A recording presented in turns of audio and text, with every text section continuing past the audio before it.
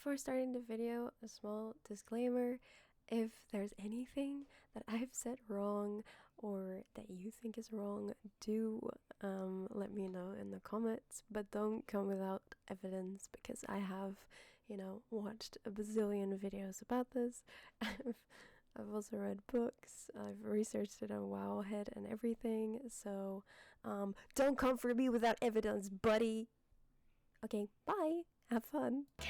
But boy is it confusing. But yeah, everyone that wanted to be here is here. So let's get started, guys. Now if you have any corrections, do let me know. I don't know everything, but this is as simple baby language as I could make it. But here we go. This is my ultimate lore guide that is according to me, with sources like Noble and Wowhead, erasing canon to make room for Noah lore. Good. That's my lore, yes. So we don't get good boy points for correcting you. You do get good boy points for correcting me, if it's actually correct, and if you state your sources.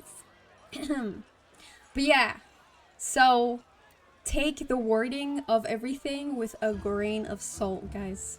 A grain of salt, or maybe a bowl of salt. I think that would be better. But yeah, so it all starts with light and shadow. They don't get along, so they create the Big Bang. Boop, boop. The universe is created. Amazing. Now we have this whole shebang going on. We have light at the top, the void or shadow at the bottom. Then not rush. Shut up! I just started. Erasing canon to make room for lore. I will be injecting false lore statements in the guise of correcting at appropriate moments. Okay, how about you can only correct me every 30 slides. How about that? So I wish I had like a note-taking emote right now. That would be so handy. But anyway. So this is the whole, world going on. It's pretty well fledged together. We've got the light at the top, shadow at the bottom. You got life, you got order, you got death, disorder. You got all of that going on. This is longer than 30 slides. I'm not gonna tell you how many slides there are. I don't want you to run away. But that's because there's recaps. I promise that's why. Probably. But yeah, so after the big boom, all of a sudden, life was created. No way. And the first creatures were titans. Now titans are very, very old. They're grandpas at this point. And well, these titans, they live in planets. That's where they are slumbering until one day they awaken and do the titan things. Now, these are all the titans. I'm blocking one, but there's another guy there. You'll see him later. But yeah, these are the most important titans throughout the history of World of Warcraft. She used 30 as an increment. There's bound to be multiple of 30. Where's Azeroth Titan? You'll see later, actually. Yeah. But yeah, so these titans were created. Now at the same time, there were also the Void Lords. Now the Void Lords, they're evil scheming bastards. They were trying to corrupt these titans. These titans, they wanted to take over the slumbering titans, the titans that were not awake yet. They were still zing. They were still taking their little nappies in planets. But yeah, they wanted to corrupt these planets before they were born. Now, the Void Lords are part of the Shadow. And here are the Titans, by the way. So they are the evil forces, guys. Evil. I see a grown-up Noah, our version. That's me. Hello, baby. How have you been? I killed him in 7. Don't spoil the story! But yeah. Now, one of the Titans called Sergeris. He's very, very important. Remember his name. Now, Sergeris, he's one of the warriors of the Titans. He was doing all the dirty business. Not that kind of dirty business, other dirty business. But yeah, he was fighting the demons, or the Burning Legion. Sargeras was a Titan? Yeah. He was a Titan. But yeah, he was fighting the demons or the Burning Legion. That was his task. Question: how is a planet born? Is there a big mummy or? There was the Big Bang between light and shadow. This created the planets. You know how Big Bang and the real world history happened. Just imagine that, I guess. Planets were created, and in every planet, every single planet, there is a Titan soul. But they are not awakened right away. Most of them are slumbering. But this one isn't. Obviously, he's born. But yeah, there's more than one kind.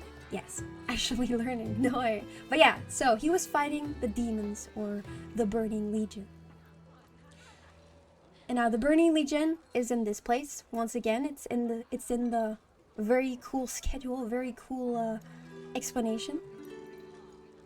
Now, while he was fighting the demons, he ended up defeating them because he's just super epic cool. But he also found out about the Void Lords. Now he found out about the future that they would create.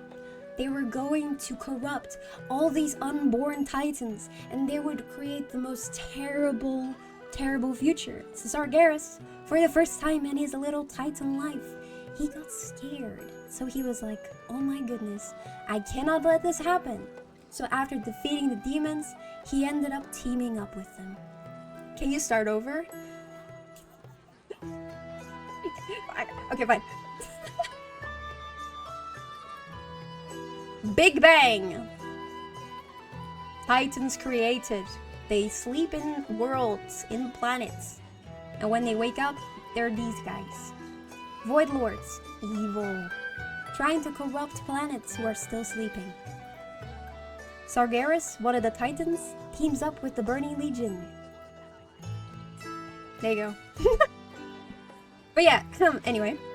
So he ends up teaming up with the Burning Legion to be able to get rid of these Void Lords. Wait, what are Titans? They're very strong beings, is all that you really need to know. They're one of the most powerful beings in the entirety of World of Warcraft. What the hell, someone teamed up with Burning Legion to defeat a bigger baddie? Yes. Did he need to team up with the Burning Legion, or was he tricked? No, he was not tricked or manipulated. He managed to defeat the demons, but he needed their power to defeat the Void Lords against the greater evil, I guess you would say. Shadow and Light banged. There you go. How are they made? Did anyone fuck? No. No, they were just created by the Big Boom, Big Bang. But yeah, so Sargeras, you know, with him teaming up with demons, he ended up turning into this big bad boy. Big burn boy. And he ended up killing a planet. Now his Titan buddies, his Titan siblings, they were not very happy with this. They were like, whoa, you can't be doing that. So they banished him. They're like, goodbye, you're not in our club anymore. So he ended up, you know, being banished, being put away, and he was scheming away from them after that. Now, then we finally get to Azeroth. And Azeroth is the main world that World of Warcraft happened in. This is our little planet, okay? Now our little planet also has a Titan sleeping in it. This is Azeroth. We don't actually know what she looks like, but we know but she's sleeping. Now, this planet is actually already being corrupted by something called the Old Gods. Now, Old Gods are all tentacly and like, you know, Lovecraftian stuff going on. We've got 4 main dudes. We got Yogg-Saron, Khotun, Yogg-Saron, the top one, and then N'Zoth. He's the most recent old god that we encountered. But yeah, these are the main guys, and they're whispering really mean things to Azeroth, okay? They're trying to corrupt them. They're trying to corrupt Azeroth to then take over their power. Where did the old gods come from? Interesting question. Actually, I've got it right here. So like I said, we've got light and we've got shadow. You know, they're opposites. Now the old gods, they're part of the Void Lord gang, okay? They're trying to corrupt. They're all there to corrupt, okay? So basically, I don't actually know where they came from, but I'm assuming that the old gods got created by the void. I actually didn't look this up. I don't actually know, but I think they were probably created by Shadow, by the void, because the void is probably older than the old gods are. One who fights void lords must take care not to become a void lord, for when you stare into the void, it also, yeah, it does stare back. And who birthed the old gods? Were they around before light and shadow? I'm assuming they were also created after the big boom, just like the Titans. I think the Titans and the Void Lords, they're kind of the same age, or maybe the old gods and the Titans are the same age. All you need to know is they're all old, and the Void Lords and Shadow and the old gods, they're all in the same gang, okay? All the same evil gang. There's a something old god underneath wetlands. No way. Old god whispers, those pants make you laugh. Yeah, something like that, sure. So the old gods are kind of like the evil stepbrothers of the Titans, Shmasavs. Well, they're not really. I mean, they're on the same power level, I suppose. But I wouldn't say they're siblings. But yeah, to be able to save Azeroth, because they obviously want to do something else than the Sargeras stabbing a planet. They ended up creating the Titan Keepers. Now, because the Titans are so powerful, if they actually wanted to help Azeroth and, you know, take care of the old gods, they would end up killing Azeroth because they're too powerful. So that's why they needed to make the Titan Keepers. Hello, wise man, how are you today? Good evening. What have you been up to? And how are you? But yeah, and they made the Titan Keepers of the crust of Azeroth. And the old gods also made their little minions. They made the elemental lords, and they were also made of Azeroth. They're part of Azeroth. Now, because of this fact, because of the fact that the elemental lords were part of Azeroth, the Titans couldn't actually kill them, because they would always come back, because they are Azeroth. So they ended up having to banish them all to their own little world, their own little gaming room. But yes. Now, in the end, this ended up not working, so they ended up doing it anyway. They ended up having to pull one of the old gods called Yaksharaj from Azeroth. Like, they literally ripped his tentacles off the planet. And because it was so brutal, they ended up wounding Azeroth, creating a huge wound. Huge wound. That was eventually called the Well of Eternity. Now, like I said, Titans are very powerful, so when they are damaged, it basically opens up power. It opens up their power, and that is what the Well of Eternity was. Now, to be able to heal Azeroth after everything that happened, the Titans had to make Azeroth protectors to be able to, well, defend it against Sargeras and against the old gods and prevent this from happening again, obviously.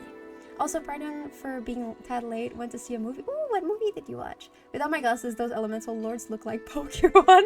Don't worry, they don't. They don't at all. It was an elemental lord with the huge mommy milkers. Oh, you'd love to know, wouldn't you? You'd love to know. Guess you're gonna find out. But yeah, so they made all of, was it Queen Ajaro? And no spoilers, I will mention everything. I'm digging this. You should just stop playing games and do lore full time. No. I wonder if you're gonna say that after the presentation is done. Yes, for some reason. But yes, so then we have the Azeroth Protectors. The Azeroth Protectors are the Earthen, the Mechanomes, Mogu, Stone Giants, Sea Giants, Vrykul, Tolvir. That's quite a few, and they're scattered all over Azeroth to protect it against possible future corruption. Now, at the same time, Azeroth, you know, like any planet, also develops just its own creatures, naturally.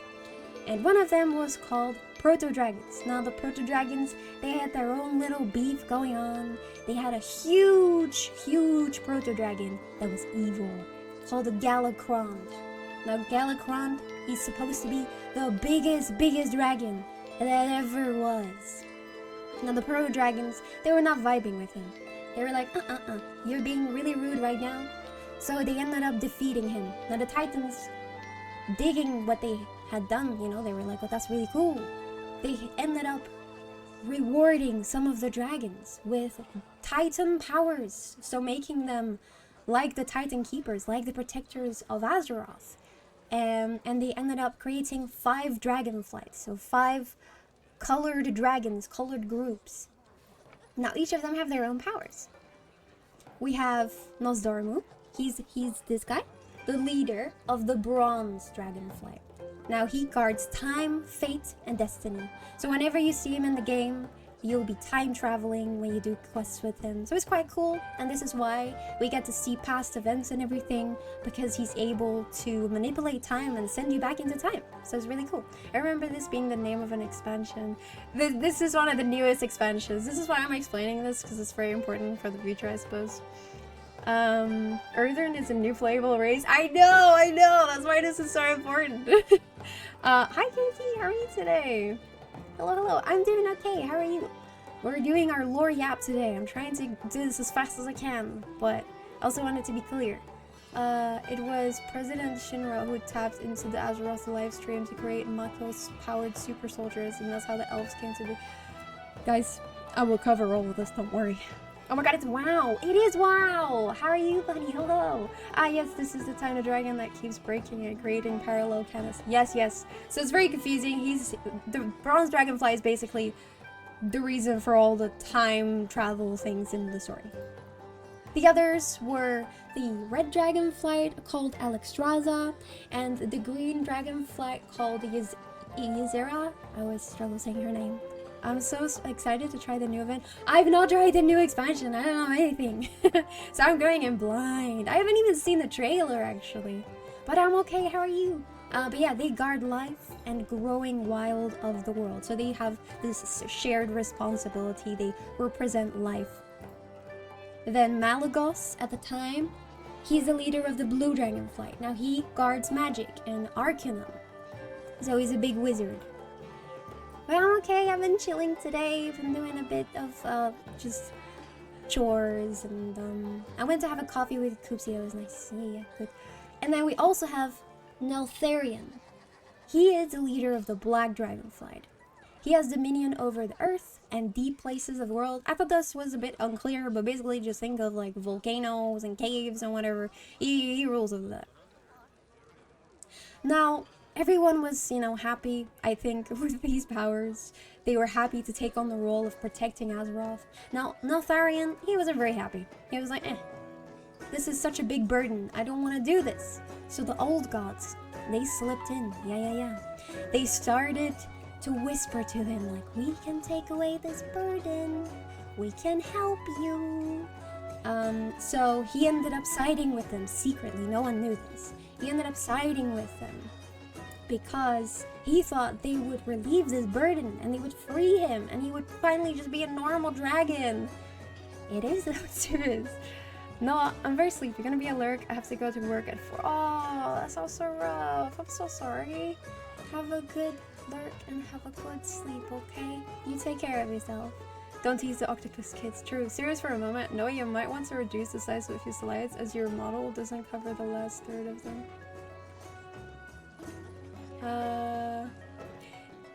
Wait, no, I'll just reduce my model.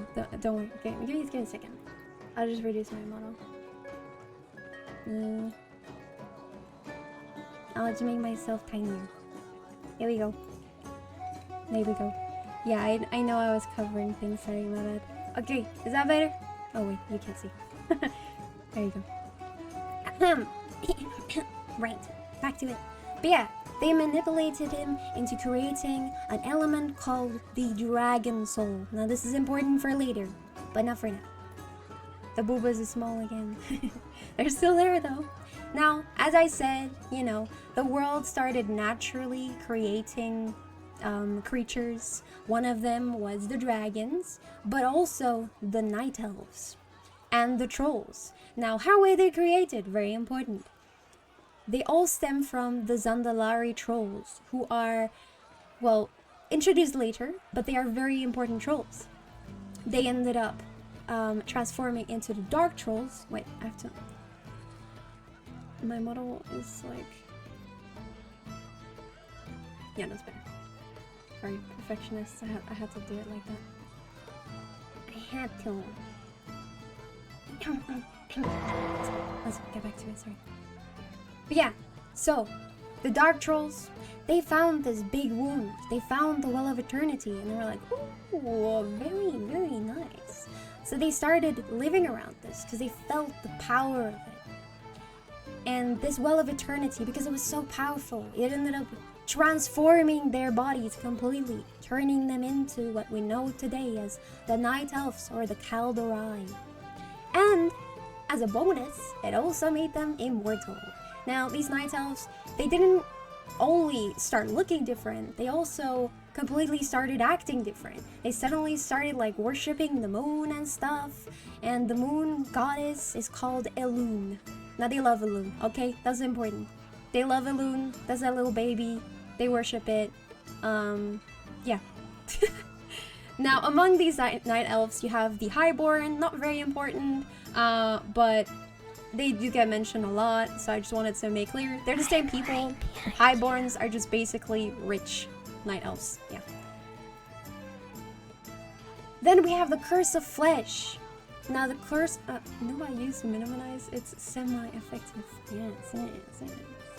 But yeah, then we have the Curse of Flesh.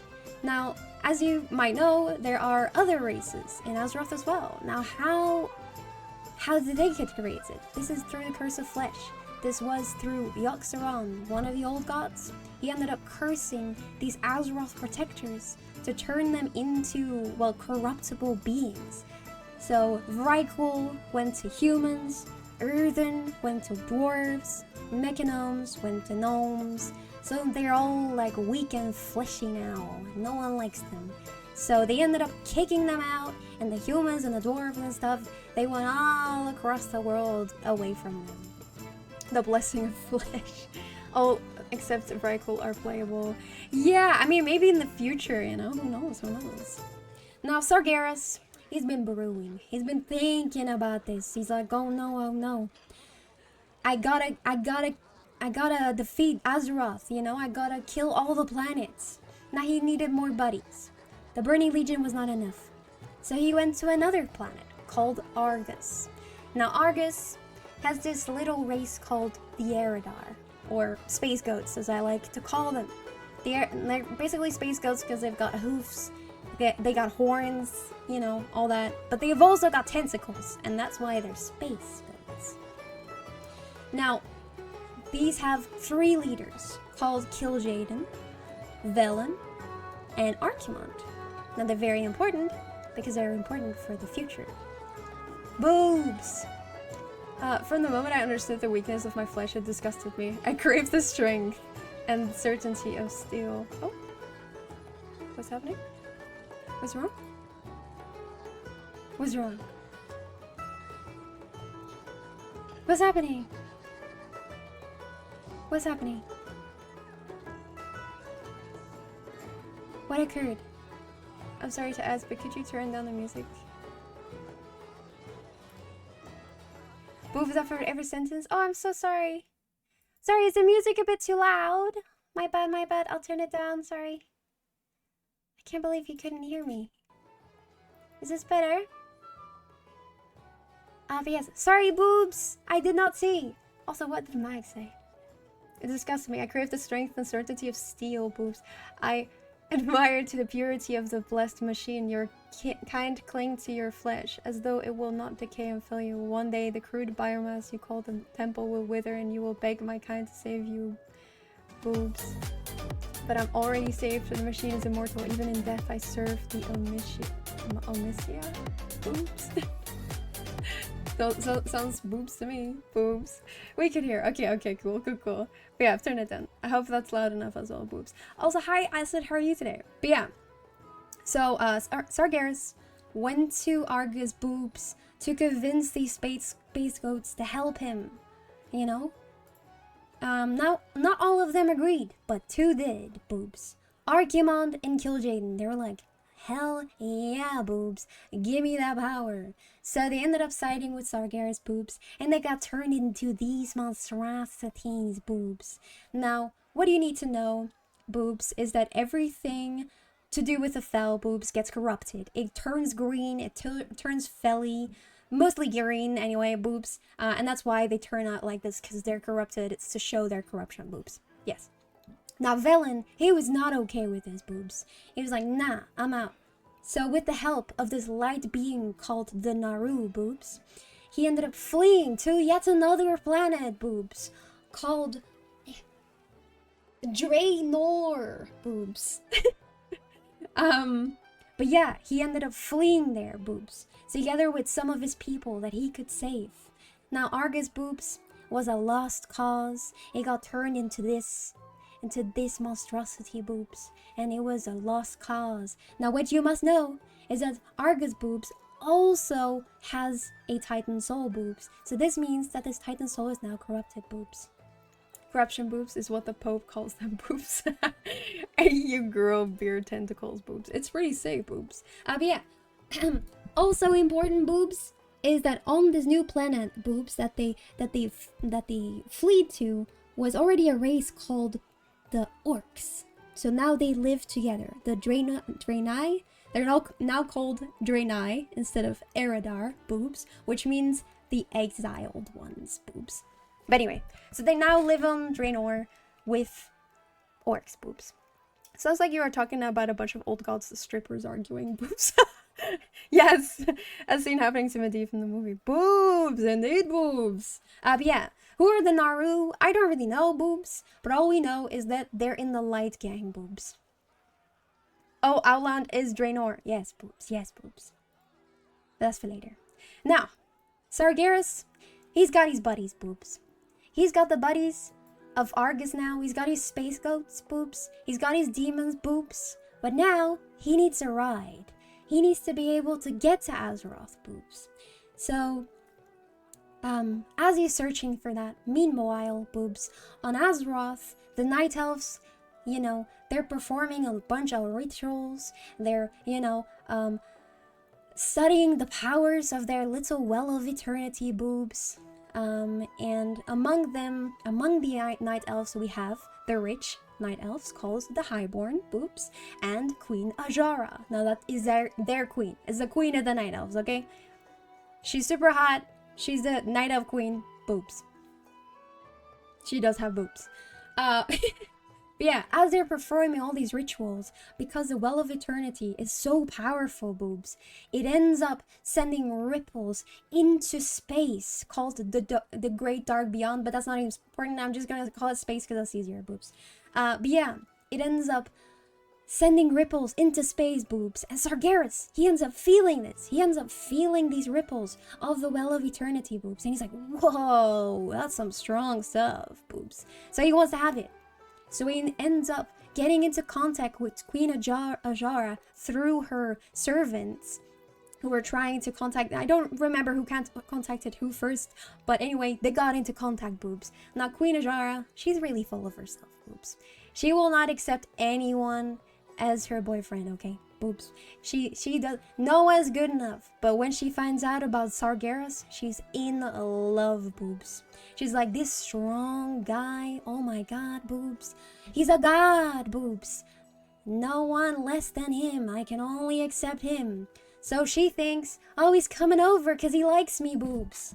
So she does whatever he says. She agrees to summon Sargeras to Azeroth, because it's quite far away from where he is right now, boobs, to then invade with the demons. Now, not only does she have the hots, boobs, for Sargeras, boobs, she also thinks all the other races, except the Night Elves, they're lesser races, okay? She wants to get rid of them, boobs. She doesn't want them. And Sargeras, he's gonna help, boobs. Aren't they actually not Night Elves yet? They're Void Elves? No, they're not Void Elves. They're Night Elves. They've always been Night Elves, boobs. And after the Sun and Rain, they slowly turn... No. They're Night Elves to begin with, boobs. This is like drunk history and I love it, boobs. Maybe she just wasn't into guys. Elves being racist in a fantasy game? No way! That's so unheard of, boobs. Now, this starts off the War of the Ancients, boobs. Now, Queen Ajara, she has the house for Sargeras, boobs. She wants to summon him. Her highborn buddies, they're like, hell yeah, let's summon this guy that kills everyone, boobs. Now, not every night elf agrees with this, obviously, so they create the Kaldorai Resistance, boobs. Now, this consists of 3 important people and Jared. I don't. Jared is supposed to be important, boobs, but I don't know who this guy is. But I thought I'd mention him because apparently he's supposed to be important, boobs. But I just thought he sounded funny, boobs. Yo, wait, why was Elf Boob Queen suddenly into demon face? Because he's really strong and she likes strong men, obviously. Boobs. But yeah, he's a titan. What else can you want? But yeah, boobs. So the Kaldarai resistance, it consists of Tyrande, Malfurion, Illidan, dragons, Taurens. These are Taurens. How people are Taurens, boobs. But yeah, they end up fighting Queen Ajara. Now, together with the Kaldarai resistance, we've got the Wild Gods. Now, Wild Gods are very mythical creatures. They are all in forms of animals, boobs. And they basically are kind of like gods because when they die, they can be reborn, boobs. Now, the important ones that fought in this war was Maloran, boobs, Urzok, Urzol, Agamagan, and Aviana, the boob bird lady boobs. Yes. So they all fought together. Also, I thought that this was funny to mention because I found out about this and I thought it was pretty fun. So, one of the old gods, you know, the stag called Maloran boobs, apparently he did the dirty with the moon and they created this guy called Cenarius, and I didn't know this and I thought that was funny. So, yeah, we also have this guy called Cenarius. He also fights with us, boobs. He does some important stuff, but I thought that was funny to mention, yes. Now, where are the wild gods in the schedule? They're right here, guys. They're part of life. They're part of nature. Agamagon is cool. I always thought it would have been fun to play as a Quill War. I also think they're kind of cool, boobs. I kind of hope that in the future they'll maybe add new models for them, boobs. They've kind of been neglected. Nice. Now we are getting back to the bestiality. No. But yeah, like I said, in this War of the Ancient, boobs, the dragons were fighting as well. Now, like you remember, Neltharion, the black dragon, boobs, he's been corrupted by the old gods. He's been manipulated into making the dragon soul, boobs. And now he convinced the other dragons, the other dragon groups, to give a huge chunk of their power, to put it into the dragon soul, boobs, to then defeat the demons that were invading Azeroth. Now they thought he was still on his side, obviously. They don't know this corruption, boobs. So they give their powers, a huge chunk of their titan powers, boobs. Now, Neltharion then turns the tables. He blows up everyone. He's like, goodbye, boobs. So he ends up shooting a bunch of the Night Elves. He ends up shooting a bunch of the Blue Dragonflight.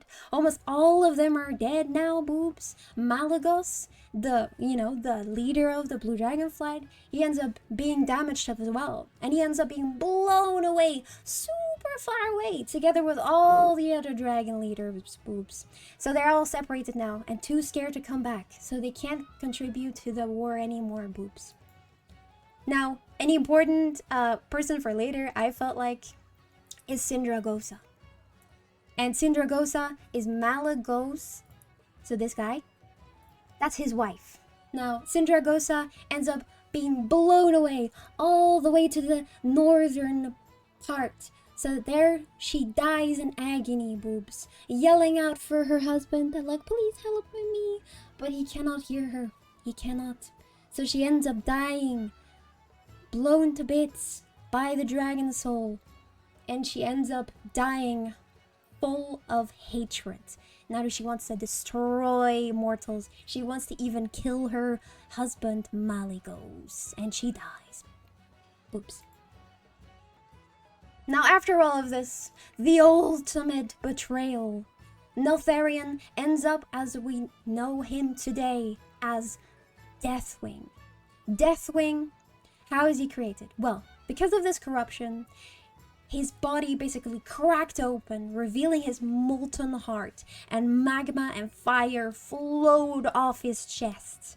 His eyes became a flaming red, demonstrating the magnitude of his power and the depths of his evil, boobs. Skipped 2 expansions? No, I didn't. This happens in Warcraft, boobs. Well, I think it's Warcraft anyway, boobs. It happens during the War of the Ancients. This is not in the future. This is how you look like after this, boobs. They look cool. It is really... I do like the design of Ledwin, boobs. Notharian is a hot chunk. You fight in Blackwing Lair, right? No. That's someone else. I will tell you about him, yes. Boobs. What the freak? But yeah, so he ends up turning into this. He ends up retreating to his lair in High Mountain, where he then gets repaired by a bunch of goblin smiths. He gets a bunch of iron hammered all over him to keep his body from falling apart, because it's basically bursting with lava, and that is why he looks like that. Now he then slumbers in High Mountain for quite a while until, you know, what do we know today? Now then, after this big fight, you know, Sargeras is eventually defeated. Way, boobs, wow! He's defeated, and Sargeras is sent back to where he came from. The demons are sent back into the Well of Eternity, because the Well of Eternity was supposed to be a portal. It was supposed to be a door to bring them into Azeroth. But they were eventually defeated, yay! But this was not the end of it. No. Then the big sundering happens. Now what is the sundering? The sundering is a huge, catastrophic, cataclysmic event. Huge earthquakes, huge hurricanes, a huge wave takes over the entirety of Azeroth, and a lot of creatures dies. Boobs. Yes. Now during the end of the war, a lot of the old gods, a lot of the wild gods end up dying. So Malorn dies, Urzol dies, Agamagan dies, Bird Lady dies. Only Urzok and Cenarius end up being left over. That's Nefarian. They're always getting confused on the street. They are, but they're not the same person. But I'm going to mention them, don't worry. Fun fact, Deathwing was inspired by Bruce Campbell. What? Random. Hence the Giga Chad Chin. Yeah. But yeah, there was a lot of aftermath after the Well of Eternity got blown to bits.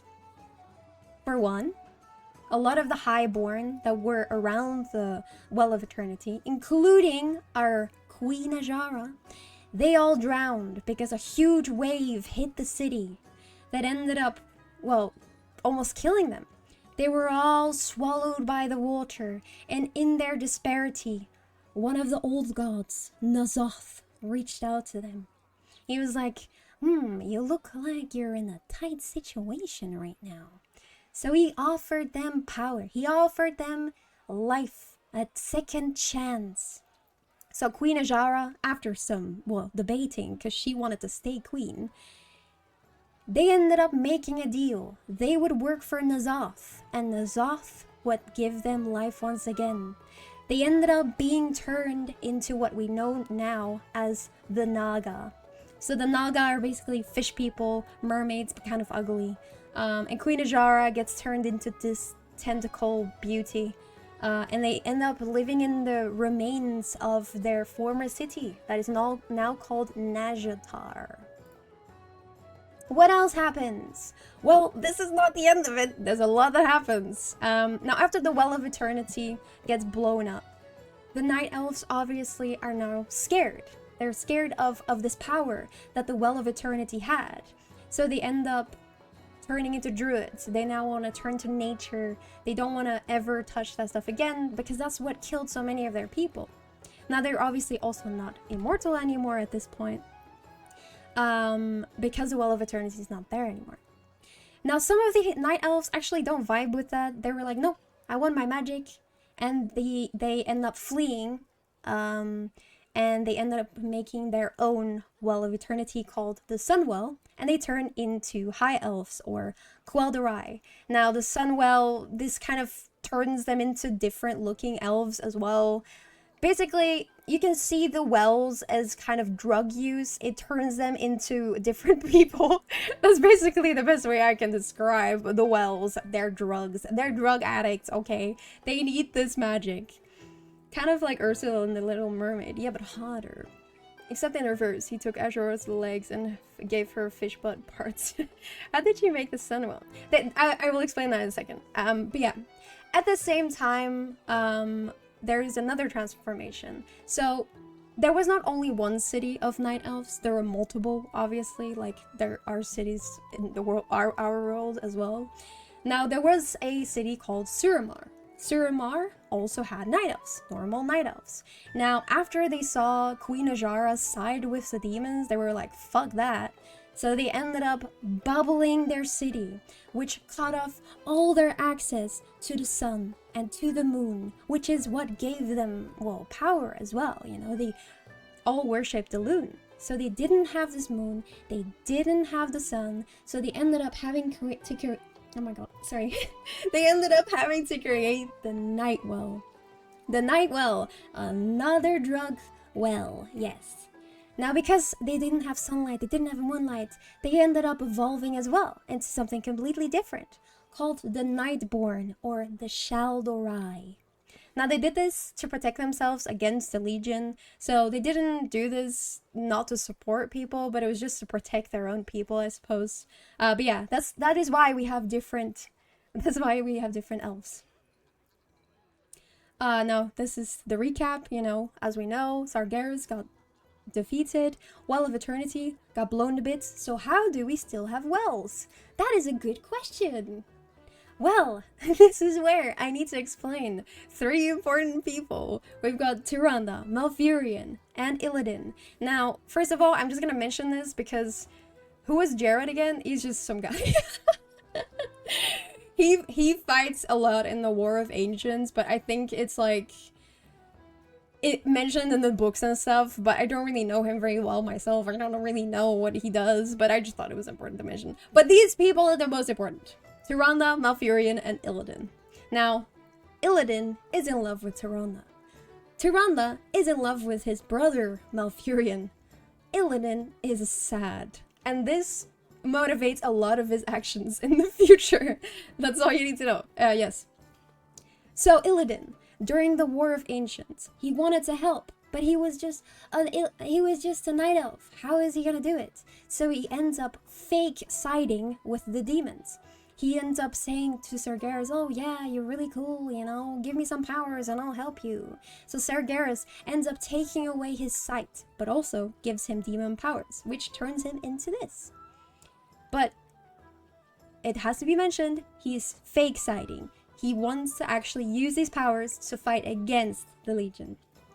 Now, after the Legion is defeated and before the Well of Eternity is blown up, Illidan somehow managed to fill a bunch of bottles with the fluid, well, with the Well of Eternity essence. He put like 6 bottles of something full of the essence of the Well of Eternity, and he saves it so he can make another Well of Eternity, because obviously he's not happy that they're not immortal anymore now. So he ends up creating a new Well of Eternity. Now his brother Malfurion, he's furious. He's like, how dare you? This is the reason why they came to us in the first place. And he ends up, well, Malfurion ends up imprisoning Illidan for 10,000 years for this. Yes. Now, where is this new Well of Eternity? Is in Mount Hyjal. Yes, and to be able to hide it from Sargeras so he won't come back as fast this time, they cover it with a tree, and that somehow helps. But yeah, one good thing is that now they're immortal again. Why they're immortal? Because the well got blessed with immortality by one of the dragons called Nosdormu. Free my man, he didn't do nothing wrong. He's kind of a dick though. Funny how Illidan's name sounds so similar to the Eladari race. But that's because he's a creator of it. What do you mean? Malfurious, literally I was thinking. But yeah, look at my dancing night elf. You can't see her, it's so important. They're happy because they're immortal again. But yeah, now this is how the Sunwell is created, say. Because Illidan ends up taking some vials of the blah, blah, blah, blah, blah, of the Well of Eternity before it got blown up, it turns into the Sunwell. Because they end up stealing some of those vials. Now, what else happens? The continent of Kalimdor ends up getting blown to bits, and it is like this today. All of the lands end up separating, and it turns into this. What else happens? Well, the dragons realize how damaged Azeroth is right now, so they need to help, so they leave their homeland of the Dragon Isles. That's important for future times, and they end up giving it to some Titan Keepers called the Watchers. Very creative. They watch their lands, basically. But yeah, they end up helping with healing the world. But yeah, and then we're 10,000 years later. Now, who wants a break? That was, quite the time skip? It is quite the time skip. Yeah, a lot of things changed throughout this. But that is basically all the important stuff with Warcraft, because you've got Warcraft and you've got World of Warcraft. Warcraft were more, well, not MMOs, or we're not like we know World of Warcraft today, but they have a lot of the lore that happens. It's not all of the lore yet, but yeah. I know you would have already explained it already, but I'm lost on what destroyed the Well of Eternity originally.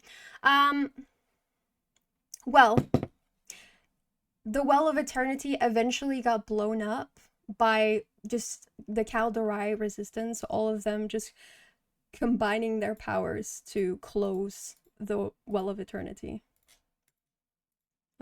Yeah. These people, they ended up being able to destroy the Well of Eternity, and they sent Sargeras back before he got out, and they killed all the demons that managed to get out. So, I think... I don't know specifically how, but they just managed to kill the demons and send them back. I don't know if there was like a specific artifact or something that killed it. I didn't really check that, but all I know is that they just succeeded. And nothing happened in the sense. I don't know if nothing happened, but it's just like, I don't think there's anything I haven't mentioned that is relevant in those 10,000 years. Well, why did the Kaldorei terrorists do that? What do you mean? They blew it up because Sargeras was trying to get in and kill everyone. Guys, please. But yeah. So all of these events took like 10,000 years ago. Like, that was 10,000 years ago, but it affects how the world is right now, because obviously the Naga exists. It explains why there's humans and everything. I don't know if humans existed 10,000 years ago. That's something I couldn't make clear to myself, but I just thought it was important to explain in the beginning. That's where the Vrykul, like, they came from the Vrykul and everything. But that's also something we didn't find out until like way later in the expansion. So, do you get to see any of this in WoW? Yes. So, I don't remember which expansion it is, but because we've got time travel dragons, you get to go back to the time of the War of the Ancients, and you get to help close the Well of Eternity. So you do get to see this, but you don't play through all of it, I suppose. Like, you don't get to see, I think, like, there are expansions where you go back to like the places like Argus and everything, but it's just that you don't get to see everything, I think. Like, some, yeah. I just know you can go back to the War of the Ancients at one point, so that's pretty cool. But it is like a flashback. You're going back in the past, so it's not happening now, kind of thing. Lies and slander. Sargeras has Azeroth's best interest at heart. He's trying to kill it, guys. Killing is not the answer. A lot of this is the retcon BS made up to justify the addiction of fan service races to WoW, by the way. Addition of fan service. Oh, you think the reason why they made all of this lore is so they can add more races? I mean, that makes sense, I suppose. I think it makes sense. I feel like the easiest way to understand why there's so many different elves is because they all have a different drug they're using. That's the easiest way to explain it. Like when they are away from their well, they turn like crazy. Not all of it. The War of the Ancients is ancient Warcraft lore. Yeah. That's pretty ancient. That's pretty ancient. But yeah, who's ready to continue? Any other questions? I've got quite a lot to get through.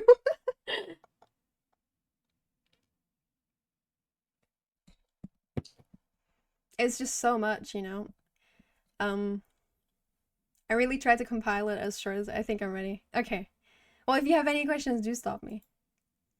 But yeah, then we have the corruption of the orcs. So, as we remember, but Void Elves and Nightborn and shit is just like different Christian denominations of the same thing. Well, kind of, yeah, they just got affected by thinking. Make it take forever, okay?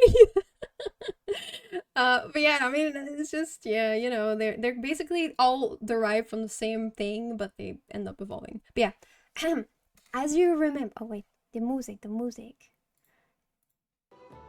As you remember, Velen ended up fleeing to Draenor. And in Draenor, we've got the orcs, so these guys.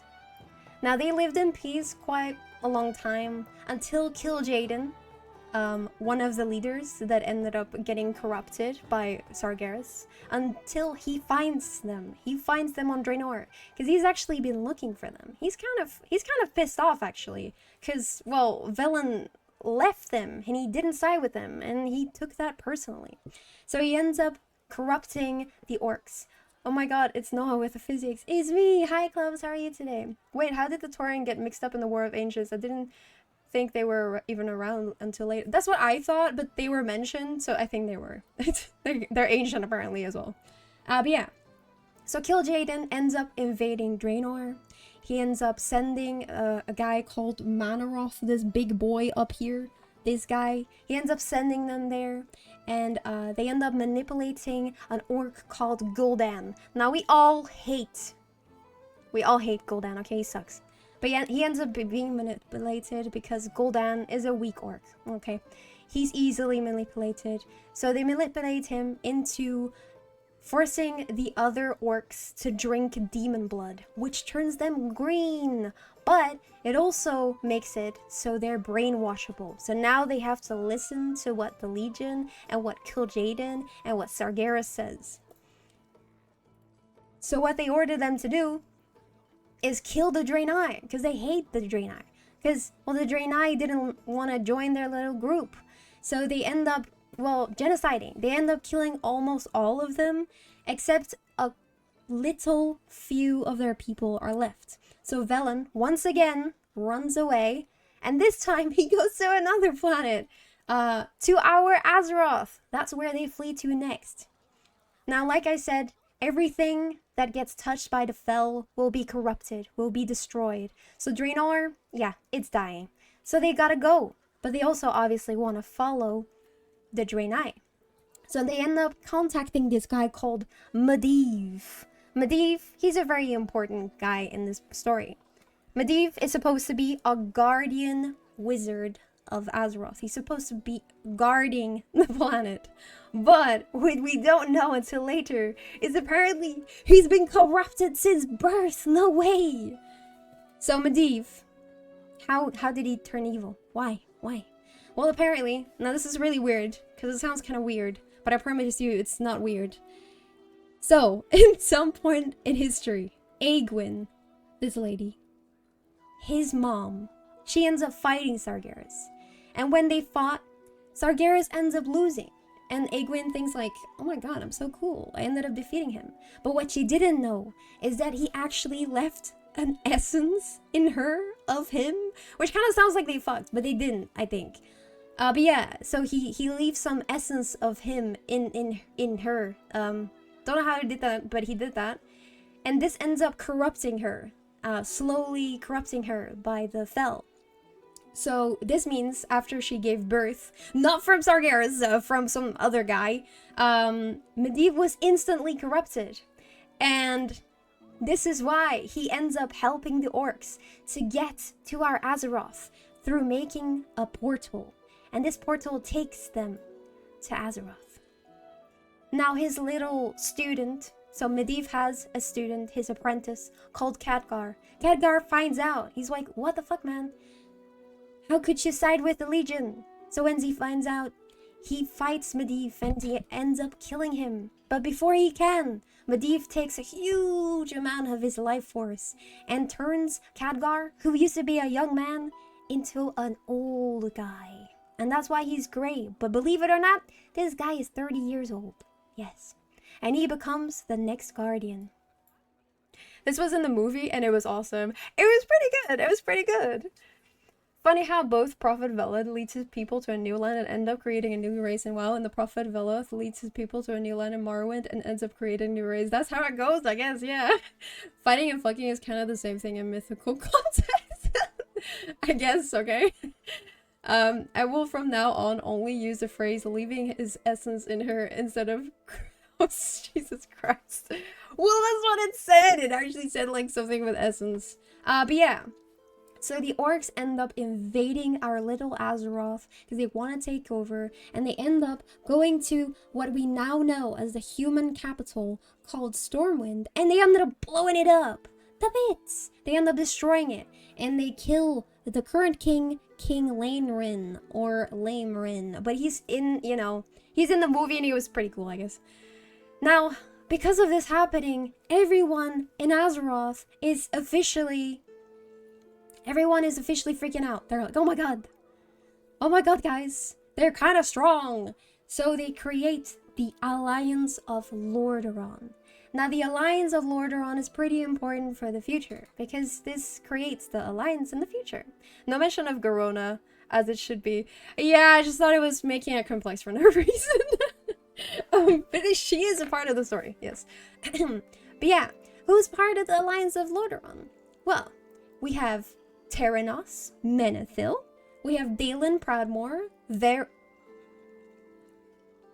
Varian Rin. Now, Varian Rin at this point is a kid, okay? I have just given the adult model because otherwise you'll be confused with him later, and I just want you to know who he is from the beginning.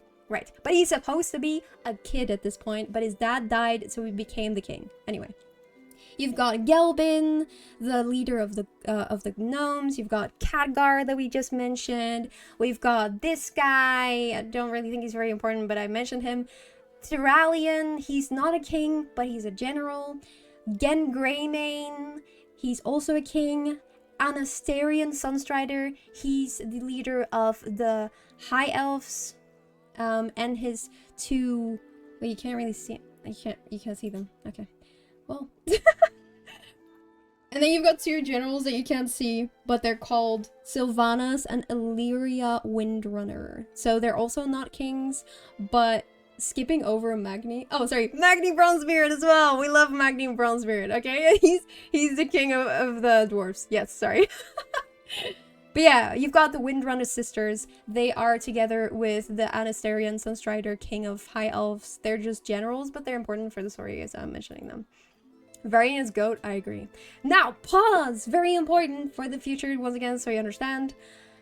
Terranos Menethil has 2 kids. Now, all of these are right now, they're 10-year-olds, okay? Just imagine them being 10-year-olds. This is just literally to make it simpler for you.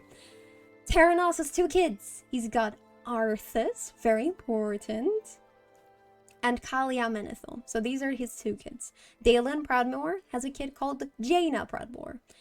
Anasterian Sunstrider has a kid called Kalthus Sunstrider. And Laemrin or Laenrin has Varian Rin, that is not the king. He's dead, obviously, but I'm just mentioning that that's his kid, yes. Now, who else is important? Oh my god, it just played Skyrim music all of a sudden. I've run out of an hour already, Jesus Christ. Yes. So, Illyria Windrunner and Tyralion, they're also in love, by the way. I thought I should mention that. They're together, they're so in love, and they've got a kid called Aratar. Yeah, that's just mentioned. Now, the second war happens. The orcs, they got defeated, but they're not down yet. They're like, no. I'm recognizing some of these characters for Hearthstone. Nice, good. They are big names. But yeah, the orcs end up going back, obviously. They're coming back. They want to defeat them again. But this time, they don't win. No. They get defeated. The Alliance of Lordaeron, they win. Also, Gul'dan gets killed at one point because he gets tricked into going to the Tomb of Sargeras. Not important. We hate the guy, but he's dead now, okay? Important. Now, what happens to the orcs after they lose? Well, there's three things that happens. Either they live in the woods now, they get imprisoned by the humans, or they, well, run away to Draenor. So all of them scatter like little cockroaches they are. Not in current game, they're fine in current game, but at the time, it kind of seemed like cockroaches. That's what I'm saying. No orc hate here. But yeah, the ones that end up going back to Draenor, well, they haven't had enough. They're like, well, I guess we'll invade some other planets. So they end up making more portals. Now, before they can do this, Khadgar, Illyria Windrunner, and Tyralion, and two other guys that I'm not gonna mention because that's too complicated. They end up following them in these portals. And they end up defeating him. They end up preventing these orcs from creating more portals. But because Draenor was so corrupted by the Fel, it ends up exploding. And this creates Outland. And now it's kind of just floating rocks in space. When it used to be a planet, but now it's not a planet anymore. It's just kind of floating land. Yeah. Now then, we have the start of the Lich King. Is this in Warcraft? Yes, this is still in Warcraft. We're still in Warcraft, people. We're not even in World of Warcraft yet. I remember going into the Tomb of Sargeras to collect Gul'dan's skull and the Frozen Throne. Planets are just floating rocks in space. They are, but these are like separate rocks. They're not a ball. You see? But yeah, that is a thing we do. But yeah, Sargeras, he's kind of pissed off. These orcs are kind of useless. They're not doing what he wants. So he ends up torturing one of the orcs called Ner'zhul and creating the Lich King. So this is how the Lich King is created, by Ner'zhul. I just ordered a new mop and carpet rake. I thought you should know. Hell yeah, I'm so proud of you. Nerd. I'm a cool nerd though. But yeah, he ends up creating the Lich King and he sends them to Azeroth together with Scourge to once again invade Azeroth. Now, at the same time, I don't know how to explain this, but somehow Medivh isn't dead. Okay, his spirit is just like floating around. He's like, woo, oh my god. Bad things are going to happen. He sees that the Scourge is being summoned. He's like, fuck, I need to tell someone, but no one can hear him because he's a spirit. So his mom, who is apparently also still alive, ends up reviving him. And that's important because later. But yeah, he ends up being revived somehow. I don't know why, but he's there. Anyway, now a few years have passed. Arthas and Jaina, they're like now totally in love. You know, they're now super teenagers. I think they're like 19 or something. I don't know. But yeah, a few years have passed. They're now grown up. They're in love. Whatever. His dad is also still around. And the Scourge is now taking over the Eastern Kingdoms, which is this part. Do I hear nerd talk? Yes. You missed so much already. Guys, I'm so sorry this is taking so long. This is so important. I promise. The nerds outnumber everyone at this point, so they get to decide who's cool. That's true. Oh man, I thought I was going to go full geek and he was going to bang his mom. No! No, don't worry. But yeah. Now something important happens. This is important for the queue. Not even the right place. Welcome. Fun thing. While listening a lecture, I'm participating in a school event of sorts, double studies. What, you're studying World of Warcraft and real studies at the same time? The Lord, your stream isn't loading for me. No! You're not my king yet, boy. Stratholm, yes. How are you, Zillion? Hello. We will wait. Swizzles. Class is paused. This is when Arthas tossed a terrible salad. Salads are great. Salads are great. Where do the Murloc fit into all of this? And can you make a convincing Murloc girl? That's how they sound. Give me 2 seconds. Okay. Doing good. Eating dinner right now. Work was long today. Oof. One of those days, huh? I'm sorry to hear it. I'm sorry to hear it. But you're home now! I would be fine if this was my whole 8-hour workday. What? Just listening to read ranting. A magic school event in one of the games I play actually. Ooh, exciting. Let's go. Double lecture, double lecture. Not too shabby. Really? Okay, okay. I love Murlocs actually. I would love to own like a Murloc plushie. But I cannot find one that's cute enough for me. I'm quite picky. But otherwise, I would totally own one. I would totally own one. Glad you could bake it, Uther. Hey, hey, hey, hey. Sorry, I haven't mentioned Uther. I know he's important and we love Uther. Don't get me wrong. Hi, Rainbow. How are you today? I'm doing okay.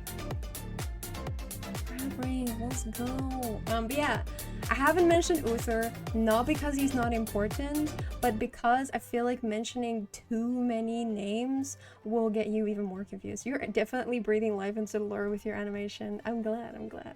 Please continue, sorry. No, it's okay. But yes, this is a very important event. That's why I'm paused. But yes, so as the Scourge is running over the land and plaguing people, they're basically like zombies, biting people, infecting people, making the Scourge army even bigger.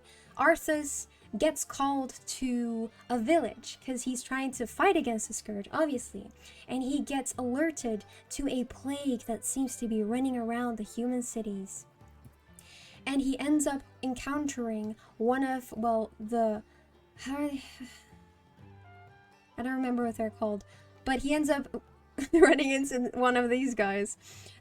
He's one of the generals of the Scourge. He's called Kel'Thuzad. Now, he ends up encountering him in a grain farm. He ends up, before he kills him, he ends up talking to him, and Kel'Thuzad tells him that apparently he's corrupted grain, and it's been distributed to all the human cities. And he's like, fuck. Because if these humans eat this grain, they will also turn into the Scourge. Now, obviously, that's not what Arthas wants to happen. So, he ends up going to one of the cities called Stratholme. Now, Kel'Thuzad is now dead because he's killed them. Oh, wait, no. Has he killed them yet? No. Wait, has he? We'll see in a second. Anyway, yes, he gets told that there's, well, corrupted grain, and it's been sent to a city called Stratholme. Now him, Jaina, and Uther, but we're not mentioning him, they end up going to Stratholme. Oh, here he is! Here's Uther! Never mind! Fantastic game if you haven't played it. I haven't actually played Warcraft, but I know the story. Posted a pic in Discord of a plushie. I will check it out, Not now, but later. But yeah. Uther, Jaina, and Arthas, they all end up going to Stratholme. Now, Arthas realizes, wait, this is way worse than I thought it was. He ends up realizing that the city can't be saved. And he says, this whole city must be purged. Because if he doesn't kill them, they're gonna spread it even more. Now, Jaina and Uther, they do not side with Arthas. They're like, we can't do this. I can't watch you do this, Arthas. So they ended up going away from him. And Arthas ends up killing all the people, whether they're transformed or not. And he ends up burning down the whole city, basically committing some genocide, yes. And he ends up finding Kel'Thuzad and kills him. But not before Kel'Thuzad tells him about a little secret. He's like, oh yeah, actually, I know where you should go to defeat the Scourge. Yeah. He ends up telling him about a weapon called Frostmourne and a guy called Mal'Ganis. He's a demon lord. He ends up telling him about it, and he's like, yeah, you need to go to get that guy to defeat the Scourge. But unbeknownst to Arthas, they were actually trying to corrupt Arthas. They wanted him as a pawn. So when he ends up finding Mal'Ganis, he defeats him, but he also found the sword called Frostmourne. Now, the Frostmourne sword is a very important sword because anyone, well, who wields it will get corrupted and will get, well, mind controlled. So when Arthas picked this up, it started slowly corrupting him and whispering to him, which eventually turned him into the Lich King. Now, this happens over, quite a few events. I'm not gonna mention all of it. That went quick from Stratholme to Northern. I know. I wanted to make it short. But yeah, a lot of events happened. A lot of things happened. He ends up going to Northrend. A few things happen. He betrays some people, kills some people, until eventually he merges with the Lich King, which is a being, and they merge together into the Lich King, and that is what Arthas is now. So he's slowly corrupted. This is not like all of a sudden. It is definitely slowly after he goes to Northrend, defeats some people. But I'm not gonna mention all that because I don't want to confuse you. I want to make it as simple as possible. Well, the human can be in at first, but spoilers, Arthas ends up being a pretty important undead. That's true. That's anyone who wields my sword gets corrupted. What the fuck? So you corrupt yourself more than anyone else. True. But yeah, after Arthas was corrupted, he ends up going to his home city of Lordaeron, and he ends up killing his father, called Terranos. And he says, "You no longer need to bear the weight of your crown."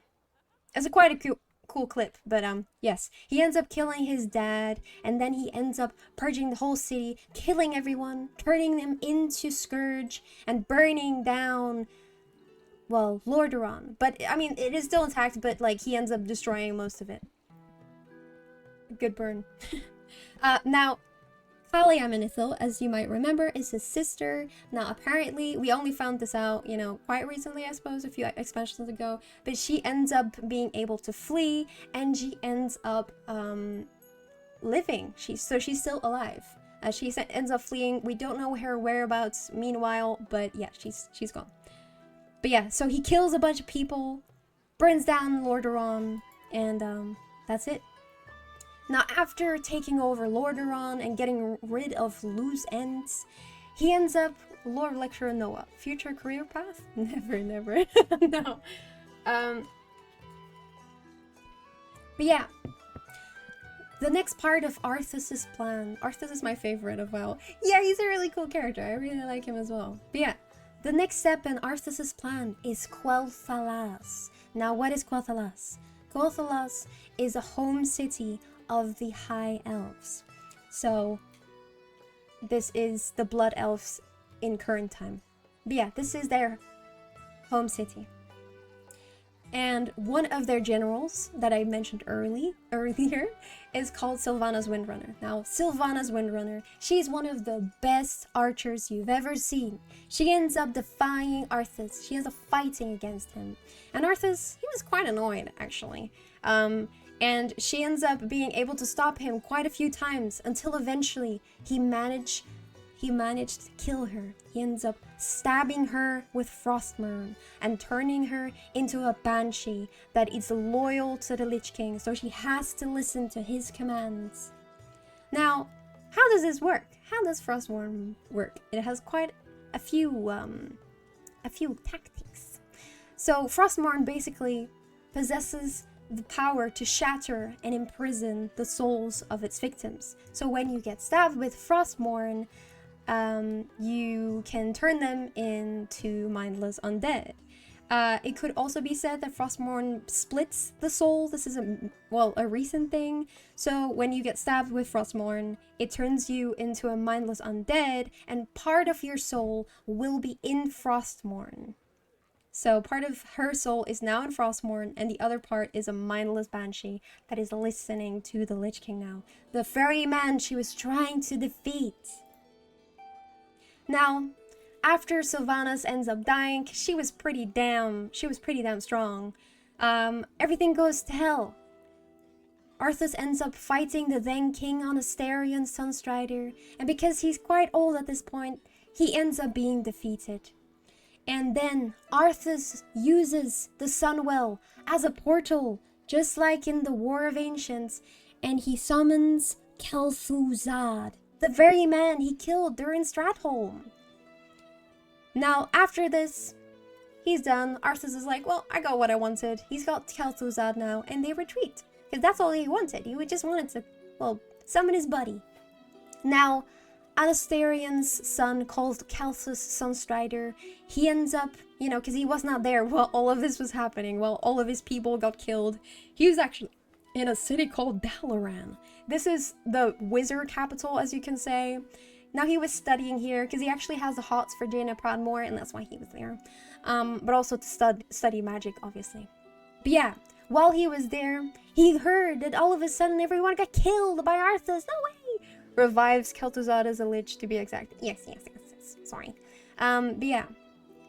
So, he ends up returning to his hometown of Quel'Thalas. Oh my god. And he finds out that his dad is dead. And also that Kel'Thuzad got summoned out of the Sunwell. Out of the Sunwell. And now that the Sunwell is corrupted. So he ends up blowing up the Sunwell to prevent this from happening again. He killed Kel'Thuzad himself when he was a human. Yes. When does Goldtrier happen in the lore? Never. But yeah, so Arthas kills Kel'Thuzad, but then he gets taken over by the Lich King, and then he revives Kel'Thuzad. So he kills him and then revives him again. So yeah. But yeah, unbeknownst to Kel'Thuz, he thought he actually destroyed the Sunwell, but as it turns out, a dragon, this random dragon called Corialstras, ends up saving some of the essence. Once again, he does an Illidan, and he ends up putting it into a fake girl, and this is now the representation of the Sunwell. It's now a human girl, but it's actually not a human girl. It's the last of the Sunwell. Yeah, really confusing, but so the Sunwell is not dead once again. Now, after everything that happened, Kel'Thuz was kind of distraught because so many of his people got killed and turned into the Scourge. So they ended up now changing their name from High Elves to Blood Elves. So this is why they're now called Blood Elves, or Sindorai, instead of Quel'Dorai. So where are we now? The High Elves are now called the Blood Elves, and this is because of Arthas. And they also don't have a Sunwell anymore. So the Blood Elves end up having to leave, and they end up finding out how strong their addiction to the Sunwell actually was. They end up realizing that they were quite addicted, so they ended up having to find other sources of magic throughout the world. 10 out of 10 presentation. It's just a shame it's WoW. What the heck, man? At this point, Arthas is a champion of the Lich King, not the king himself. What do you mean? What do you mean the king himself? Ner'zhul wants to retire, so he's grooming Arthas without. Ner'zhul's soul is in the crown, not the sword. Oh, I know this. I know this. Did I explain it wrong? Sorry. I know this, yes. The sword is just backdoor for Ner'zhul to twist. No, I know this. I know. He got corrupted by the sword first, and then he ends up merging with Ner'zhul / the helmet, and that's, yeah, I know. Sorry. Yes, Blood Elves are great. But yeah. So after Arthas is with his buddy Kel'Thuzad, they manage to eventually summon Archimonde together. So Archimonde, as you might remember, is one of the demons, one of the space goats that ends up siding with Sargeras. So that they end up summoning him to Azeroth. Now, what happened to the orcs? Because obviously they kind of failed in their, well, second try to take over Azeroth. Well, like I said, they're either in the woods or they're imprisoned. Now, after quite a few years of being imprisoned, some guy, well, not some guy, but an orc called Thrall ends up being able to release them all. He ends up releasing them from prison, and they ended up running away.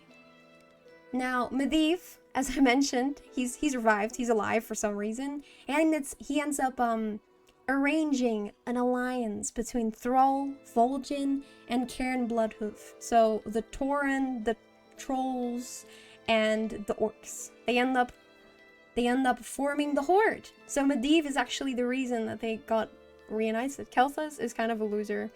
He's kind of interesting. Noah's biased against orcs. Orcs are cool! Orcs are cool, okay? But yeah, and Medivh then ends up whispering to Jaina as well. He's like, hey, you know, I think you guys should reunite to fight against the Lich King. You can't do this alone. So Jaina is the only one that actually listens. Because Medivh actually talked to Arthas, but he didn't listen. But Jaina did listen. So they end up ganging up. Jaina and the Horde, they end up making an alliance. Now I'm gonna take a small break. Everyone okay? Sorry. This is quite long, isn't it?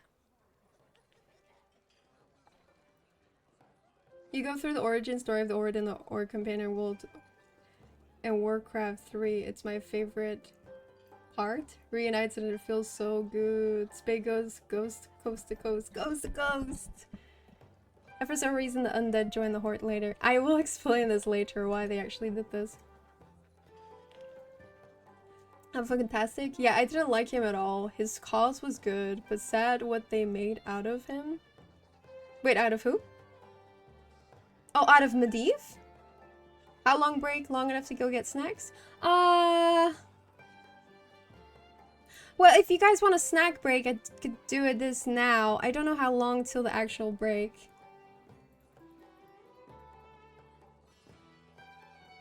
Hey! Are you ready for more lore? Okay, guys. But yeah, we're doing a huge lore stream, so you might be a bit overwhelmed, but thank you for joining either way. But yes, let's continue. Right. The last part was that now the Horde and the Alliance, they're buddies now. Right. So, as Archimonde is now summoned, and the Lich King is on the rise, he's super powerful, turning everyone into the Scourge/zombies. Tyrannus like, well, we need someone who knows all about the Legion. Oh, I know someone. So she ends up going to the Vault of the Wardens, where our buddy Illidan, he's imprisoned there. Are you going to try and play Oxenfree 1 playthrough? Probably can't do that. I think it's 7 hours, no? But I'm going to check it out. I definitely want to finish it this Halloween. Yes. Well, this spooky season. I waited too long. No, it's okay, it's okay. But yeah. So she ends up going to Illidan and she wants to free him. So she ends up defeating the Wardens and she frees Illidan so he can help everyone with defeating the Scourge. Now Illidan, he thinks, well, I need more power. So he ends up finding out about the skull of Gul'dan. Now somehow, as we know, Gul'dan got killed. We don't like Gul'dan, he's dead now. But his skull is actually really powerful. So Illidan finds out about the skull of Gul'dan. And he ends up consuming it, which turns him into what we know of him today. He looks like this today. This turns him basically almost full demon. Now, Tyrande, after seeing this, and Malfurion, his brother, after seeing this, they end up rejecting him. They don't want anything to do with him anymore. So they banish him from the Night Elf lands, and he ends up, well, basically cutting ties with them. Now, as we know, Illidan is the one that created the second Well of Eternity that is now covered by a tree. Very important. Poor Illidan, so unfair. Yeah, they really don't like him in the lore. Yeah, I was thinking at least 2, maybe 3, but it moves. You don't really get stuck or anything. Okay, well, I'm definitely gonna like to finish it, but I don't know how long it's gonna take, I suppose. Now, as we know as well, the orcs were corrupted by demon blood, but no longer. They don't want to be controlled anymore. So some orc called Gromash Hellscream, he ends up fighting against the demons. And the demon that corrupted them originally, they drank his blood. Now he ends up winning. He ends up killing Manaroth. Woohoo! The orcs are now free. They're no longer under the control of the demons. But Gromash ends up dying as well. Sad. Then we have the huge fight at Mount Hyjal, the second Well of Eternity. Archimonde is here now. He's climbing up the tree, trying to suck up his juices. Because the Well of Eternity, that's all the power. He wants the power. Actually, we didn't know this, but Archimonde, he actually doesn't really like working under his boss, Sargeras. He actually wants to get more powerful. So, should I actually play more different music so this is more exciting?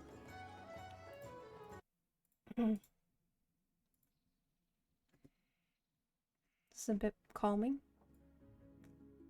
Yeah. Is this? I don't know what is more exciting. Yes. The culmination of all the campaigns in Warcraft 3. Yes. But yeah. Archimonde, one of the space goats that sided with Sargeras. He doesn't like working under Sargeras. He kind of wants to be his own boss. So he finds out about the second Well of Eternity, and after being, summoned to Azeroth, he tries to take over its powers. Now, all these people, the Horde, the Alliance, they team up together with the Night Elves, the Geist called Cenarius, with his mom that is the Moon. Sorry, that makes no sense, but I promise it does. They end up defeating him! Yay! They end up defeating Archimonde, and all that was left was bones. Everyone's happy, and this is the end of the Third War. No way! And Medivh, that helped everyone unite, and that made sure that the Horde and the Alliance got along, so they fought together. He's like, my job is done. So he's gone now. He evaporates and he's never seen again. Now because they had to defeat Archimonde, they end up having to destroy the Well of Eternity once again. And this makes the Night Elves no longer immortal. Sad. What about the others? Well, the others are still kind of immortal. Nightborn, kind of immortal. They live a long time. High Elves, kind of immortal. It was kind of unclear, but they are immortal. Night Elves, not immortal anymore. Now, what happens now? Do the Horde and Alliance just live in peace? You didn't guess it. No, they're not in peace. Jaina's dad, Dalen Proudmoore, he's like, they're never gonna change.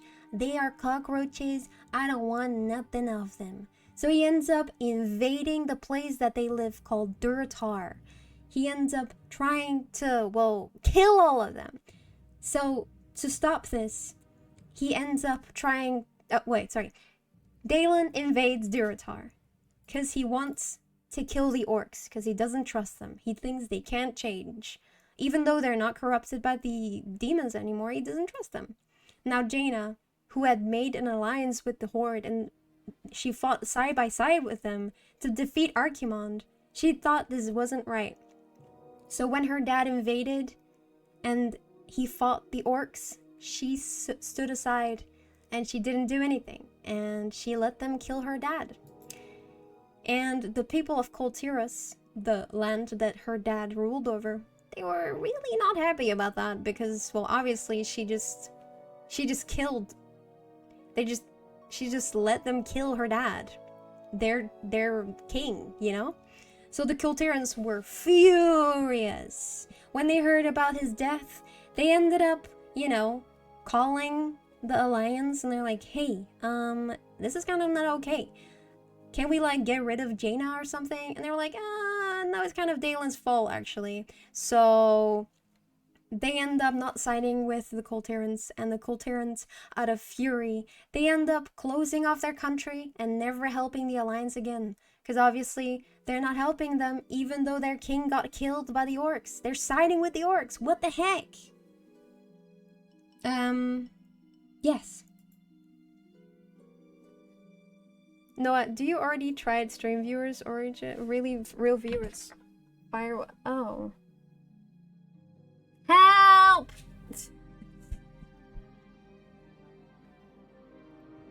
I'm so sorry. You have to be banned now. How dare you? Why this? Why this? Oh, daughter of the sea. Hi, Joe. How are you today? Welcome, welcome. We're switching music because we're no longer in the elf domain. Oh my god, so overwhelming. Sorry, there's so much lore going on. I don't want to confuse you, but I'm trying my best. Right. Now, Illidan, obviously, he got banned. I honestly know nothing about WoW, but it's so interesting. It is very interesting. It's very elaborate, but we're doing our best to make it simple, but it's not very simple. But yeah, it's a good game, but it's got a lot of troubles as well. But how are you, child, today? What have you been up to? Bling! Hydrate, everyone! But yeah, what happens to Illidan after he's been defeated? Sorry, he's not been defeated. After he's been banished by Tyrande, his great love. He knows he's no longer with the Night Elves. What is he gonna do? Well, he still wants to defeat the Legion. He still wants to get rid of them. He just sees the greater evil. He's like, I don't care that you don't like my cool wings. So he ends up, well, grouping up with Kel'Thas Sunstrider. Kel'Thas Sunstrider can also not forgive the Scourge that killed so many of his people. Lady Vashir, who's one of Lady Ajara's servants, I suppose, she ends up teaming up with Illidan as well. They all team up because they want to fight against Kil'jaeden. They want to fight against Arthas. And to do that, they team up with Kil'jaeden. Now, this might be a bit confusing. Now, this might be a bit confusing. Because wasn't Arthas Kil'jaeden's or the Legion's pawn? Yes, it was. But Arthas actually had his own mind. He was actually not a pawn. Sorry, I didn't see the boobs. He was actually not a pawn, boobs. Arthas, he kind of wanted to do his own things, boobs. He kind of wanted to do it his own way. Now, this might be a bit confusing, boobs. Sorry. But yeah, Arthas kind of wanted to do things his own way, boobs. And Kil'jaeden was very pissed off, boobs. No, I redeemed so much, boobs. Sorry, boobs! Also, Sticky, sorry, boobs. Sorry. Wait, give me a second, boobs. I feel like this slide might be a bit confusing, boobs. Give me a second. What was it? Booba? Booba? Ya booba? Oh wait, maybe like booba?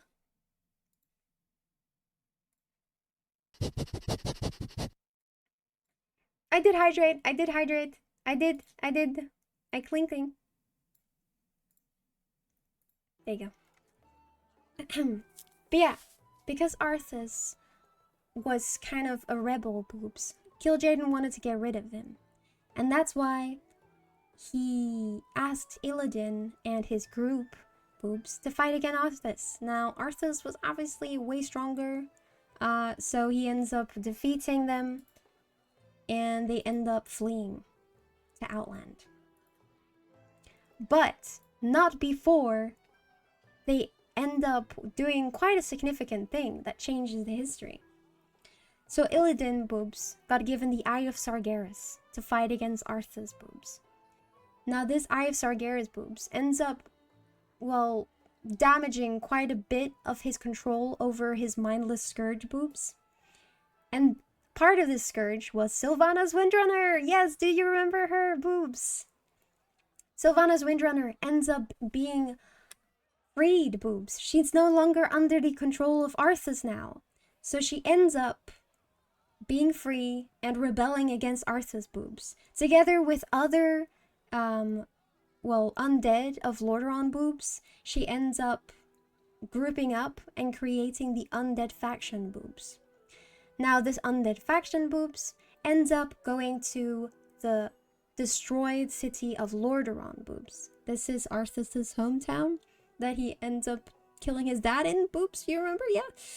That's where they end up moving into, boobs. And they are now like their own little group. So did Sylvanas reclaim her old body, or did she steal someone else's?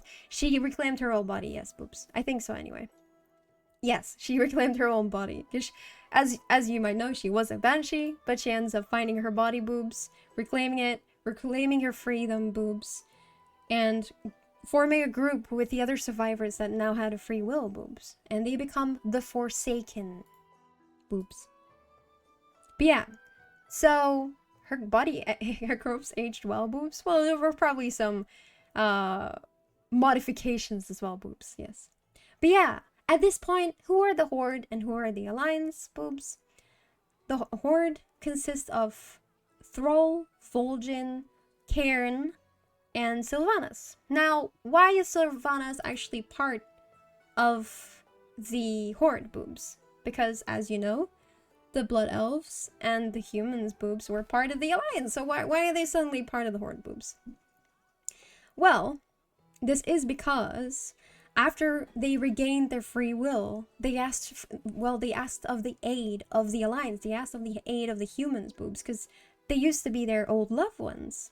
So they went and asked for help, but they rejected them, boobs. They didn't want anything to do with them, because obviously the Scourge were mindless. They killed so many people, boobs. So even though they might be their dead dad or something, they were like, no, boobs.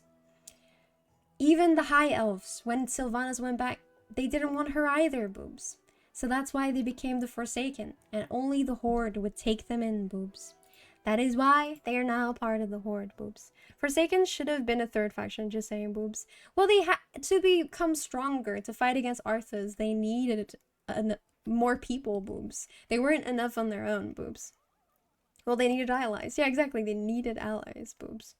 The best kind of boobs, freedom boobs. And then we have the Alliance. Who are the Alliance right now? Boobs. The Alliance are currently Magni Bronzebeard, he's the leader of the Dwarves, boobs. Galbin Mechatoric, boobs, he's the leader of the Gnomes. Tyrande Whisperwind, boobs, she's the leader of the Night Elves. And then Anduin Wrynn is currently the king of the Humans, boobs. Not Varian Wrynn. Why? Because he's AFK, boobs, and he's just a kid, boobs. But yeah, he's the kid of Varian Wrynn, boobs, yes. But yeah, this is actually where I put the break. I don't know why it took so long for a break. It definitely should have been earlier, boobs.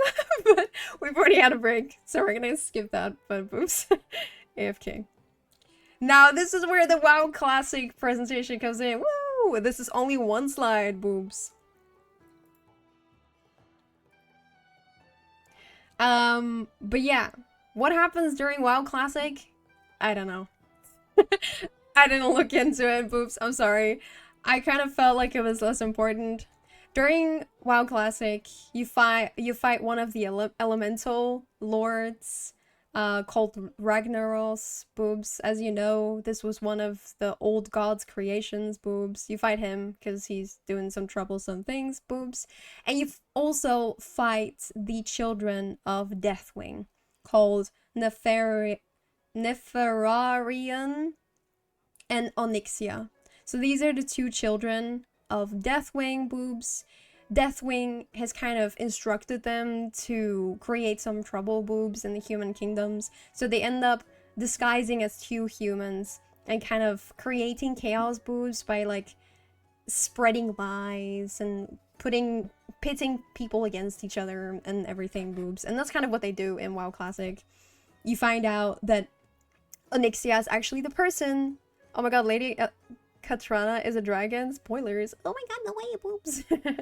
But yeah, so Lady Katrana, you find her in Stormwind next to Anduin, boobs, and you find out that she's actually the one that kidnapped Varian, boobs. But yeah, so these are children of Deathwing. But yeah, you end up defeating them. You end up defeating both of them. You end up saving Varian. Woohoo! And then we go to the Burning Crusade, boobs. I thought that was not as important. I just mentioned that, but that was it. I'm not gonna mention more. I felt like that was enough, boobs, for me personally. But if you want to add some stuff, go on. But yeah, boobs. Then we have the Burning Crusade, second expansion.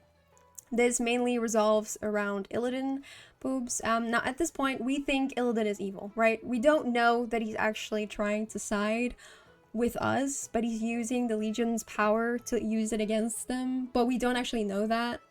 So we go to Outland. This is the first time we actually find out about Outland. We go there and we're going to fight Illidan. Not right away, obviously, but that's our plan. Now, as you might remember, oh my god, skipping over the rebuilding of Skirwind and the rise of the Fia's Brotherhood. I know, but I feel like the Defias Brotherhood wasn't as important for the completion of the story, boops.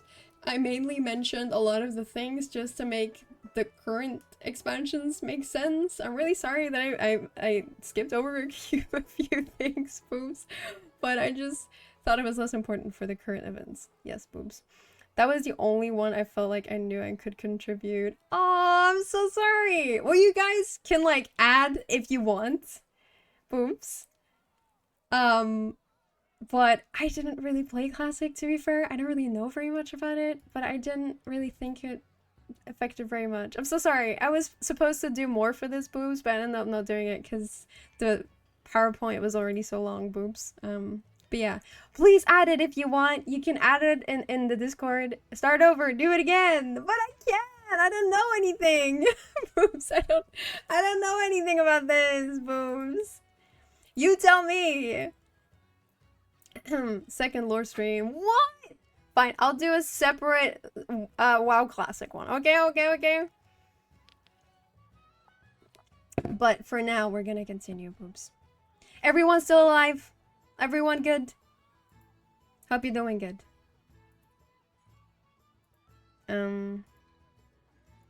Right.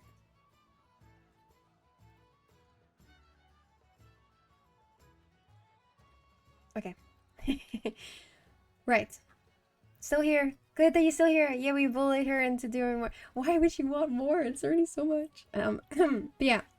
As you might remember, Draenor is Outland, but Draenor got blown up, and the stranded Khadgar... Oh yeah, did I actually say this already? Khadgar, Illyria, Tyrallion went inside the portal to fight against the orcs to prevent them to invade more planets. Draenor ended up being blown up, and they ended up being stranded there. So we still don't know what happened to them. We never knew what happened to them. But we end up finding Khadgar. Khadgar is actually chilling. He's chilling in Outland. He's chilling in a city called Shatrath. So Outland still has alive residents. It still has alive people. It just got shattered to bits. And it's just like floating right now. In the beginning, there was a little boy named Jones. He brought a computer. Bought a computer. I'm adding. Very good. Thank you. But yeah, what happened to Tyrallion and what happened to Illyria? We don't know, and we don't find out in this expansion. What are the Horde right now? Well, the Horde right now are Thrall, Fulgen, Cairn, Sylvanas, and also a guy called Lorthamar. Lorthamar Theron. Now, he's a substitute for Kel'Thas, because obviously Kel'Thas right now is in a group with Illidan. As you might know, they're in a group net right now, so he can't really be king of the Blood Elves because he's not there. So Lorthamar is taken over for now. He's his substitute. He's his substitute king right now. What do the Alliance look like? Well, in this expansion, the Blood Elves get added. So before this, you couldn't play them. But yes, they did exist before this, but now they become part of the Horde. Meanwhile, the Alliance, they group up with the Space Goats! Now, obviously, Varian is back. He's no longer kidnapped by a dragon. And Velen, the one that escaped with all the Space Goats, he joins the Alliance gang as well. Now, something that I found out is apparently Velen is immortal. Because, as you might know, the invasion of his hometown, Argus...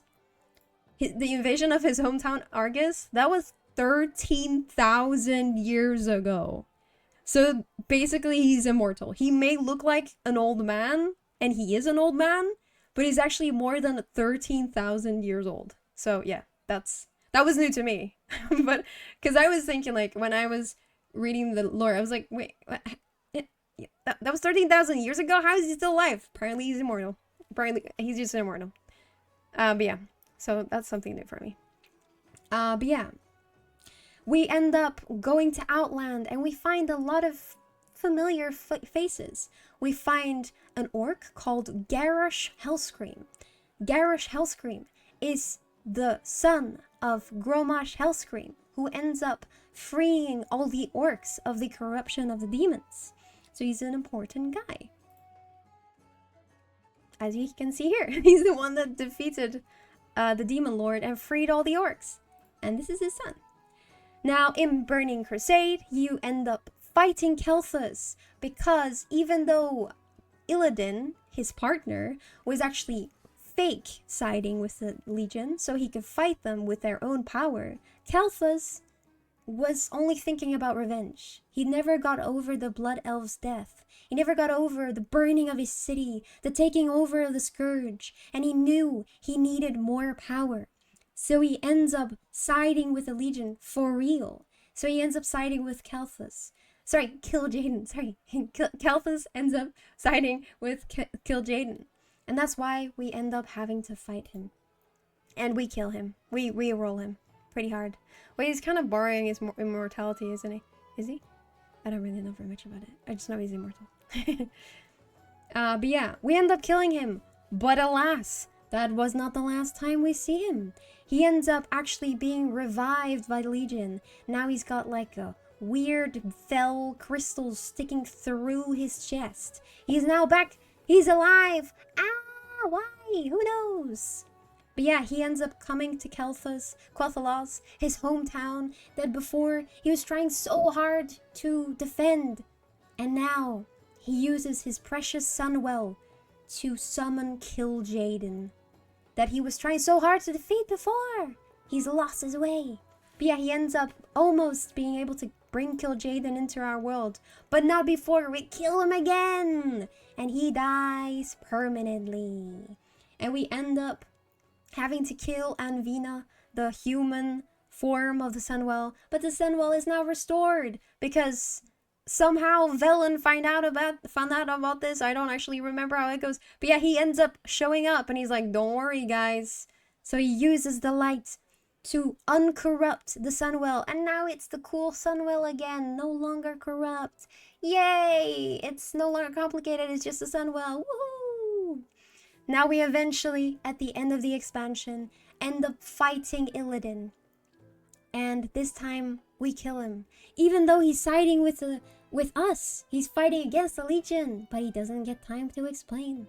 We kill him because we think he's doing evil things. And he ends up, well, being kind of killed, but not really. Apparently, his soul gets sent to prison, and that's where it's kind of frozen until we see him again. Maeve's campaign in Frozen Throne was fun. Maeve is pretty cool. She's one of my favorite characters. Her design, at least, is really, really cool. And that is the end of the Burning Crusade. And I obviously didn't mention everything once again in the expansion. I mainly mention everything that I think is important for the continuation of the story. But if you missed anything, please do tell me. But yeah, so that's where Illidan is right now. He's imprisoned in the... Well, not right now, current time, but in the part of the story. His spirit is locked in the Vault of the Wardens or prison. Then we have the Wrath of the Lich King. This is the big Lich King battle. One of my favorite expansions, definitely. We end up being introduced to the land of Northrend with a part called Icecrown, and this is where the Lich King is seated. And that's the end of Warcraft lore. What the heck, you know? But yeah, we fight a lot of people in the Wrath of Lich King. We don't only fight the Lich King's forces, we also end up fighting Malygos. So Malygos is, as you might remember, the leader of the Blue Dragonflight. He's supposed to, well, protect the magic. But, oopsie. But after what happened 10,000 years ago, so many of his kin, so many of his people got killed by the Dragon Soul, and it kind of turned him a bit insane. Now he ends up regaining his sanity, but in being sane, he decides that it's actually all the fault of mortals. They're misusing magic. I have to kill them all. So we end up having to defeat Malagos. R.I.P. Malagos. And he ends up being replaced by Caligos. I know their names are really similar, so that's really confusing, but I promise these are different people. Yeah, Malagos dead, Caligos replaced. Yes, it's this pixelated guy, Caligos. But yeah, and then do you remember his wife, Sindragosa? Yeah, Sindragosa, she died, yes, during the War of the Ancients 10,000 years ago. Well, she ends up being revived, the Lich King. And she ends up being pretty cool part of the story. We end up fighting her as well, and she ends up being permadead this time, because we eventually kill her permanently. And so they are reunited in death. Oh, so romantic. Now, during Wrath of the Lich King, we've got a lot of NPCs. We've got the Valkyr, we've got the Ymir Jar. These are basically the Vrykul that are transformed by the Lich King. They want to join him because they want to be strong. All they care about is being strong, I feel like. It's actually getting easier to understand as you go on. You'd think. So. I feel like it's because in the beginning, it was very important to understand, like, the origins of everything, and this is less origins. In the intro cinematic to the Wrath of the Lich King, which is awesome. Yeah, she's part of the starting screen of the Wrath of the Lich King, so she's quite a big part, and that's why I felt like she was important to mention. They're just Northrend filler. Yeah, but anyway, the Vrykul end up siding with the Lich King because all they care about is being strong, so they end up being transformed into this. Then we have Ulduar. What is Ulduar? This is a huge raid in Wrath of the Lich King. Ulduar is supposed to be a prison for one of the old gods called Yogg-Saron. Now, it ends up turning quite bad, actually, because somehow the old god ends up being able to corrupt the protectors of his prison. They're supposed to keep him from getting out, but they end up being corrupted instead. So we end up having to go to Ulduar to put a stop to this. And we end up being able to... this is too fast. We end up defeating Yogg-Saron to, well, stop his corruption. So we kill him! Yay, he's dead! Yogg-Saron is gone. Hey, these are all Norse gods with weird names. Yeah, they are. They've got Thorim, Freya, Loken, and everything. It's quite cool, I like it. They do use a lot of, like, mythology and everything for these things. Jeez, make your own Mythos Bliss, right? But yeah. Now, because the Lich King is such a huge evil guy, the Horde and Alliance, they have to work together again to fight against this. It seems corruption is quite the reoccurring theme. It really is! Corruption is a huge theme. I will explain, I will recap it later. This basically, it's really simple. The main enemies will always be the same guys. It will either be Void Lords, the Legion, Old Gods. Those are the three guys. Always those. Somehow they're always connected. So it's pretty simple when you think about it. But yeah. So, to defeat the Lich King, they must team up again. So the Horde and Alliance, they ended up reuniting their forces under the leadership of Bolvar Fordragon, this guy, and Draenosh Saurfang of the Horde. They end up leading the forces together to the Wrath Gates, to the gates of the Lich King, of his little palace. Now Sylvanas, she's part of the Horde. She supplies them with blight to be able to defeat the undead. But unbeknownst to Sylvanas, she actually has a betrayer in her midst called Putris, this evil undead guy. He's actually siding with the Lich King. Because partly he's scared. But yeah, he ends up using the blight to kill the Scourge, but he also ends up killing a bunch of the Horde and Alliance. So he kills Bolvar Fordragon, and Draenosh Saurfang, well, he ends up being defeated by the Lich King. But yeah, they die. A bunch of the forces die. Now, turns out later that Bolvar Fordragon is actually still alive. He's now being tortured by the Lich King. Draenosh Saurfang, he's been resurrected as a Scourge. So both of them are alive in a way. Now when we invade the Ice Crown, when we invade the Lich King's palace, we end up finding Drain Nosh Saurfang and fighting him. We end up having to kill him, which is quite sad because his father Varrock Saurfang, ends up finding the dead body of his son and having to carry it home. It's quite touching because later on, in later expansion, we see a full cinematic of this. It's quite sad. It's quite very beautiful. So I thought I'd include this. Very beautiful. But yeah. Now, the Alliance and the Horde, they're not very happy because they think Sylvanas knew of this betrayal of this undead guy. But she didn't. Because it turns out that there was a guy called Varimatras, a demon lord, that was helping the traitor Putris. They were siding together. Sylvanas didn't know of this. Now, the Horde and Alliance, they end up fighting against these two and defeating them. So they end up defeating the Demon Lord, they end up defeating Putris and liberating Undercity that they were trying to take over. Now obviously they still don't trust Sylvanas. They're like, you kind of knew about this probably. So they end up imprisoning her, I think. Not very clear, but yes, they don't trust her. Is either way very important. Angramar, the Gate of Wrath. I just realized I don't know any English location names or titles since I played in German. Oh, really? It was the Wrath Gate. Well, I don't really know very much. Like, I didn't play very serious at this point, so I don't know all the bits and details of this, but I'm doing as much as I can. But yeah, once again, at the end of the Wrath of the Lich King, we end up being able to defeat Arthas. Once we defeat Arthas, with his death, Frostmourne finally releases all the souls that it's taken in. All the people he's killed end up surrounding him, watching him breathe his last breath. His father appears and says to him, "No king rules forever, my son." As you can see here, Frostmourne releases all those souls. They're all free, let's go! Now, this was not the end of the Lich King. As we know, Bolvar Fordragon was being tortured by the Lich King.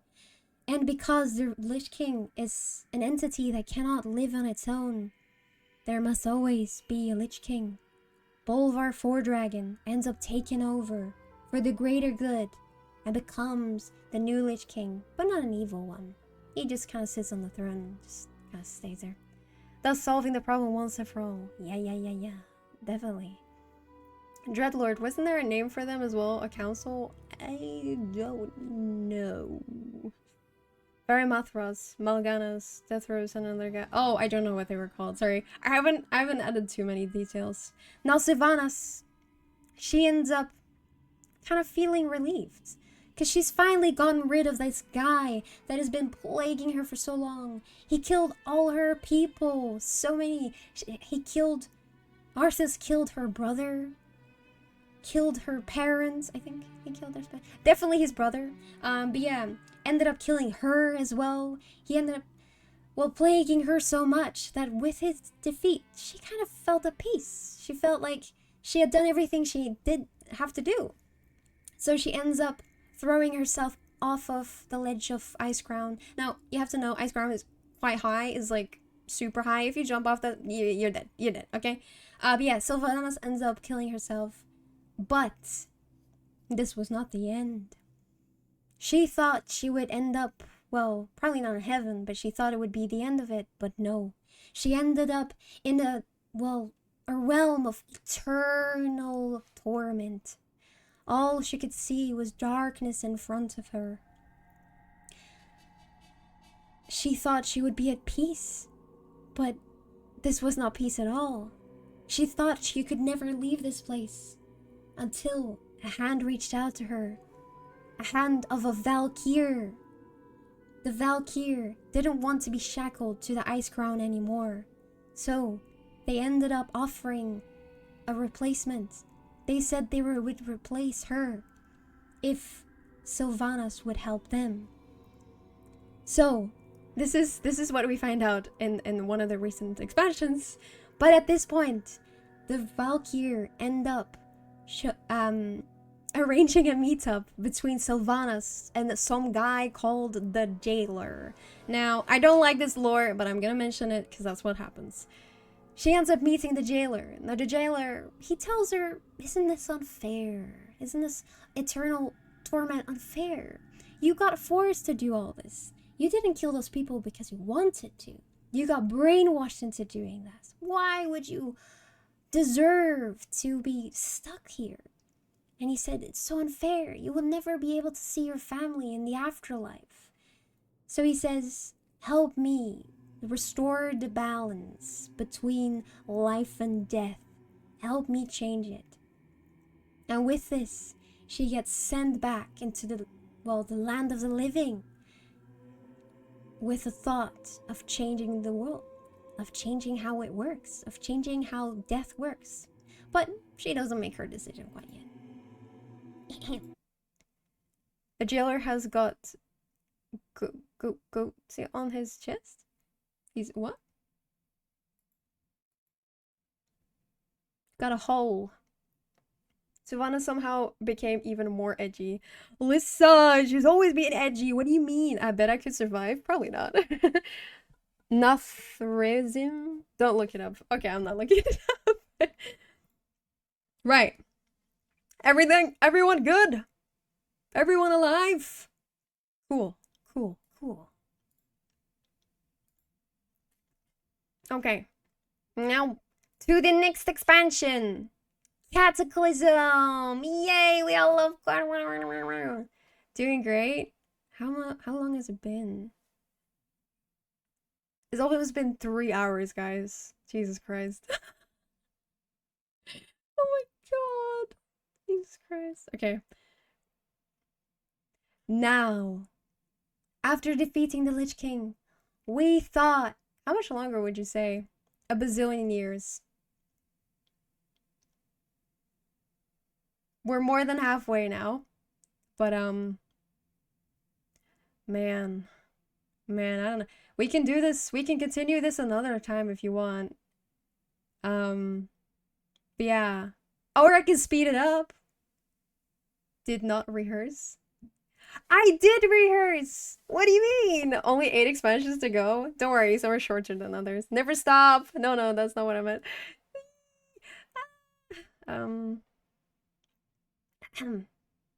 Just curious. I don't know. Some things go faster than others. But I'm getting really into it. When I was practicing, it was definitely way shorter. But it's just...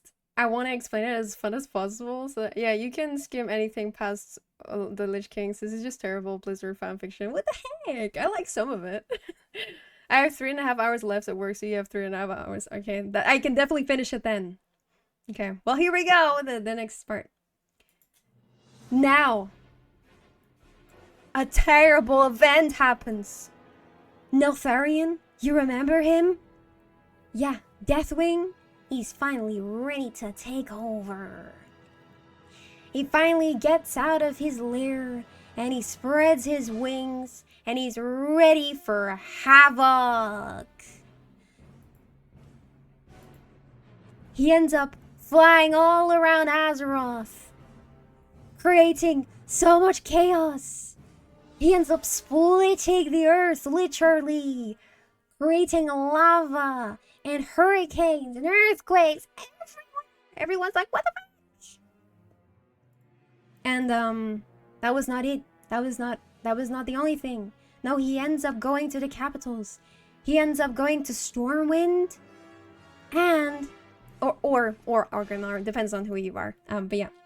He ends up going to Stormwind because after we defeated his children, Onyxia and Neferarian, oh my god, I can't say his name, I fucking hate it. Yes, he ends up going to the capitals because brutally, barbarously of us, after we defeated his children, we decapitated them and hung them in our cities as a prize. So he ends up going to the cities to reclaim his children. Why? Because he wants to revive them into monstrosities so they can help him reclaim the earth and finally bring the planet into the reign of the old gods, his bosses. Now what else happens? Well, something really weird happens. This is hard to explain. But Magni Bronzebeard, you remember him? The king? Oh, no. The king of the dwarves? Yeah, Magni, he feels like something's wrong. He feels like, the Azeroth feels kind of wrong. So he ends up performing this weird-ass ritual to connect with the earth, I guess? And he ends up turning into a crystal. Yeah, I'm not even kidding. He ends up turning into a diamond guy. He's a diamond guy now. Now, the dwarves think he's dead. Wait, sorry. I'm gonna stop the epic music because this is less epic. Yes. Yes. Sorry. I know the switching of the music might be a bit weird, but I just thought it gives more, coolness. But yeah, sorry. So, Magni, he performs a weird ritual, turns into a diamond. His people think he's dead because he's not reacting and he's kind of just standing there. And they're like, well, I guess he's dead. So his people decide they need a new king. A lot of business happens, a lot of fighting over the crown. His daughter fights over it and all that. But eventually they settle it and they end up making the Council of the Three Hammers because they couldn't decide who's now the leader. Now this consists of all the different tribes of the dwarves. So his daughter, that is the leader of the Dark Iron. The Bronzebeard, that is his brother. And the Wild Hammers that we've seen before as well. They now have a council. That this is the first council leadership of the dwarves. Yes. This ends up happening after he turns into a diamond. He uncurses himself from the crystal slider, returns to his earthen roots or something. Yeah, I just, when I read it, it was basically he does a ritual to connect with the earth and it ends up crystallizing him. So he's now cool, Magni Bronzebeard, but he's dead, Magni Bronzebeard, at this point. And then we get introduced to the Gilneans. Switch of music, now! Why? Because I like Gilnea's music. I think it's really good. It's a bop. The story of the werewolves. So after the second war against the Orcish horde, King Gen Greymane sealed away his country behind a massive wall to protect his people. What's up with that? This is Gilneas, his town. So, King Gen Greymane was part of the alliance of Lordaeron when they were fighting against the orcs way back in the day. Now they won. They won against the orcs, so why are they walled up?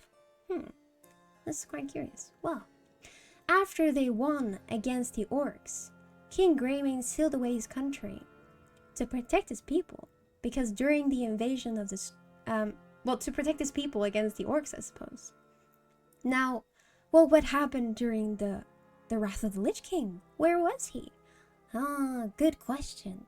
Well, during the invasion of the Scourge, Lordaeron, while it was being invaded, they were pleading with Gilneas, pleading with King Gen Greymane to help them. Help! They're taking over! We need aid! Now, Gen Greymane, he refused to help. He was like, no. So he left them on red. Yes. Because, what was his reason? Well, first of all, he probably wanted to protect his people. But he also kind of saw Lordaeron's request as a weakness. So he's like, no, I'm not gonna help you. Now, ironically, karma then hit him. Because only weeks later, the Undead Scourge was now at his door. And they began assaulting the barrier. Gen Greymane was panicking. They started tearing at their defenses, even though their wall was supposed to be unbreachable. Now, Gen's Archmage, he discovered this nightmarish wolf creatures known as worgen / werewolves. They just have a special name for werewolves. The same thing, they're called worgen in World of Warcraft, yes. But yeah, they were dwelling in a separate dimension, and they thought, oh, we can use these guys, you know? Oopsie. Wait, I skipped all of this. I could have used this. Fuck. Yes. We can use these guys, you know? We can use the Worgen against the Scourge. And turns out, they were right. They were quite strong. So the Worgen ended up tearing the Scourge apart and driving them back. Huzzah! But, alas, their karma was not quite over. No, no, no. The Worgen not only fought the Scourge, they also started tearing at their people. And as you might know, werewolf curses are quite contagious. The betrayal. How could you leave out Thymane? Who's that? Thymane? Thymane? I also just realized you left all of the Scarlet Crusade. Once again, I know she's hot, but guys, I'm sorry, this would complicate things too much. I want to make it as simple as possible for people who don't know anything. Okay? I know, the Devised Brotherhood are really cool. Scarlet Crusade are really cool, but they're extra story compared to everything else. Okay? Sorry, I have to skip a few things. I'm sorry, okay? See, and whose fault is it? The elves again? Yeah, but I'm not gonna explain that either. Sally Whiteman, Thigh Inquisitor to the Scarlet Crusade. She's quite hot, I know this. Okay, apparently. We're skipping her. I'm very sorry, but she's not being mentioned. But yes, the Worgen ended up, well, fighting against his people. He's like, oh no! And they end up turning into Worgen and into Worgen as well. Yes, so now they're all cursed with the werewolf curse, and their city is taken over. Sad. Oh well.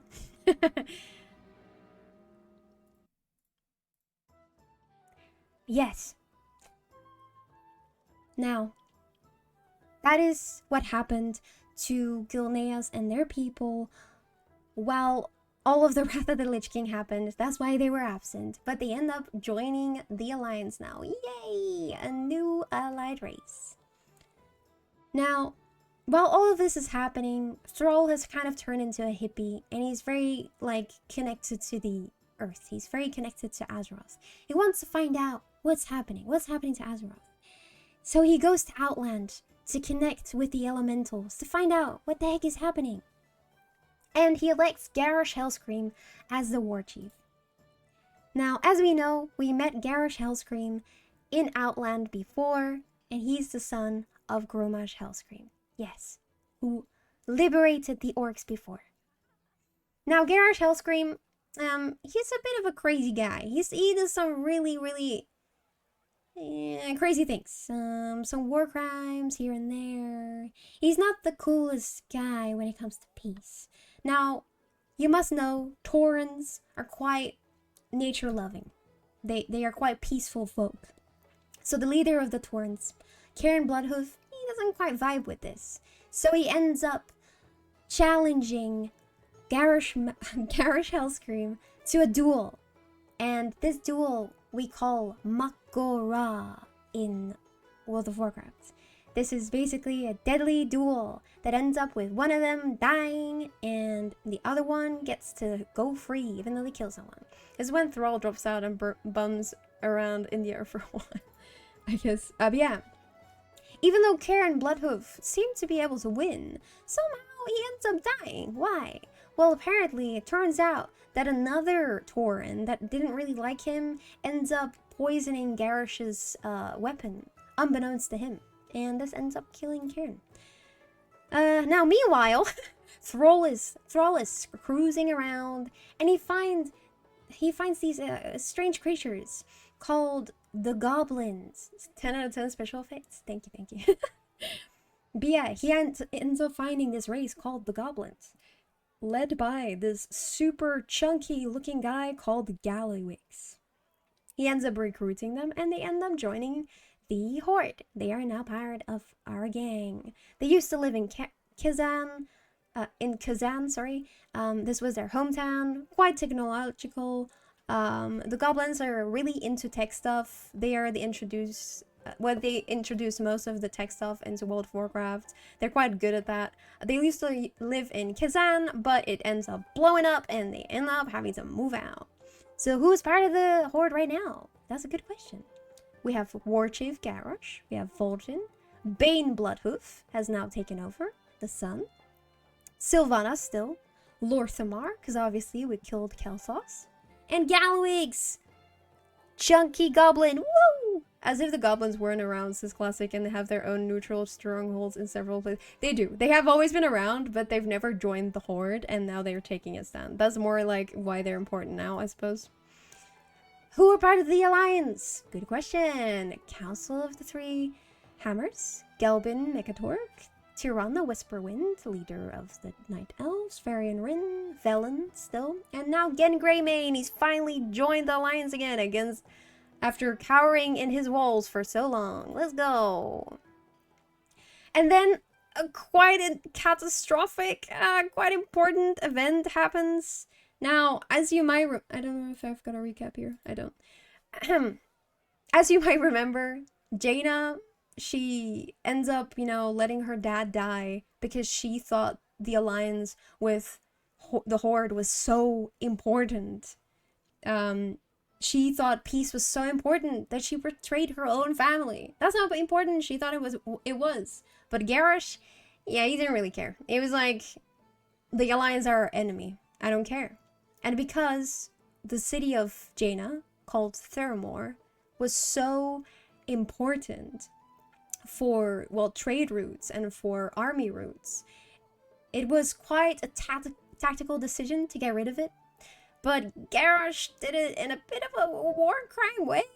He ends up making this huge bomb, and he throws it on the city, and he blows it up, and everyone dies. Now, Jaina was actually there at the time. I've read the book, guys. I actually know this specifically. But yeah. Hi, Zenzo. How are you? How have you been? But yeah. A bomb gets thrown on our city. She was actually present at the time. She was in her study with her teacher. Now, the teacher senses that something is wrong. So he ends up conjuring a portal and throws her through. He pushes her through, and she ends up seeing everything blow up. See her master just, turn into dust. She sees everything disappear in front of her eyes, but she managed to stay alive. And because, some of the arcane magic actually got through the portal, it kind of fucked her up a bit. And this is why this is her model now. She's got like white hair and everything, because strands of her hair was still left behind. So it ended up draining the life out of it. And yeah, it really changed Jaina as a character. She used to really love peace, but this turned her against the Horde. She now hates the Horde. They're savages. Let's get rid of them. And yeah, that's quite important. Hey Noah, good to see you as well. Hope you're doing good as well. I'm good, I'm chilling. We've been doing WoW lore for quite a while. I really feel like I'm confusing everyone, but I'm doing my best. Yeah, we're supposed to play WoW today, but we haven't really. Yeah, we're chilling. We're really good. I think we're good. Yeah. Friendship with Thrall ended. Yeah, they're no longer buddies now. Should have pushed the bomb through a portal instead. What? Why? But yeah. How does Cataclysm eventually end? It ends up with us using... You're doing great, honestly. Thank you. I appreciate it. But yeah. How does Cataclysm end? It ends up with us using the Dragon Soul that Deathwing actually created with the help of the Old Gods to defeat him. We end up using it to kill him. Together with all the other dragons. and Thrall, of course, we end up defeating Deathwing. Yeah. And he's dead now. Now, because Deathwing was so powerful, not only did they have to use Dragon Soul, they also had to put, well, a bunch of their powers into the Dragon Soul to be able to defeat him. And this ends up with them losing most of their Titan powers, and they kind of turn into, well, I guess normal dragons. They still have some of their powers, but they lose most of it during this event. Now then, we go to Mists of Pandaria. Now this is a really fun expansion, but they became mortal. Yes, mortal. Well, same thing. When I looked it up, it said they lost most of their power, but not all. Then we go to Mists of Pandaria! So, why do we end up going to Pandaria? This is still on Azeroth, by the way, not a new planet. This is still on Azeroth, just a different continent. We end up finding Pandaria, both the Horde and the Alliance. We are now in each other's hairs. We're quite angry with each other, obviously, because the Horde bombed one of our cities and killed so many people. So we end up finding Pandaria, and we both want to use it for resources. So we end up going there. Now, something very weird. I thought this was silly, but okay. So, quite important in the expansion of Pandaria is that we have this thing called the Shah.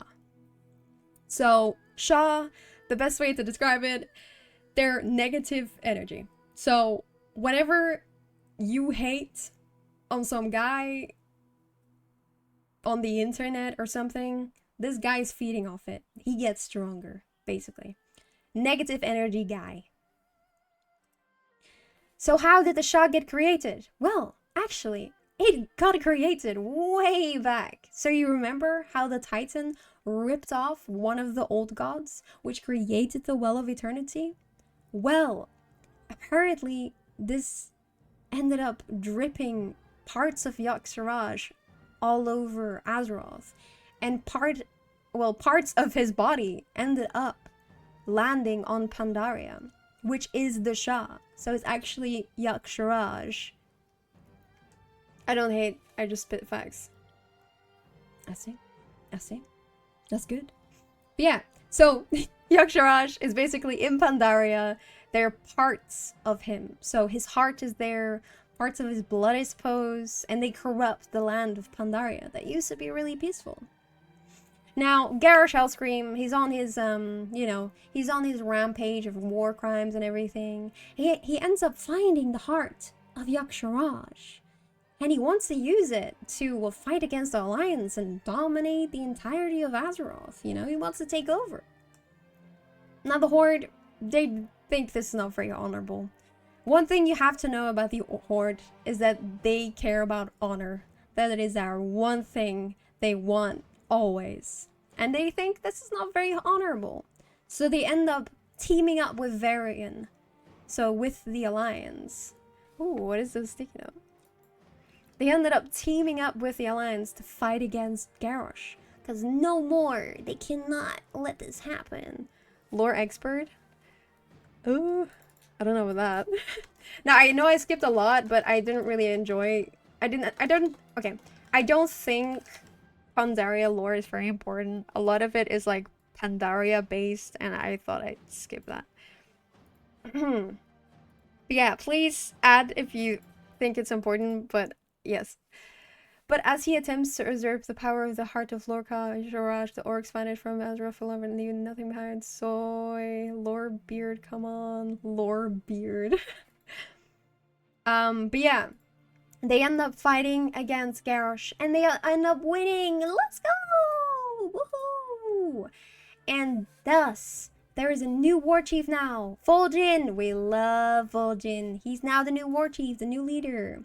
We end up defeating the Shah. Yay! And we end up taking Garrosh to court. Wahoo! Because, I mean...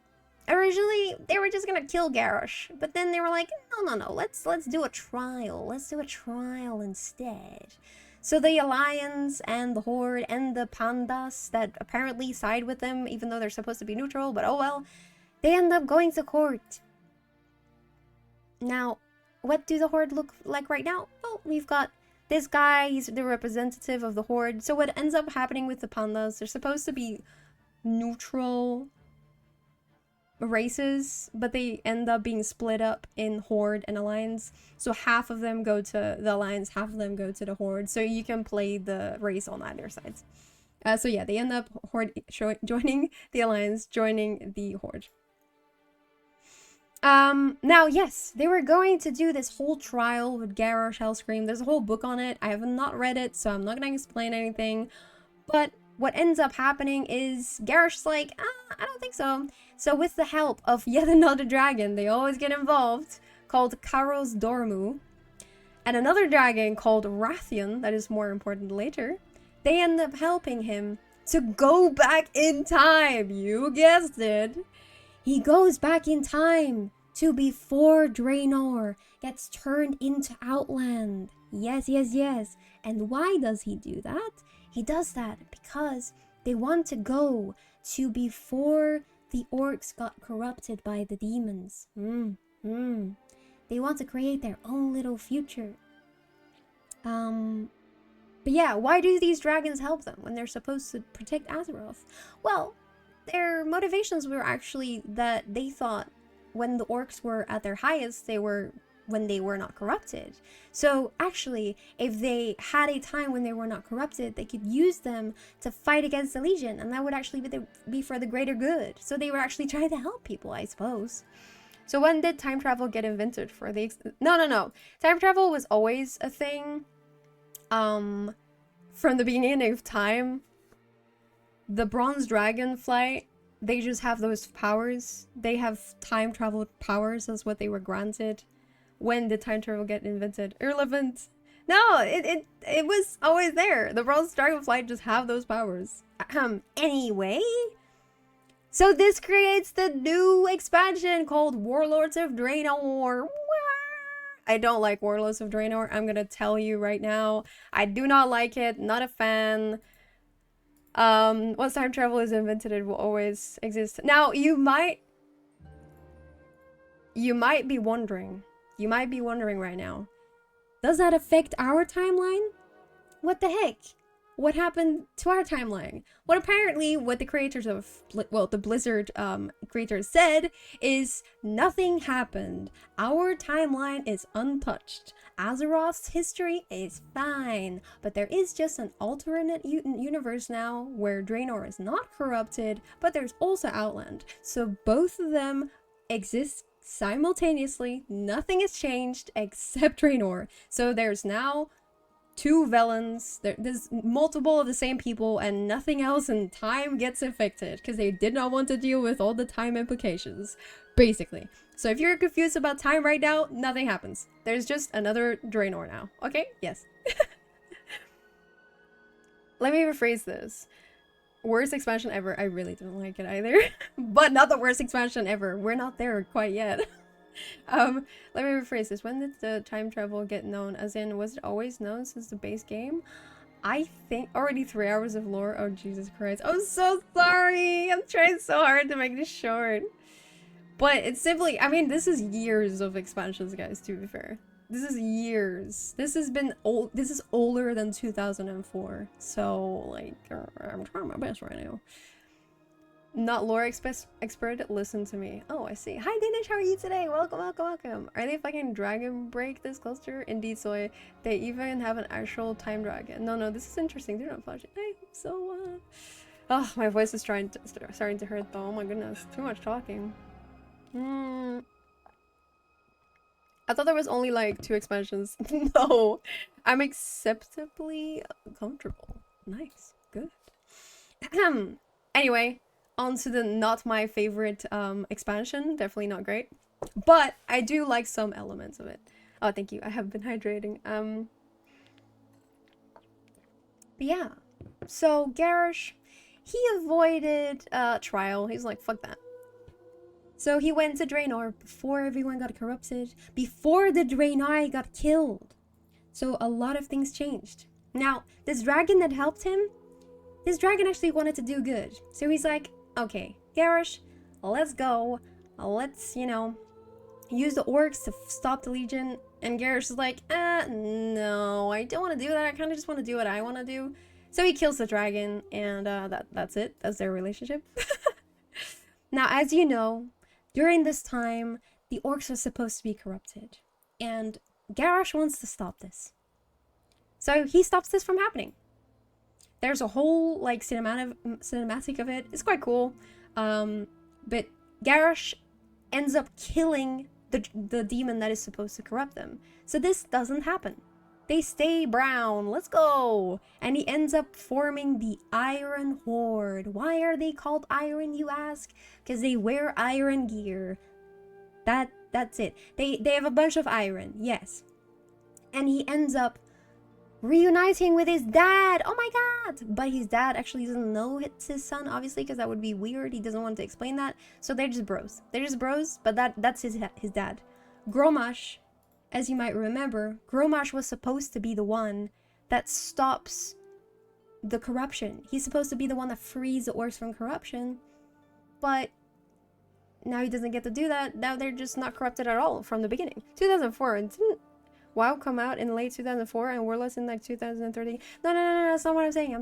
I'm saying WoW is older than 2000. No, sorry. The universe of WoW is older than 2004. Because 2004 is when World of Warcraft came out. But before that, Warcraft was already a thing. So I'm just trying to say, like, it's hard to explain this in a short way when this is like lore years in the making. So I'm just trying to compile this as much as I can. You're right. I think Irel was introduced in this expansion. She's pretty cool. Yes.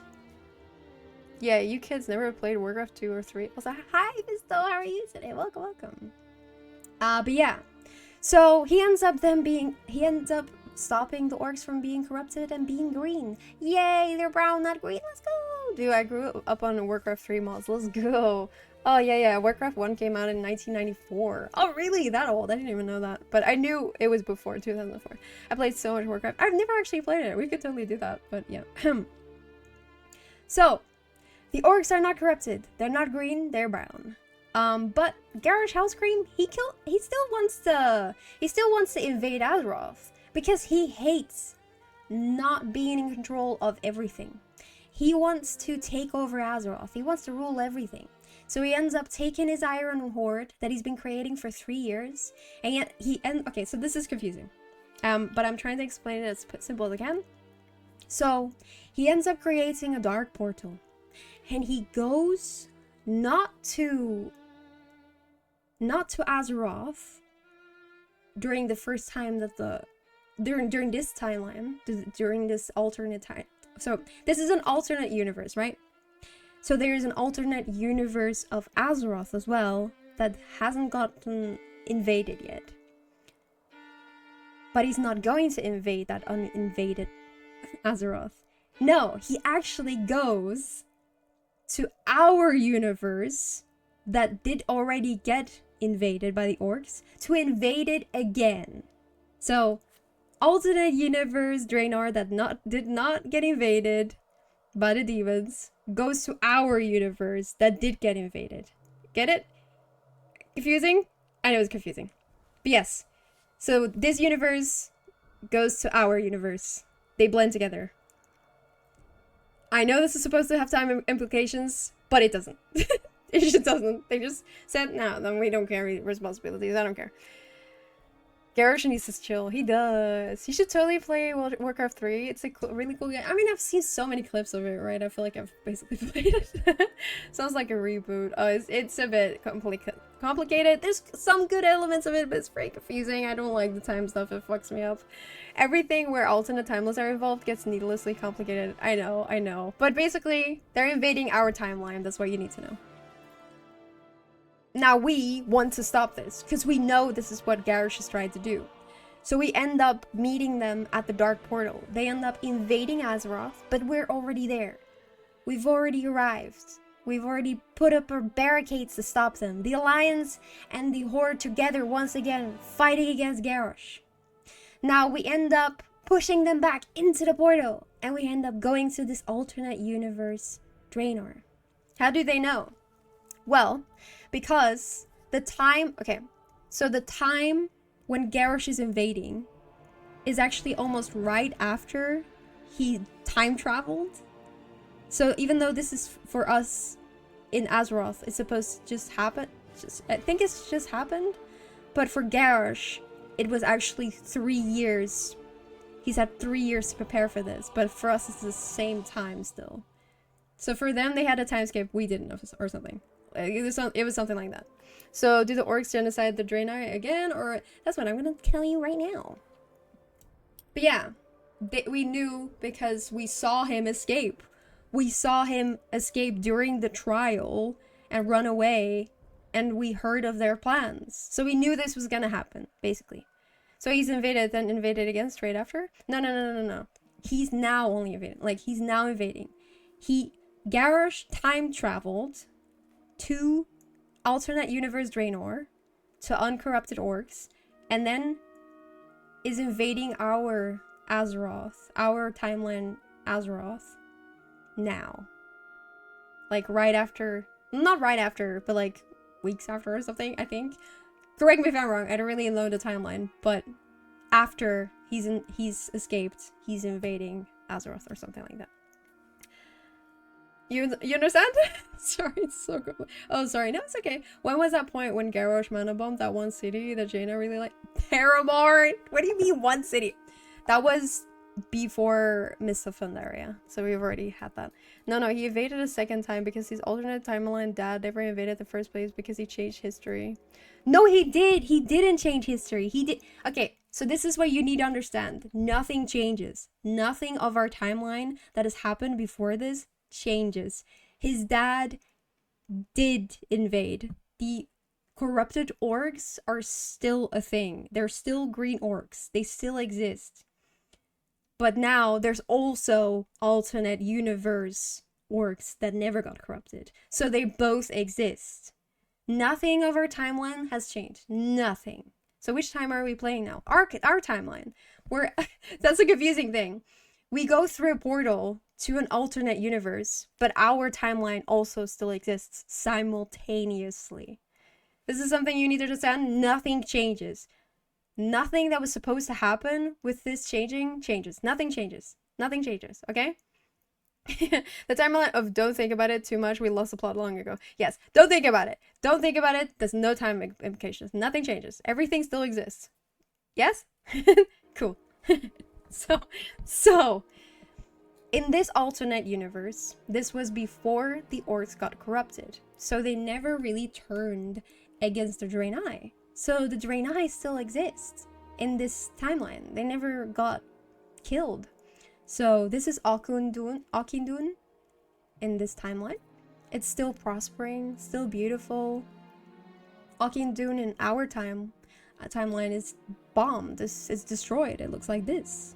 Because the Fel corrupted the whole planet. Karabor is this beautiful, prospering city in Draenor. Meanwhile, in our timeline, it's the Black Temple. This is where we end up fighting. This is where we end up fighting Illidan in the Burning Crusade. Shadowmoon Valley, beautiful, prospering, shadow-filled land, full of prospering nature as well. Is Shadowmoon Valley in our timeline. It's full of fell rivers, corrupted demons and everything strolling around. So as you can see, so much is different because they never got corrupted. So much is still alive in this alternate universe. So it's really, this is the one thing I do like. It's really cool to find out what it would have looked like if it never got corrupted. Now, as we know, the Draenei, most of them got killed. Now, in this timeline, they didn't get killed. But yeah, in our timeline, this is what they look like. So this is what they used to be, the Draenei. They turn into the broken or the lost ones. They get corrupted by the Fel. They lose their minds.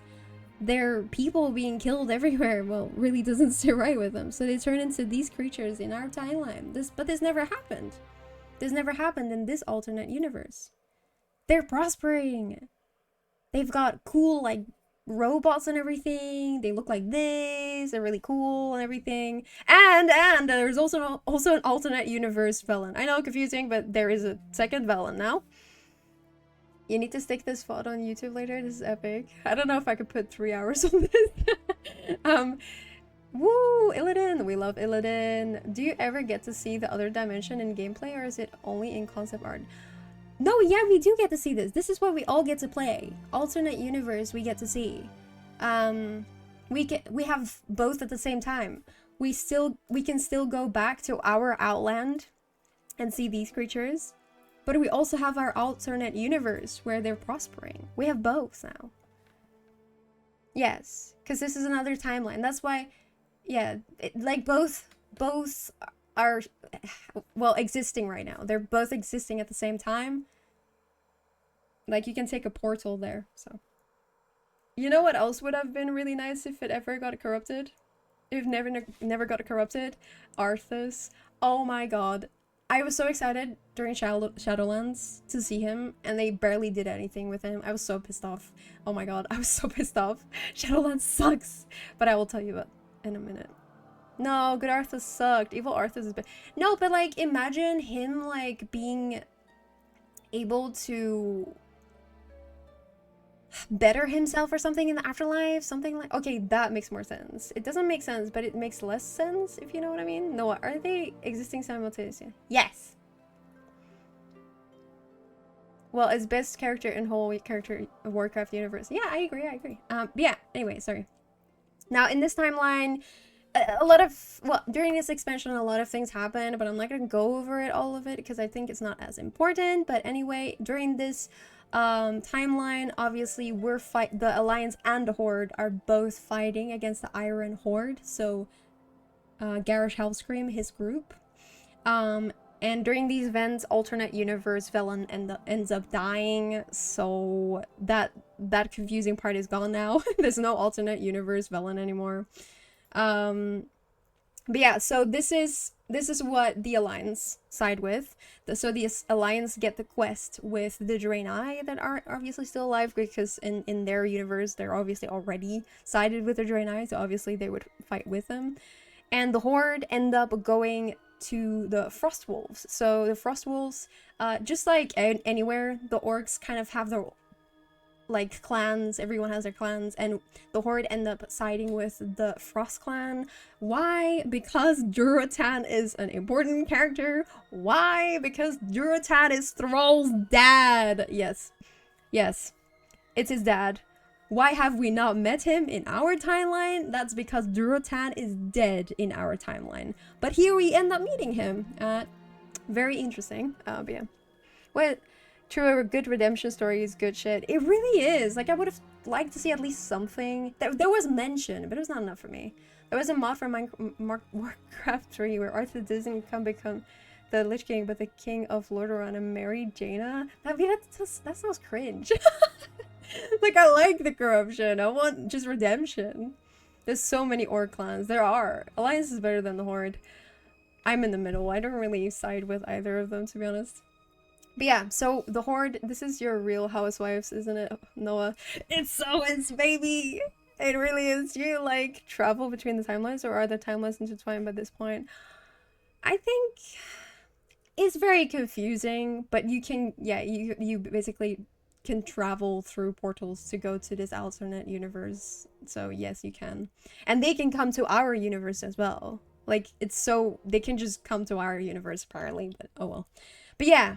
I don't really like the Horde, but I love orcs and thralls and Tauren. That's a lot of the Horde. But yeah. So we end up meeting Thrall's dad and side with them to fight against the Iron Horde. What happens to the Iron Horde, you ask?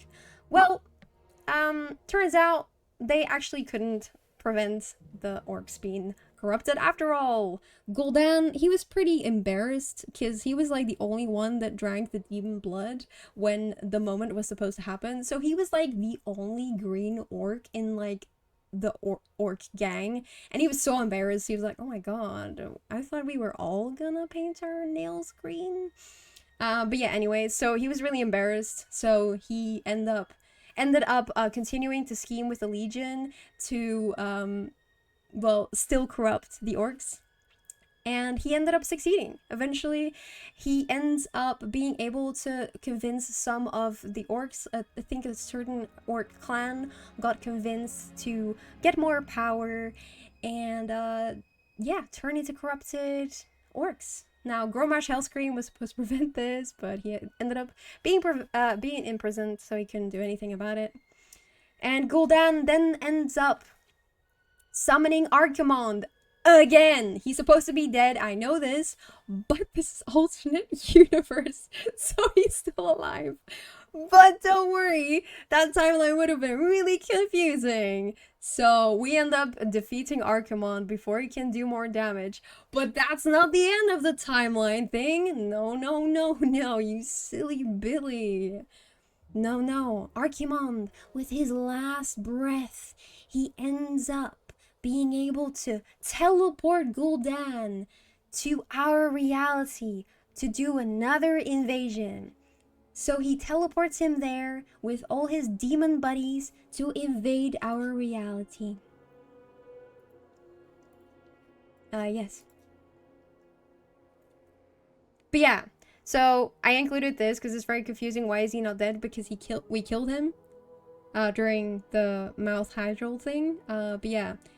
First of all, I don't think I looked into this too much, but I think it's because this is an alternate universe, first of all, but also second of all, demons are kind of like wild gods, where if you kill them in a place that is not their homeland, they don't permanently die. They only die if you kill them in their spawn place.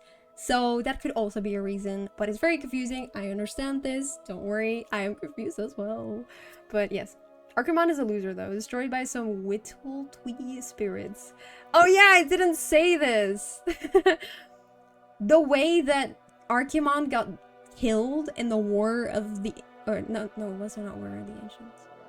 The way that Archimonde got killed in the first place when he was trying to take the powers of the second Well of Eternity was by Cenarius blowing a horn, which summoned a bunch of wisps. And then they invaded his body and they blew up and he died. I didn't include this, I guess, because it was too confusing to say. But that's how he died. But wait, if the orcs were never corrupted, how did Gul'dan 2 become a warlock? He became a warlock because he did get corrupted. He was the first one to get corrupted, and he did want to get those powers, so he did corrupt himself. But he had to convince the others to be corrupted. He had to convince them to join the gang. You know, Archimonde getting... No, he died by suicide bomber drones. He did. Being sucked by wisps. No! But yeah. So... how does this expansion end, you ask? Well, we've got Garrosh Hellscream left, actually. Garrosh Hellscream and Thrall, they decide the only way to end this is by another duel. Another Mak'gora. So they end up fighting it out. And Garrosh ends up losing! Goodbye, Garrosh! Thrall wins. Expansion over. Who wants a break? Who needs a break? How many expansions do we have left?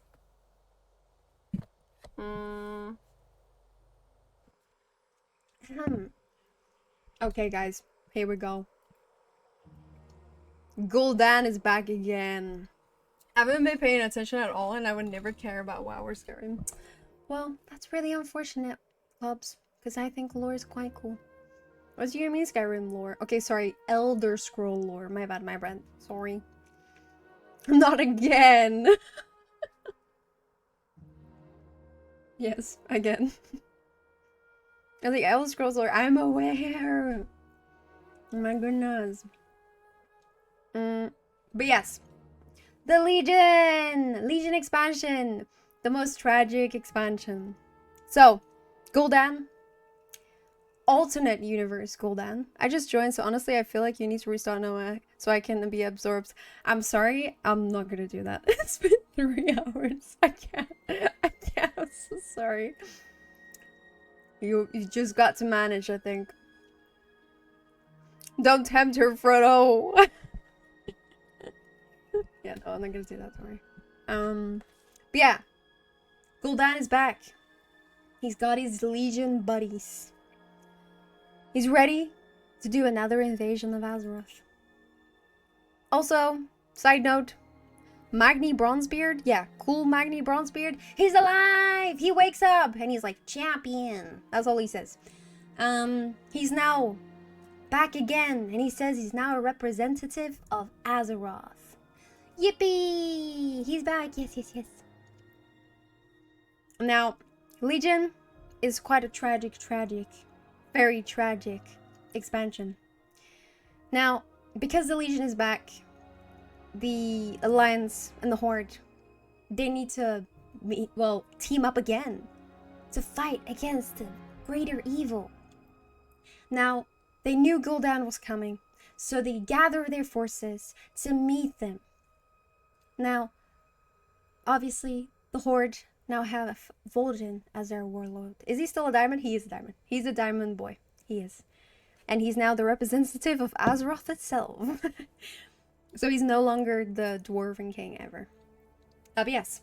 So, Vol'jin, Warchief, together with the Horde, and Varian, together with his alliance, they team up. But, alas, the Legion are too strong. Vol'jin ends up getting stabbed by one of the demons, and he sees only defeat. He tells Sylvanas, do not let the Horde die this day. And he tells them to retreat. So Sylvanas makes the hard decision, and she retreats, leaving the poor Alliance alone. No! Now, with their forces dwindled, the Alliance have no choice but also to retreat. But they cannot. They're cornered by the Legion. They're trying to get away, but alas, so Varian, poor Varian, he decides to take it on himself to liberate his people so they can get away. He tells them to get away while he distracts them. Poor Varian! Poor Varian! He ends up losing. Gul'dan turns him into ash himself. Varian, I love you. Even though you're dead now. But yeah, poor Varian ends up being killed. I cried when this happened. Most tragic event. Most tragic event. Goodbye, Varian. Now, in Orgrimmar, things are also not looking very great for Vol'jin. He got stabbed, and he's not gonna live very much longer. So, he decides to crown Sylvanas as the now war chief. Vol'jin did not get the same love. Hey, I love Vol'jin as well, but Varian, okay? I loved him more because I knew more about him, okay? I had more time to marinate my love, okay? Like, I had more time to grow my love. Like, I barely knew Vol'jin. I love Vol'jin, but not as much as Varian, you know? But yeah, Vol'jin, alas, ends up dying. And Sylvanas is now the war chief. Now, flashback! As we know, we defeated Illidan. Wait, sorry, I'm gonna switch the music. Don't scam Noah. It was because Varian's hot. Shut up. No. Don't be silly! That's not true! Anyway. Damn, Varian getting killed by Gold Eyes. Listen! He was against the whole Legion! What the heck, man? He was brave. I don't think there is enough Khadgar. Yeah, Khadgar is kind of... I didn't mention him because I felt like it wasn't very important, but he does shine in this expansion. This is true. He is present, but I thought he was not relevant to mention. Yes. So, So, well, you fight against him then, Visto. How dare you? Do not slander his name. Anyway, recap. So, as we know, Illidan got defeated in the Burning Crusade, and he got his spirit trapped in prison. Now, because the Legion is back again, who is the best person to fight against him? You guessed it, Illidan. So we end up having to free his spirit so we can use him to fight against the Legion once again, because he knows the Legion best. And we end up also freeing his people, the Illidari. These are night elves that end up going through the same process of becoming, well, demon hunters like Illidan. And we end up unlocking them as a class. Now then, we finally meet the Nightborn that live in the bubbled city of Suramar. Now, hello Bobby, how are you today? Welcome, welcome. Them getting together would certainly be violent. It really would. Who thinks that Illidan and Maeve is an underrated spicy ship? I can see that, I can see that. I've thought about it before. It is spicy, but I like it. Yeah. But yeah.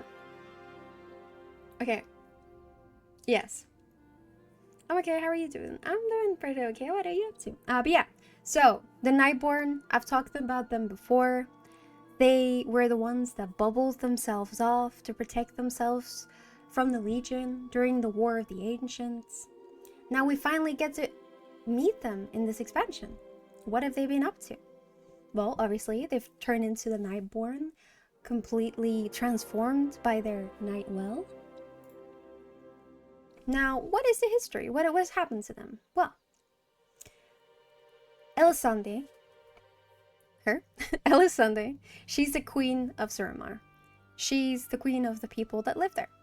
Now, during the time of the War of the Ancients, she was against the demons. She was like, I don't want any of it, so she bubbled her city to protect against it.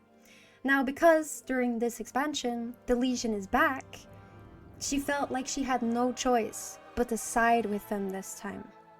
So that's what she did.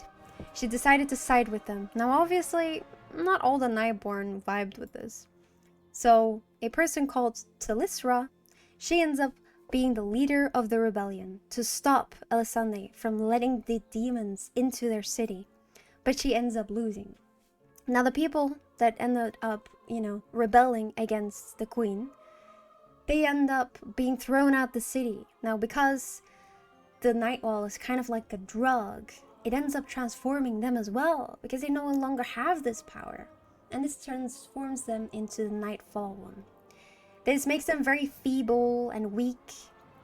Unpopular opinion, but I think demons are bad. Oh, you're gonna get cancelled with such controversial opinions. True. But yeah, so they turn into the Nightfallen and they live outside the city of Suramar. Now, during the Legion expansion, we end up being able to stop Elisande before she can do more harm, and we do this by helping Talisra slowly defeat her, and we end up solving the issue of them not having, well, the power of the Nightwell either, and they go back to normal from being a Nightfallen. Now, then we have the Emerald Nightmare. This is quite a deranged story, once again. So I'm gonna try to skip through it very fast, but yes. Stop or further their agenda. Potato, tomato. Anti-demon, the rhetoric. Disgusting. How dare you. Stop hating my bro. Dude, he's literally evil! The elves sure have a history of fucking up their wells. They really do. They really do, yeah. But yeah. So, like we know, Queen Ajara sided with Sargeras during the War of the Ancients. Now, during the War of the Ancients, she was obviously not alone. She had the Highborn, the rich night elves, and among those was Savius. Savius was one of her most loyal servants. Now, Savius, during the War of the Ancients, got ruled by Malfurion. But this was not the last we saw of him, because when he was killed, Sargeras was kind of pissed off, because he was like, why are you so weak? So he ends up torturing him for quite a while, until he's like, fine, I'll give you a second chance. So he turns him into a goat man. basically empowered with fell magic. And he became the first of what is called the Satyr. They're basically goat people, as I like to say. But yeah, he got turned into Savians, still during the War of the Ancients. And he fights Malfurion. Again, now Malfurion is quite annoyed at this point, because he's like, what the heck, you're back? So he ends up turning Savius into a tree. I'm not kidding, he turns him into a tree. Because he's like, this way you can't come back again. So he's now a tree. Now, Savius, being a tree, he obviously can't do anything. So when the Sundering happens, after the Well of Eternity gets blown to bits, he just gets, well, washed away, because what the heck can he do? Now, our boy N'Zoth, our old god N'Zoth, he was very busy during this time. So he ends up corrupting Savius as well, as if he wasn't already corrupted, of course, but he ends up whispering to Savius. He's like, yeah, I'll make you strong. Let's make a deal. So he ends up giving Savius power that ends up with him, well, Savius, spreading his roots everywhere until eventually they grow out of the water. And Savius, over the years, ends up corrupting a bunch of places until eventually he even managed to get into the Night Elf capital called Teldrassil, that has the big world tree, world renowned. This is where basically all the Night Elves live, except, of course, the Nightborn Night Elves that were transformed. Well, anyway, most of them live there. But yeah, even that got corrupted by Xavius, his roots. But Malfurion, through like a whole ordeal, this is a whole book, but I'm not going to explain that because it's silly. I'm not going to explain it. But anyway, there's a whole thing with the Emerald Dream. Xavius ends up corrupting the Emerald Dream. This is kind of like wild god heaven, I guess. Xavius ends up corrupting the Emerald Dream, but not before Malfurion can stop him, before he can do any more damage. So Malfurion ends up killing Tree Xavius and ends up stopping him. Wahoo! But not completely. They can't push them back completely, so a part of the Emerald Dream is still corrupted. And this brings us to today! Woohoo! Now we have the Emerald Nightmare instead of the Emerald Dream. Xavius, he's kind of mad at Malfurion. He doesn't like him. So he ends up corrupting a bunch of his friends. He corrupts Cenarius, as you might remember. He's like the moon child. Ysera, she's the leader of the Green Dragonflight, gets corrupted as well. They all get corrupted, so I have to defeat them. Ysera dies. Ooh, new hair? I don't think that's the only thing that changed about me. Hi, Sarkir. Hi, Sarktus. How are you today? But yeah. So, they end up getting corrupted. We have to fight them. But yeah, Ysera, she dies. So our Green Dragonflight is no more. The leader is dead. Cenarius does live, because he's a god, a demigod, so he's fine. My goodness. Everyone okay? But yeah. Then the end gets a bit confusing. A lot of things happen. Illidan, that is now on our side officially. He ends up fighting Kil'jaeden. Yes, he's still alive. Kil'jaeden is still there. I know. Very confusing. But before we can completely finish him off, Kil'jaeden crashes us into a little planet that we saw in the beginning called Argus. We crash into Argus, and this is where we finally find our missing heroes, Illyria and Tyrallion. No way, they've been alive this whole time? Now, it's very, very confusing, but this is once again a time thing. Time apparently passes differently on Outland. So for them, 500 years passed, but they're not dead somehow. Now, what have they done during that time, you ask? They've been traveling with something called the Army of the Light.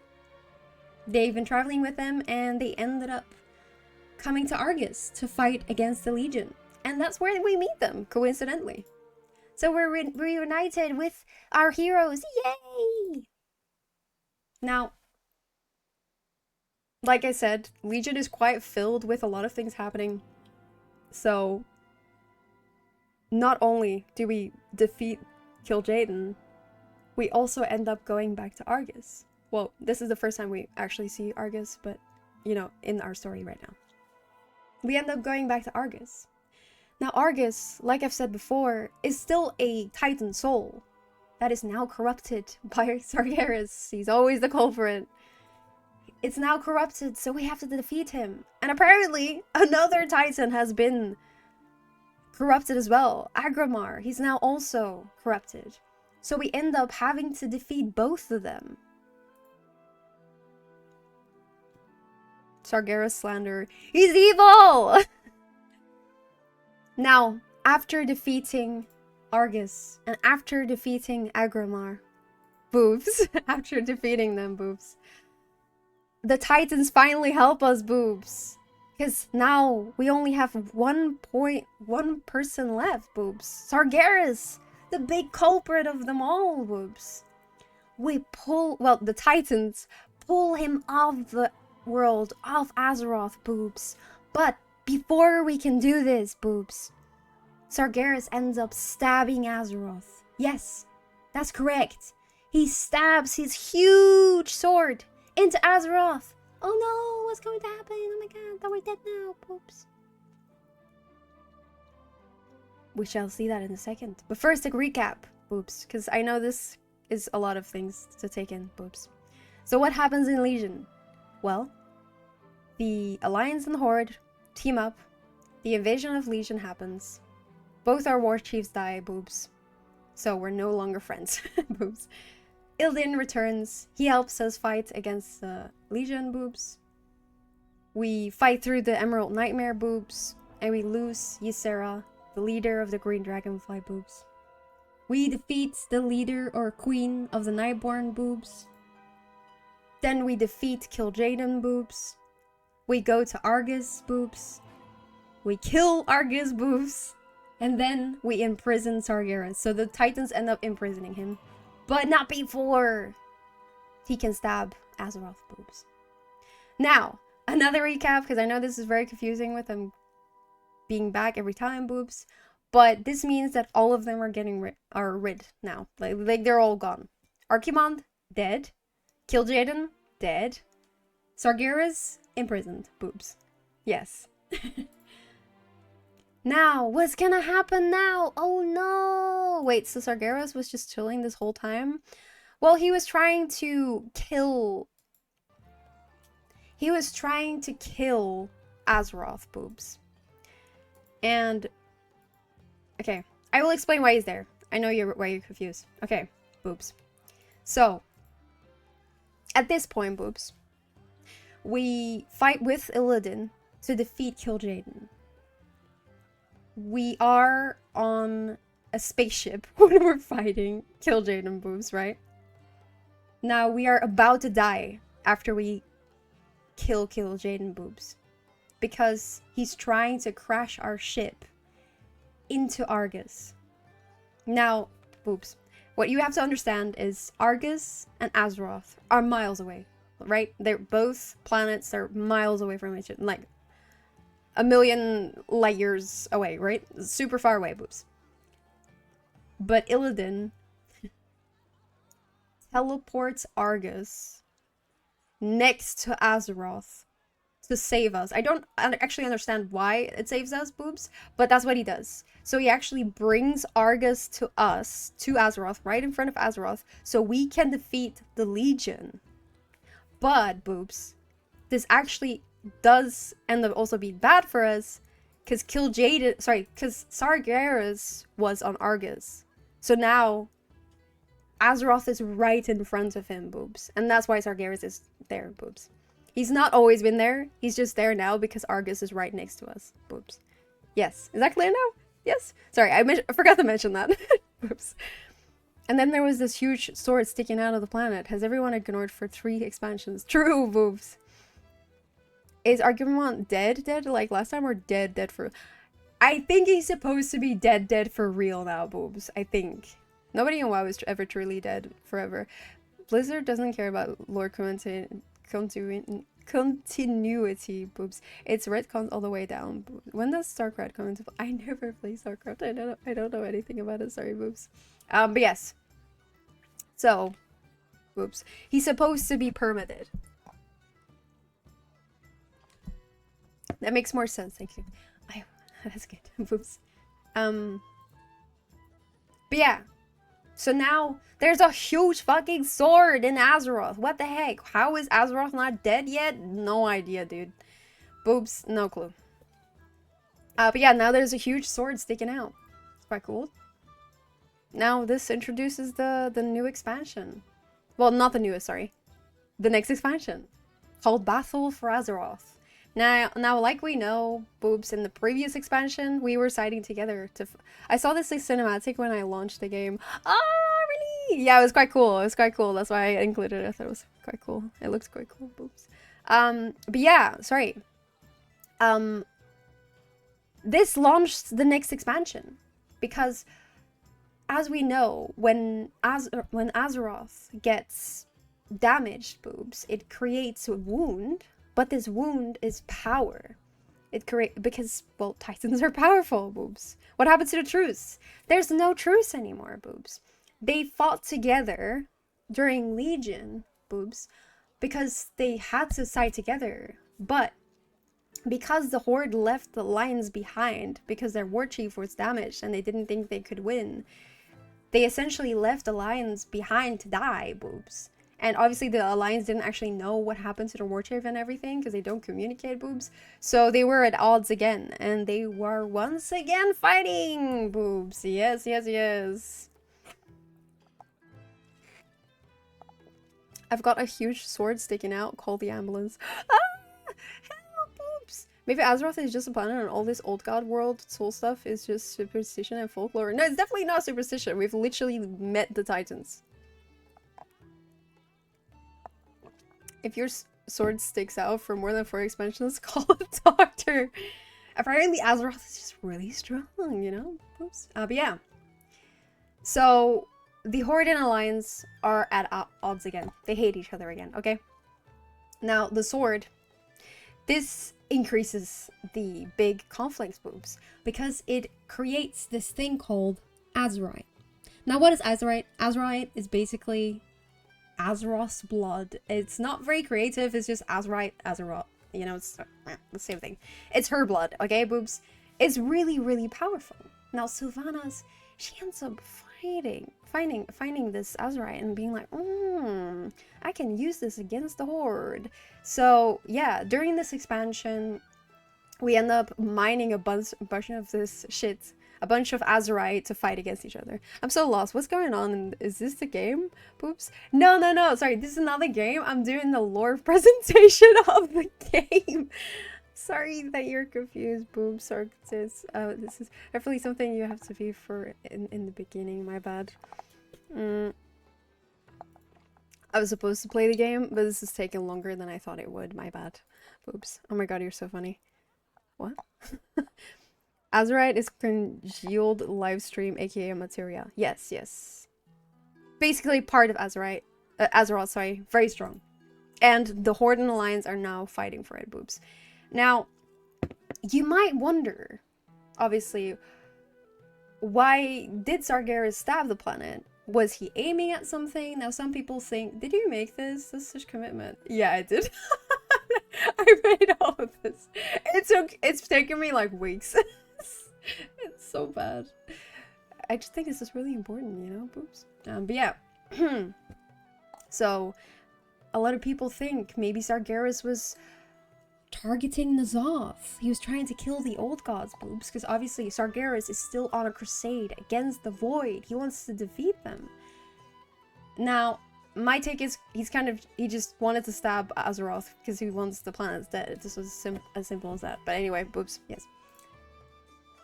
Now, as we know, previous expansion, Varian Rin, he died. I am sad, boobs. So, now Anduin Rin, his son, has taken over. Now, he was really pretty in the cinematics, and I was really excited, boobs, because it's like, look at this pretty boy. Look at him. And then he was like a literal potato in the rest of the game, so I was really sad. I thought that was important to mention, boobs. Now, another important thing that happens during the book before the expansion is Kalia Menethil, Arthas, his sister, boobs. She lived, as we know. She lived. She managed to run away. Now, this happens not in the game, but I read the book and I thought it was quite exciting, and I was really pissed off that they didn't mention more of it, boobs, because I thought it was quite cool. So, boobs. As you know, a lot of the people in Lordaeron, so Kalia Menethil was the princess of Lordaeron, right? Now, her people, almost all of them got massacred.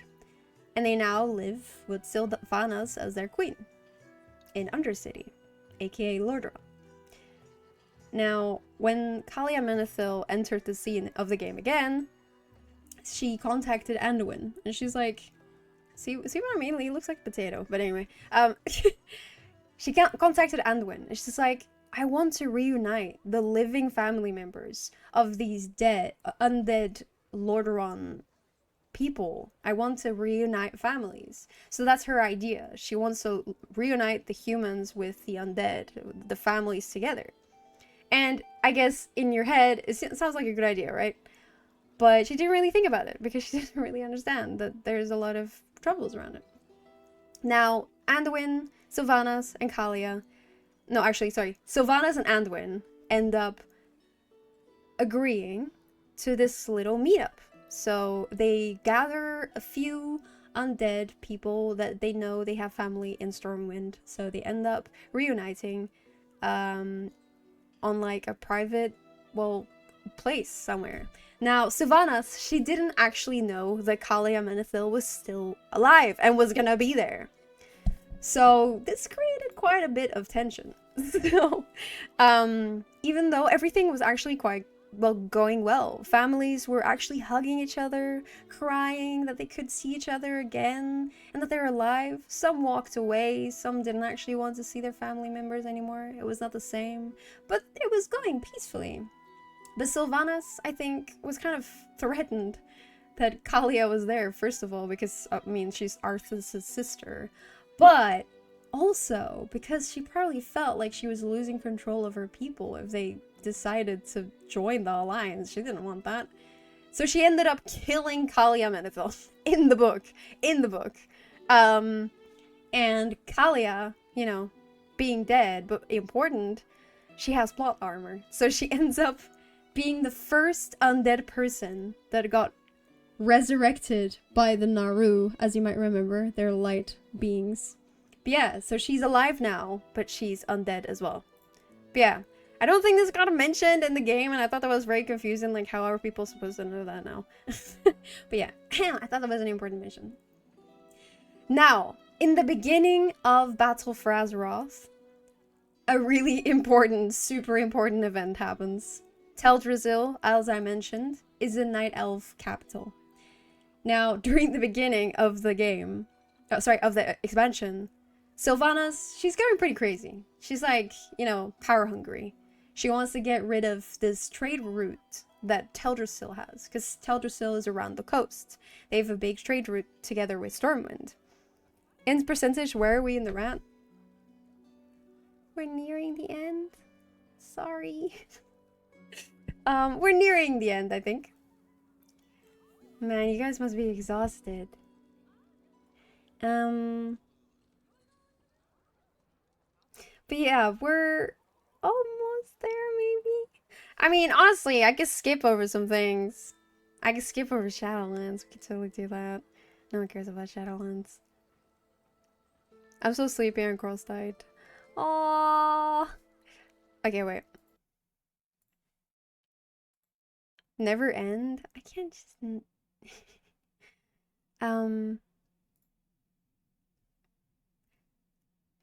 Well, if you guys want me to stop, I can totally stop. No need to skip, just wondering how many streams it will take. I should finish this stream.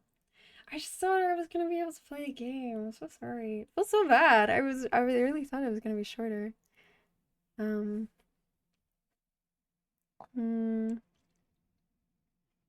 No, if you guys are tired, this is important, you know? You need to be alive.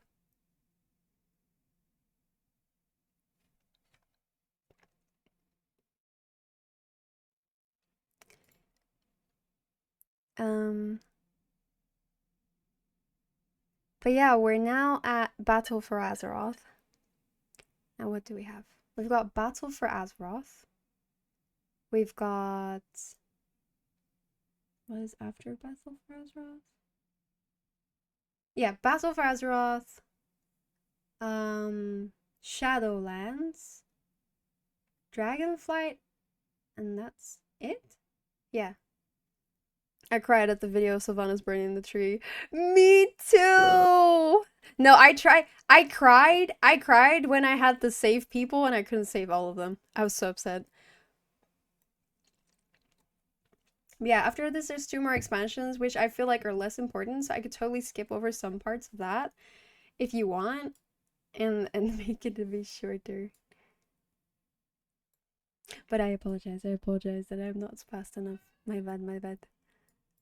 Just trying to make it comprehensive for you guys. Well, I'll skip. I'll try to be faster. Yes. So, Teldrassil, I cried when like you heard that you made life your enemy. It was awful. I couldn't believe it was real, to be honest. I was looking at it. I was like, no way, no way. But it was real. It was real. It was real. It was the saddest moment indeed. But yeah, um, mm, maybe there's a more upbeat thing I can. Actually, we've not listened to Orc Tavern music. Maybe we can listen to that instead. Or like Horde Tavern. I'm too invested now. Yeah, we've already listened to 3 hours of this, so might as well continue.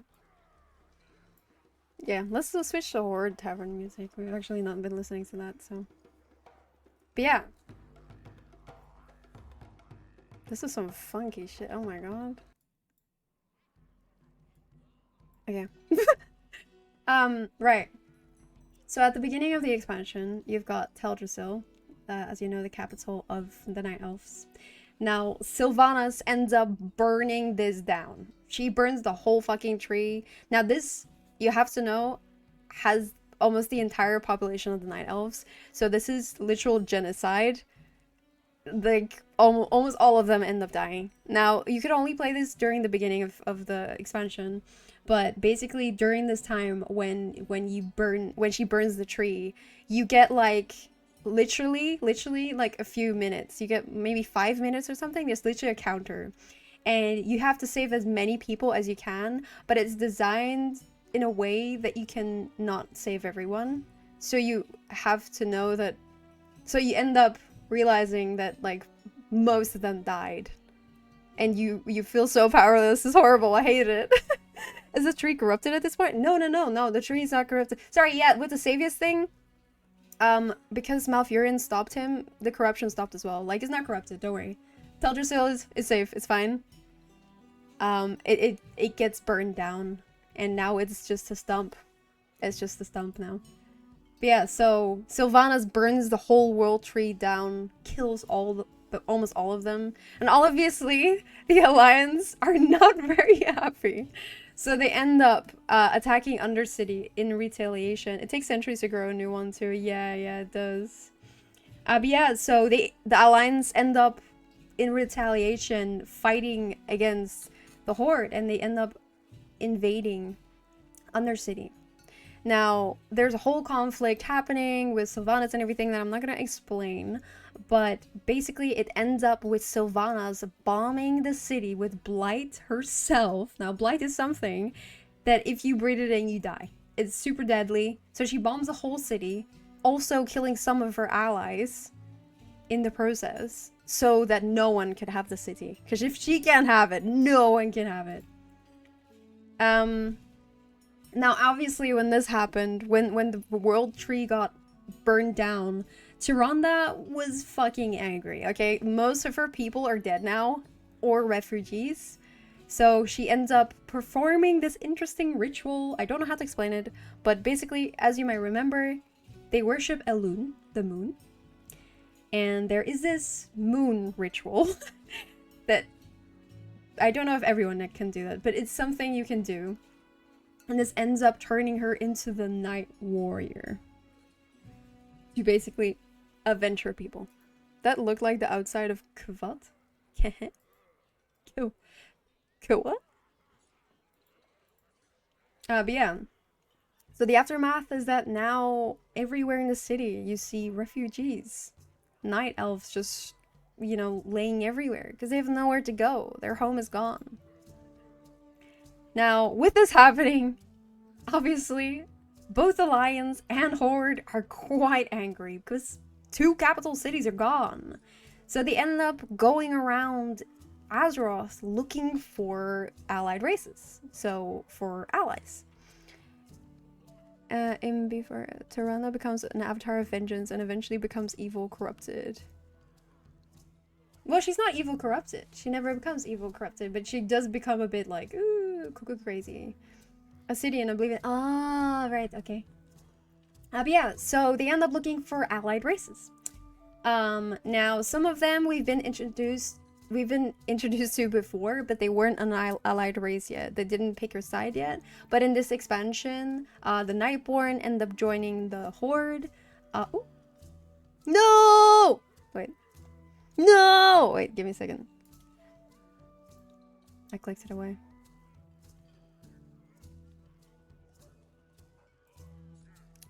Slight intervention. Hello, Maddie. How are you? It's finally over. You know, you can leave, Cobbs. Like, I'm not holding you prisoner. Just so you know. You can leave if you want. Is she crazy because she's pregnant? No, she's not pregnant.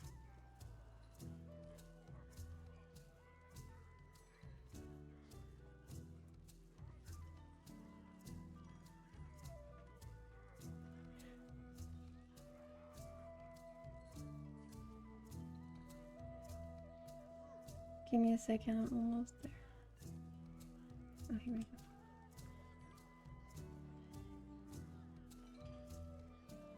I'm good, just blushing again because of a girl. I see. Well, I'm glad you're good. That's great.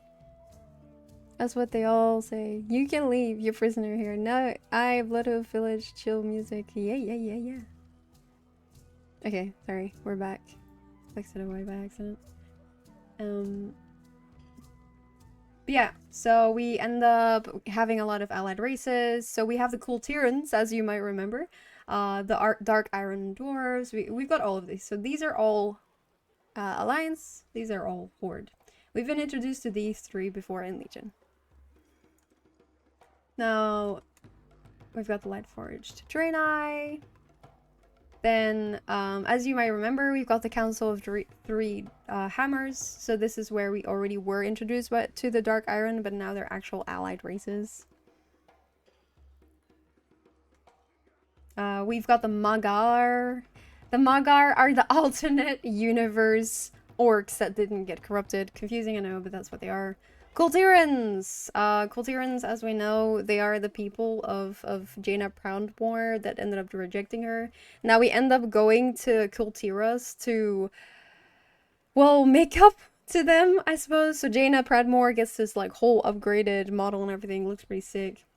She ends up reuniting with her mom, and that's a whole thing, like, of trauma and everything. And we go through that with the Alliance. So the Alliance go to Kultiras to make peace with her family and, well, bring them into their allied race, I suppose.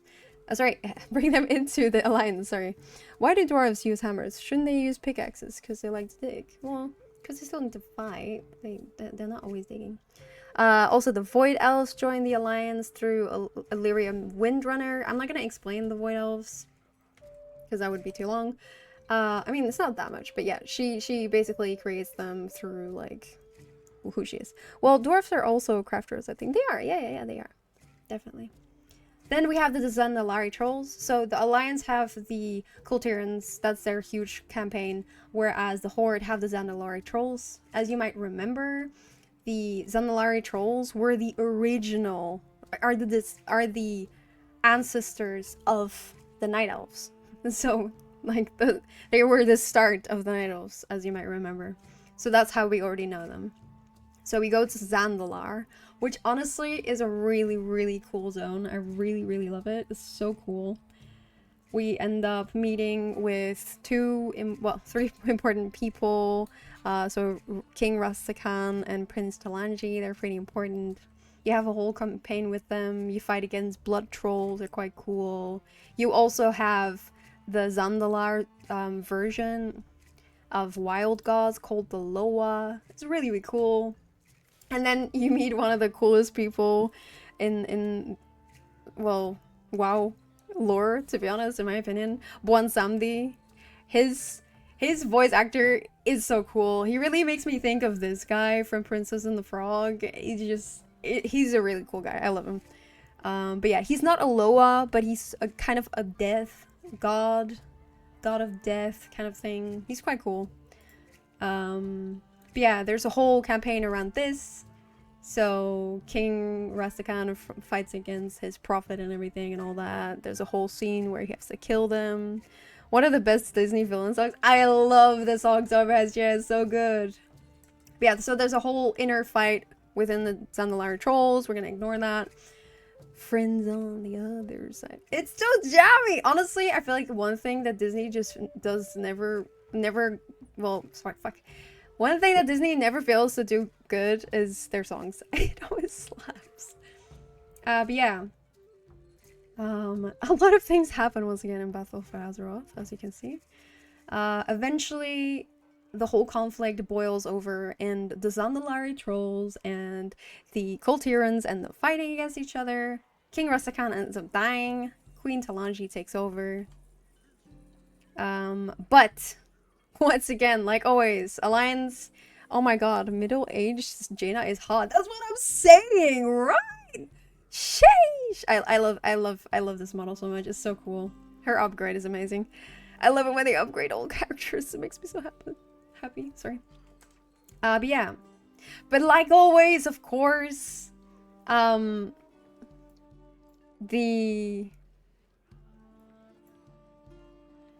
But like always, of course, the Horde and Alliance reunite again to fight against a greater evil that is now Sylvanas, because she's committed quite a few war crimes.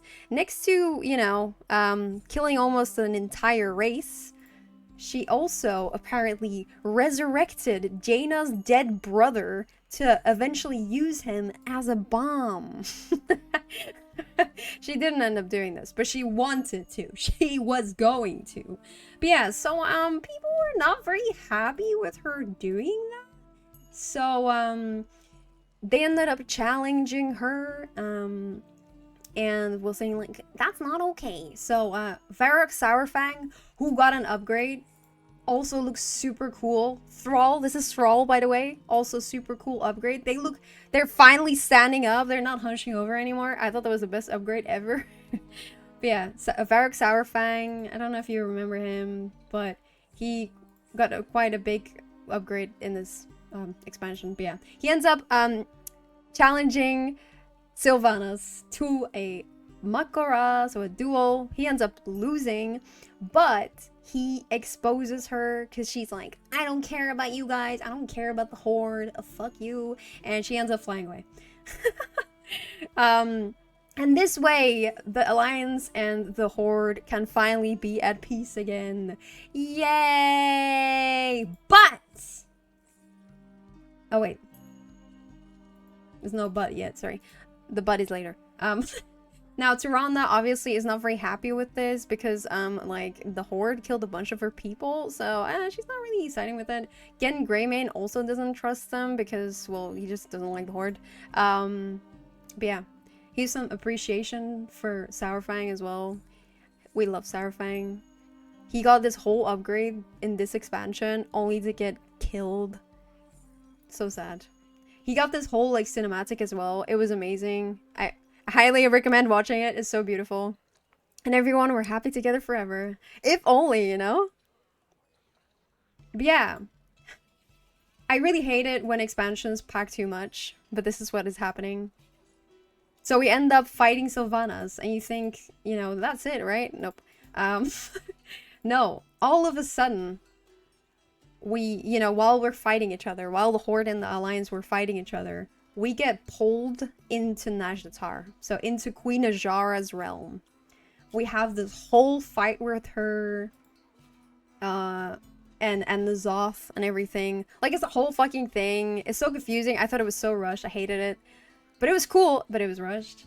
But yeah, so we end up meeting Queen Ajara again. She's super hot now, even though she's got tentacles, but she looks kind of cool. But yeah, so we meet up with Queen Ajara. We end up defeating her. But not before N'Zoth can take her back, so she's not dead.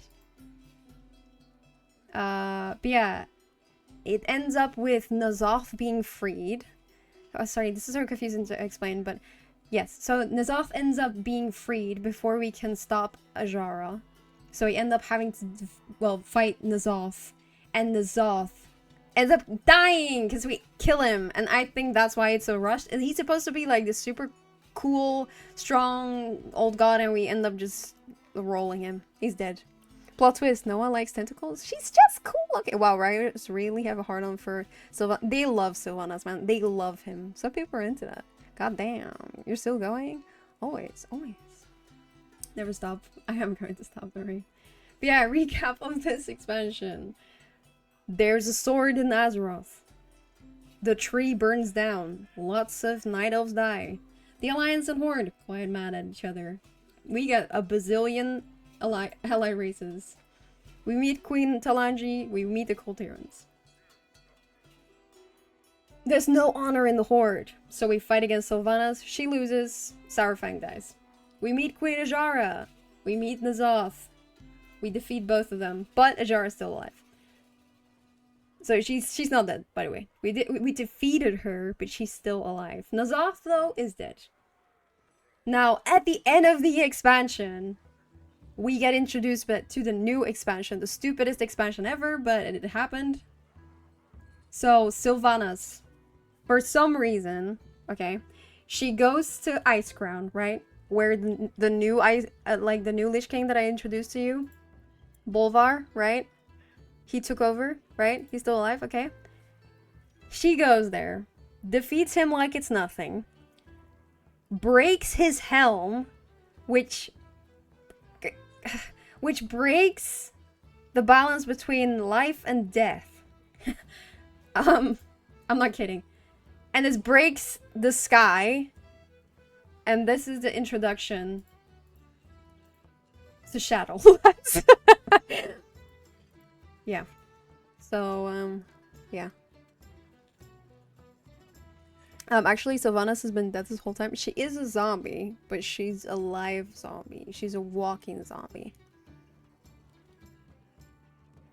But yeah, so what does the Horde look like with all these allied races, you ask? Shit, I don't even know anymore. There's too many. But yeah, we've still got Thrall, our boy. Sorry, this is not the upgraded model, my bad.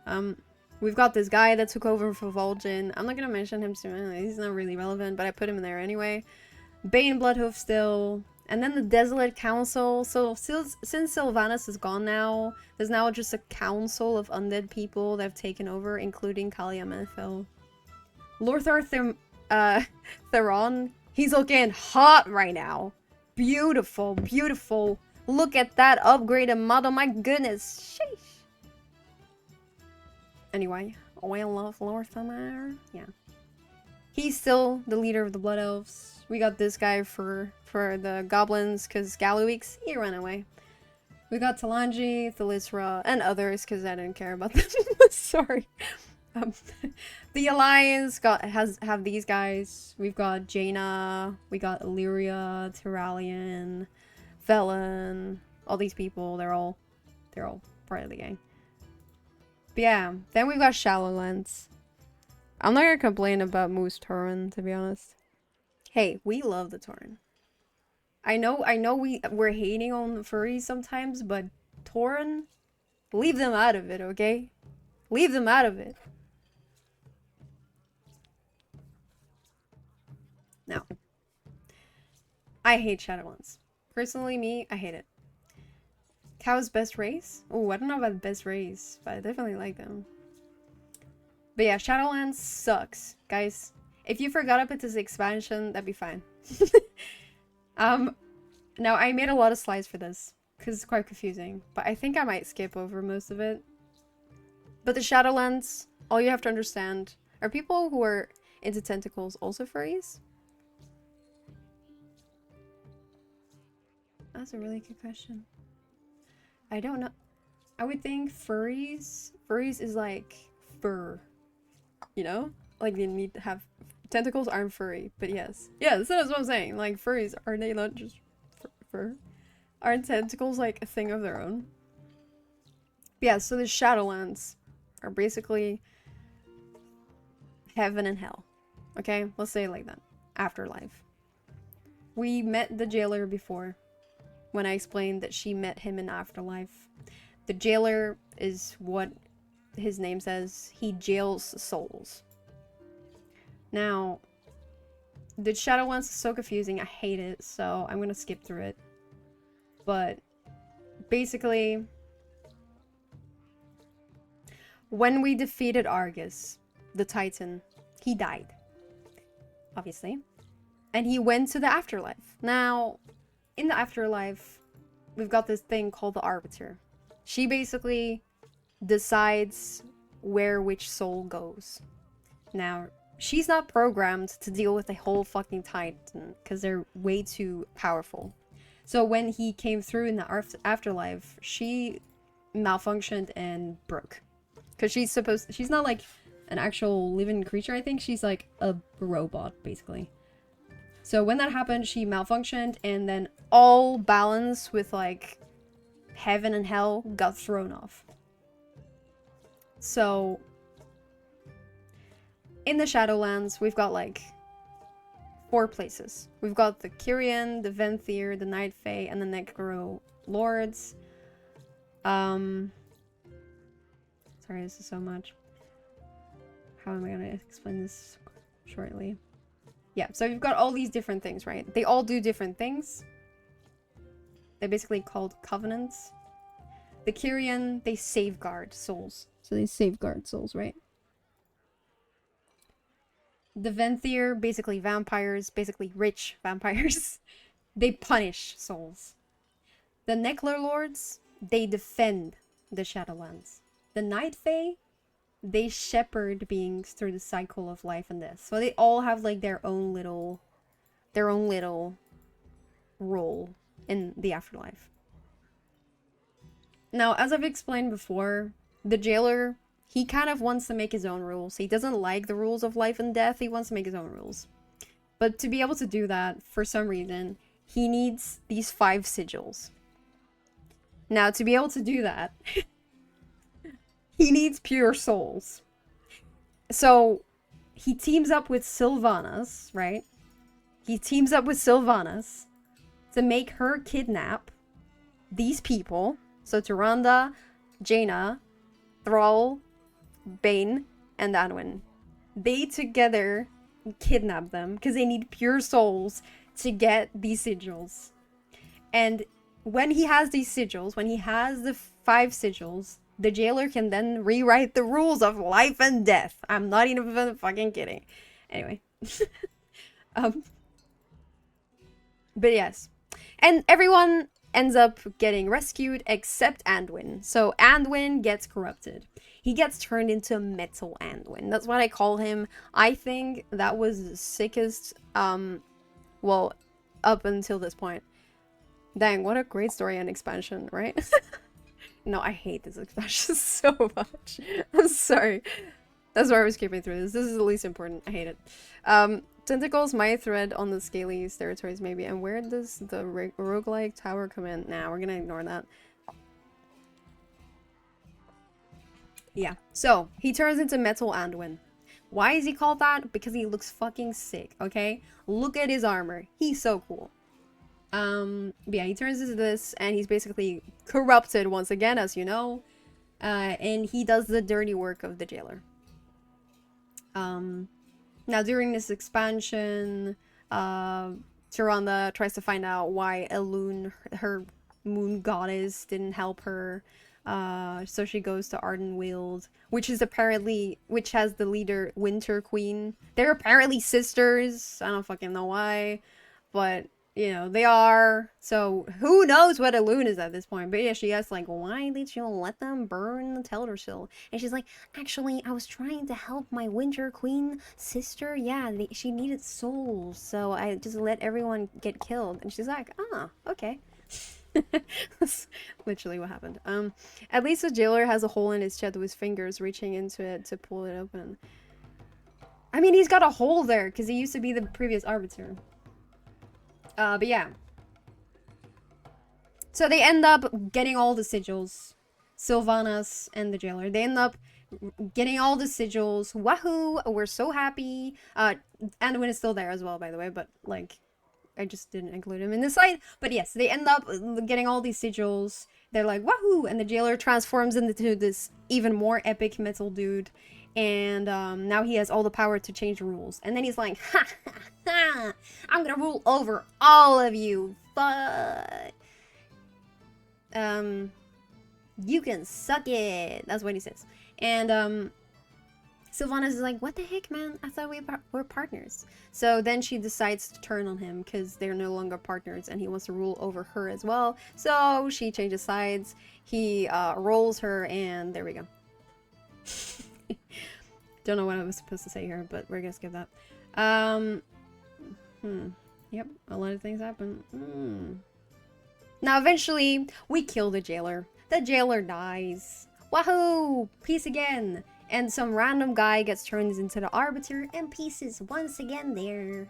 Woo! Did she get turned into a sword? No, she didn't get turned into a sword.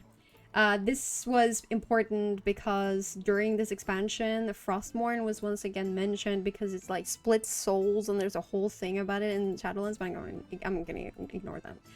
But yeah. So recap.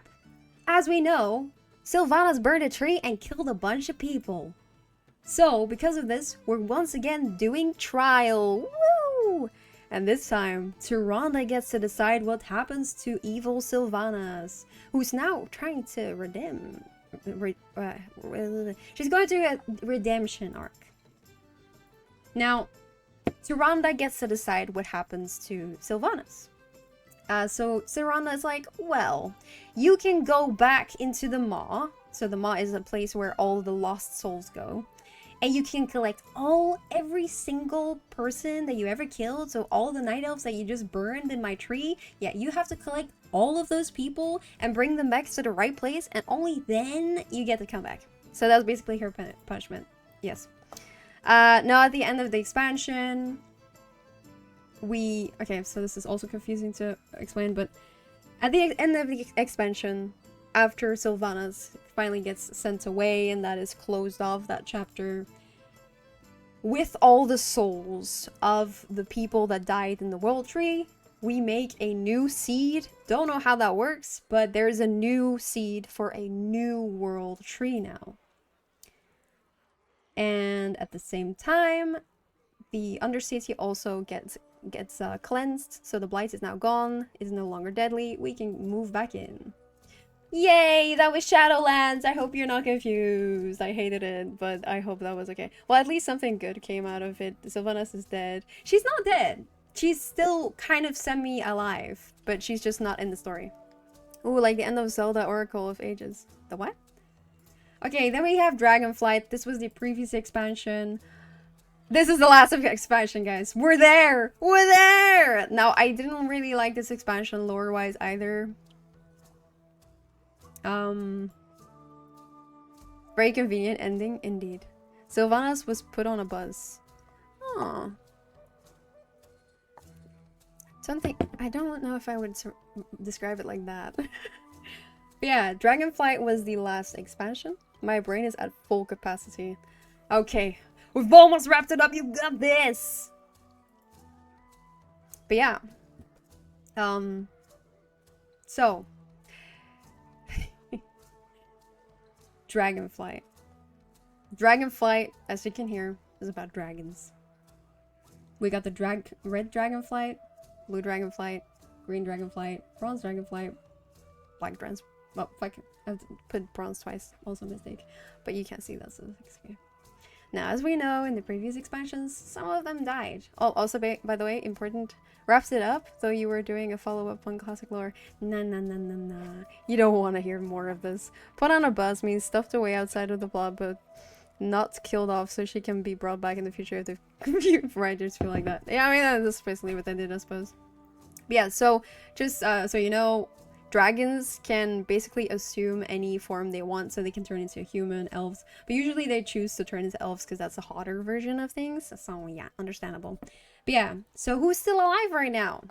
Alexstrasza of the Red Dragonflight, she's alive. She's also really hot. Bronze Dragonflight, Nosdormu, still alive. Malygos, dead. Neltharion or Deathwing, dead. Ysera of the Green Dragonflight, dead. So who's now the leader of these dragonflights? Well, of the Blue Dragonflight, we know Caligos. Neltharion, he's dead, but who's the leader now? There's no leader.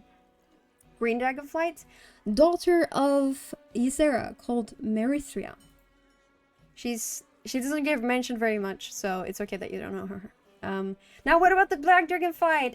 Who's the leader now? Well, at this point during this expansion, there's 3 children of Deathwing that are alive, called Sibelian, Rathian, and Ebonhorn. Sibelian and Rathian kind of fight it out. They're like, no, I'm the leader. No, I'm the leader. Meanwhile, Ebonhorn, he kind of just chills. Now, Rathian we've met in Mists of the Pandaria, but I didn't mention him because I thought it was too confusing. But we've seen him before. He helped Garrosh escape. And created Warlords of Draenor. So he's the blame for that expansion. Yeah, you should hate him. No, not really. He's kind of hot actually as well. But anyway, yeah. So just chills. Tauren checks out so much. True, Alex is quite hot. But yeah, sorry. So Rathian, Sibelian, they're fighting over leadership. They're both children of Deathwing. He was chilling in Mists of Pandaria. He's actually created a lot of ripples in the lore story, but I'm not going to mention any of it because that's too confusing. But he has been around quite a while. Sibelian, he's also been around quite a while, but he was also not relevant enough to mention before. But he's kind of just been chilling in Outland, and he's just kind of been commanding the remnants, like the remaining people of his dragons, of his flight. He's just kind of been arranging that while Rathian was doing whatever he was doing. Ebonhorn, what was he doing? He lived in High Mountain as a Tauren. He was kind of just chilling. There's probably more to it than that, but I'm just gonna not mention that. Now, I thought this was important to mention. Why are they not corrupted? Because obviously the old gods have been like corrupting so many, and the black dragons have been corrupted for so much. Why are they not corrupted? It's because there's no old gods left. All of them are dead. There's no one left to corrupt in Azeroth. Yogg-Saron we killed in Lich King. Cthulhu we killed in Classic. Y'Shaarj we killed. Well, the final pieces we killed in Mists of Pandaria, but he got killed in War of the Ancients. Sorry, no, way before that. N'Zoth we killed in Battle for Azeroth. So all of them dead. All of the old gods are dead. Or well, they're supposed to be dead anyway. No old god left inside Azeroth Worldspawn? I don't think so. All of them are supposed to be dead. I looked it up, and they're supposed to all be dead now. So, unless, you know, Blizzard writes around that again, but I don't think so. I could so be corrected, but I don't know. But yeah. Who are the villains of this expansion? They are... So as you... did I not... Oh, I did not put I did not put a recap. But as you might know, the dragon leaders of right now, they used to be proto-dragons. Now, some of them didn't want Titan powers. They were like, no, I don't want your powers. So they turned into primal incarnates instead. Now, they look sick as fuck, I'm gonna say. I like all of their models. I love it. But yeah, these are the main villains of this expansion. So Firak, Iridikron, Rosgat, and Veranoth. They're basically siblings. Now, in the past, they fought against the dragon flight, against the dragon flight leaders, so Ysera and everything, Alexstrasza, and they ended up losing and being imprisoned. So, am I gonna explain all of this? I have to, don't I? Right. So, to fight against these primal incarnates, Neltharion at the time, because this is way back, before he was even corrupted, right? Is when they imprisoned these guys. Neltharion ended up creating a whole ass race, okay? A whole ass furry race once again. They're not furry though, I don't know if they're furries. But anyway, called the Draktyr. So they're basically a mix of all the dragon flights together. So black, bronze, red, all together. And he created them to defeat the incarnates. Now, he wore this like glove thing that controlled them, but it got destroyed, so they're no longer controlled, and he was like, ooh, loose end. So he ended up imprisoning them all, and he also imprisoned Razaged. So all of them are now in cages. Now, as we know, the dragons then had to leave their lands, and they left it to the Watchers. And in Dragonflight, we basically return to these isles. That's where we are right now. Now, during this expansion, the Draktyr get released. Razaged gets released. Don't remember how, but they get released. They're free now. And Razageth, he wants to free his brothers and sisters. Now, during the expansion, we go to all of these different, countries on the Dragon Isles. Each of them are dedicated to the specific dragon flights. So this has a blue dragon flight, this is the bronze and a red, this is a black, and this is a green. So it's all divided in all the dragonflies very neatly. And they all have their little conflicts. I don't know if I should explain their little conflicts. Kind of quite confusing. Especially this one. I'm gonna skip this one, but I'm gonna explain this one because I thought it was quite wholesome. And the timeline portals is never spoken of again at this point. The timeline portals? What do you mean, what timeline portals? Of the warlords of Draenor? Not until Blizzard runs out of ideas again. True. But yeah. So, Razageth is free now. And we end up defeating him during the expansion, during a raid, I think.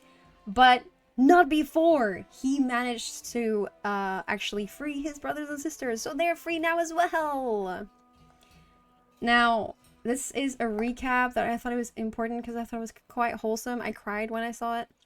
But as you might remember, during Wrath of the Lich King, Malagos, the previous Blue Dragonflight leader, he got killed. And so did his wife, Sindragosa.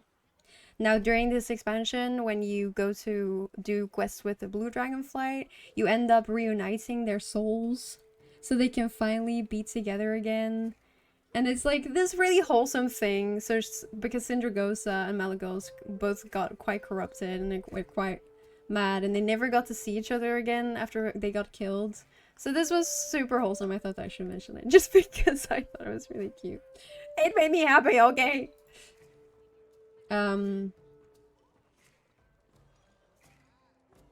Now, after all the bickering between Sibelian and Rathian, Ebonhorn, of course, gets chosen as the leader of the Black Dragonflight because he's just the chillest, okay? He cares the most about their Dragonflight. He cares the most about the group. So he ends up getting upgraded to Dragon Aspect. He looks kick-ass now. Look at him. That's a nice ending. It is, yeah. Also, as you might remember, in Shadowlands, there was a new seed for a new world tree. Oh. I really didn't spend enough time to see if this was chronically understandable. Right. During the Green Dragonflight storyline, we end up reviving Ysera. I'm not gonna explain how, but she comes back. So she ends up reuniting with her daughter to help her, like, educate her on how to be a leader of her flight, I suppose. But yeah, this is also supposed to explain how this works, but I'm not gonna explain it, it's too complex. But yeah, so she gets revived temporarily. She's there to kind of lecture her daughter, I suppose. Now these are one of the two of the villains of the three villains that got released before. So here, those are them in human form. They ended up having a bit of a fight because Firok kind of wants to do some evil things that Viranoth didn't really like. So we end up killing Virok, and Viranoth ends up siding with us. She ends up joining the dragon aspects. And it's a whole thing. Okay, it's really it's so stupid. Oh my god, why do I have to explain this at the end? I'm not gonna explain why they have powers again. But they have powers again through a whole event. So the powers that they lost in Cataclysm, right? By defeating Deathwing, they've got it again, okay? They're now empowered again. They've got Titan powers again. Bam. It's stupid. But yeah. Successful owner wizard. Let's go. But yeah. The important thing is what I'm gonna mention now, because I thought it was wholesome. Ysera, she goes back to the afterlife. Malfurion and Taran. Oh no! You can't see her! What the heck? Her thing is not loading. I don't know why. But yeah. So Ysera ends up going back to the afterlife. Malfurion and Tyrande decide that their adopted daughter, Chandra's Feathermoon, should take over as leader of the Night Elves, so she does. Then they end up planting the New World Tree, and they call it Belameth. And it ends up being a part of the Dragon Isles. So now there's a new Night Elf capital. Let's go! Finally, they get one. Woo! Meanwhile, in Gilneas, it's still like corrupted by all the Worgen, but they end up retaking it. Woohoo! And Gen Greymane, he ends up giving his leadership to his daughter as well. Like, it's the whole thing.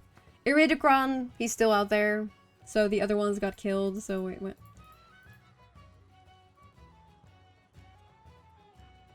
I'm gonna go all the way back to explain who's dead. He's dead. She's dead. She's our ally now. He's still out there. Okay. Yes. So there's still an enemy out there. We don't know what's happened to him. He's just gone. What is the conclusion? Oh my god, we're finally here. This is crazy. Ugh. There's a test? No, there's no test. I'm taking notes. Noted. This will be on the test. There's no test, guys. Conclusion. The main villains are always the same one. Sargeras, but he's in prison now. Archimonde, dead. Kil'jaeden, dead. Old Gods, they're also mainly the villains, but they're dead also. So who the fuck is the enemy now? No clue, man. No clue. I guess we'll find out. This is the Alliance currently as I know it. So she's now the leader of the Gilneans. She's now the leader of the Night Elves. This is the Council. Jaina Proudmoore, all of them. And now we're 3 years later. Oh, yeah, forgot about that. We're now 3 years later, and this is the current expansion. This is what I haven't played. I don't know anything. Thoughts on the conclusion. Something, dragons do dragons thing. Got it. The enemy is the WoW writing team. Yeah. Alright, sorry. I know it was not, I didn't really explain too much about it, but the main thing is that the Night Elves have the capital again. The Gilneans have their capital back as well. Just a bunch of reunions. Honestly, I thought that was the most important thing to mention. For the rest, I don't really care about the current conflict because there were new people. But yeah, just that the dragon aspects are finally whole again. They finally all have their leaders again. Night Elves have their capital. These are retiring. Malfurion and Tyrande, they're going on vacation. Okay, you're not gonna see them again for a while, I think. Gen Greymane, he's finally going on a vacation as well. Tess is taken over. That's the most important thing you have to take away from that. But yeah, meanwhile, this is super random, but I thought it was funny to mention. Telisra, the leader of the Nightborn, and Lorthamar, the leader of the Blood Elves, they got fucking married. Yo, guess that they did. They're so in love. I read like a whole romantic story about them. Yeah, yeah. They're in love. They're so in love. Yeah, they're married now. They're married now. What, they're different? What do you mean? They're perfect for each other. They like wrote poetry for each other and stuff. Honestly, one of the best streams I've ever watched, really. Damn. You must watch terrible streams. Are they mine? The enemies while running seems so real. But yeah, this is where I currently know they can't marry, but they're in love. But yeah, this is a current expansion, The War Within. This is the big baddie, Calithath. So I don't really know who she is. I didn't really research it because I was like, fuck it, I'm just gonna find out. This is Anduin Rin now. He's even hotter now. This is crazy. Illyria Windrunner looks like this now. And we're basically gonna go in a cave. And we're gonna find out what's underneath the sword that got stabbed into Azeroth. So now, instead of being upground the whole time, we're gonna go on a cave and we're gonna be underground. That's right. But yeah, all I know about Xal'atath, she's quite hot as well. Look at her. Beautiful, beautiful. She used to be a sword. She used to be like a dagger, sorry. She used to be a weapon, and then she got a release, and she's got something to do with the Void. That's all I freaking know, okay? Wish I'd have as much motivation to do lore presentation. Also, haven't you heard that opposites attract? So yes, so I got it. Unbelievable, you hate her. But yeah, I mean, I know I should probably put more effort into my paper as much as I put effort into this, but I couldn't help myself. Okay, as soon as I heard you guys wanted this, I was gonna go all in. You shouldn't have underestimated me. They should be called day elves.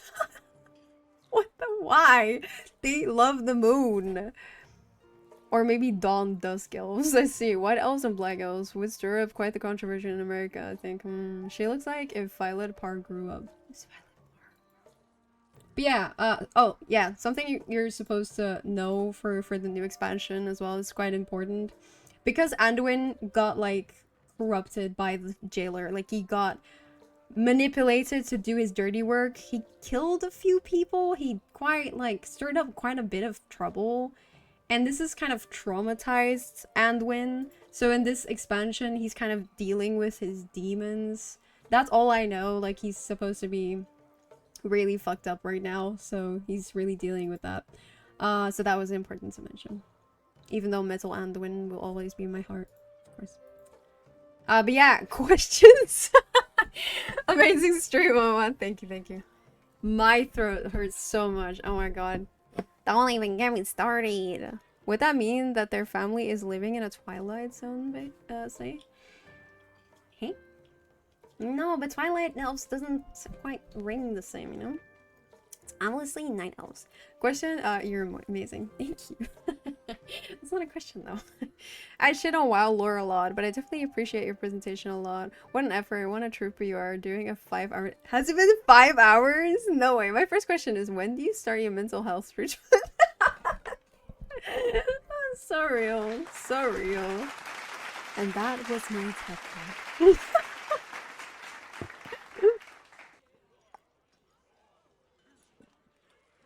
Sorry. I'm sipping my milk. Sorry, I'm sipping my water. Honestly, this has been a blast. I'm so glad you let me rant on like this. This was so fun. My second question is, when is a WoW classic lore stream? Yeah, but I can't do a whole stream about classics lore. Like, I don't think there's that much to it, is there? Like, I know you've got the Scarlet Crusade, you got the Defiance Brotherhood and all that. I like those, well, little stories, I suppose, but like, they're not as important for the whole thing. This is Tentacle is the only thing worth remembering. I honestly got to invest it towards the end. Just don't ask me any questions. Well, okay, who's your favorite character? Who's your favorite character? Does anyone actually remember names? I wonder. The old gods made the most sense out of all of it. I mean, that makes sense. I feel like the most confusing thing was the Legion because they kept fucking coming back. Because they do keep coming back. It's stupid. But it's because if they don't get killed on their planet, they don't die, and that's how it is. Sargutius. Cthulhu was not even. Amazing. Okay. I'm so glad. Honestly, Arthas. Arthas rocks. Jaina is my favorite. She was hot. She's pretty hot. She's pretty hot. Yeah. We like her. We like her. We like Auntie Jaina. There's too many. I like too many. Honestly, I really like Bonsandi. I think he's really cool. I wouldn't say he's my favorite, but I feel like he's a very memorable character. And obviously, I didn't really explain him, but when you encounter him in the game, his voice lines are just so freaking funny, man. His voice actor is just amazing. I love him. I loved Aspirin. The big sword. Fair. I like the one towards the end that sounded like a medication name. What? Huh? Aspirin. I guess Thrall is pretty cool after all. I don't really like Thrall very much, to be honest. I liked Varrock Saurfang more. Varrock Saurfang was honestly, I was rooting for that man. Like his super cool cinematic and everything, only for him to get killed. It's ridiculous. It was like Anthrathil or something. You mean Arthur? Let's go, guys. Let's go. I'm not in. Oh wait, Mag. For fuck's sake. You're in. Okay, cool. Welcome to the World of Warcraft lore quiz once again. Boobs. Oh no. Okay, this is gonna make it a bit more difficult, but here we go. First question, Boobs. Who is Jaina Proudmoore in love with, Boobs? Is it Arthas, Caligos, Gelbin Mekatorg, me? Please say me, Boobs. Please do not take your time, because if you take your time, you will get less points, because the first person that gets it will automatically get more points than the one that answers later. So make sure to answer timely as well, Boobs. Boobs. I don't know, are we with about 12 people, Boobs? I think we are, right? Caligos, thank you very much. How did people just... Oh, that's a choice wrong. I answered wrong, but I think I was first. We don't make mistakes. We have happy accidents. That's true, Zento, Boobs. Thank you very much. Oh, Ben is first, guys, Boobs. Next question. Question 2. How did Varian's Rin's wife die, Boobs? Oh my god. Is it drowned, a pebble, skill issues, or overheating? Because Varian is simply too sexy, Boobs.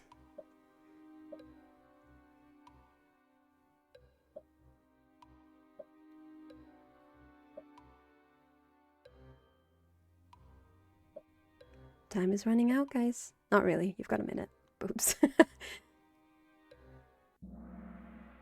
Oh, a pebble. That is correct. She got hit in the face with a rock and she died. I don't know why I think that's funny. But anyway, thank you very much for answering correctly. Who is at the top now, Boobs? Iron took over. No way, Boobs. I'm winning. How is he winning? You don't know anything. Boobs. Oh, God. Guys, you should be ashamed that Iron is winning right now, Boobs.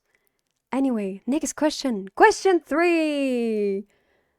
Sargeras had a different name as a Titan. True or false? The trophy blocks the answer. I'm sorry, I do read them for you. Sorry. I will... Wait, I'll turn that off for a second. My bad. Don't worry. There you go. I can read your mind. No, you can't! Alas, making me the victor. It was false. Boobs. Lost to a pebble. Oh my god, lol. Yes, indeed, Boobs. Next question, Boobs. Who's top now? Iron still. Guys, what are you doing, boobs? I'm very disappointed, actually. What is the name of the Lich King's sword, boobs? Is it Ashbringer? Is it Frostmourne? Is it Soul Reaper? Or is it Ice Bringer, boobs? Answer carefully, boobs. Nuh-uh, the other titles all called him Little Poopy Pants. That's why he went evil. It is indeed Frostmourne, boobs. Very good. I'm glad most people knew this. Who's at the top now? It is Ben! Very good, boobs. Next question. When did World of Warcraft first release? Was it 27 November 2004, boobs? 23 November 2004? 14 October 2004? Or 9 December 2004, boobs? Oh shit, I misclicked. Oh no. Answer carefully, boobs. Also, don't look anything up, I will be mad. I can sense it. I can sense it if you cheat, boobs. Yeah. Only honest answers, please. Thank you very much. What's the answer? Oh, shit. The answer is 23 November. I clicked too fast. Yeah, 23 November 2004, boobs. Ben is still at the top, boobs. Thank you very much. What caused the Worgen outbreak in Gilneas, boobs? Was it druids? A summon by Gengramin's mage? Skill issues, boobs? Or a summon by the undead army, boobs? It's always yellow. No, it's not. Tom got an ad break? Oh, move it on, I can't see the answer. I'm sorry. Well, I'll put away the... Sorry. Either druids, skill issues, a summon by Gengramin's mage, or a summon by an undead army. I believe it was furries? Ooh, I'm not sure. Sorry, sorry, I keep forgetting that the only way you can see the answers is here, boobs, so sorry. But yes, has everyone answered? It was a summon by Gengramin's mage. That's right, he did it himself. What an idiot, boobs. It's always skill issues. It simply is. I blame the ads for this abysmal performance. Never mind, I got it. Nice. Who's at the top now? Iron again? He was paying attention during the WoW lore PowerPoint, boobs. Next. Malfurion fought against a man-goat and turned him into a tree.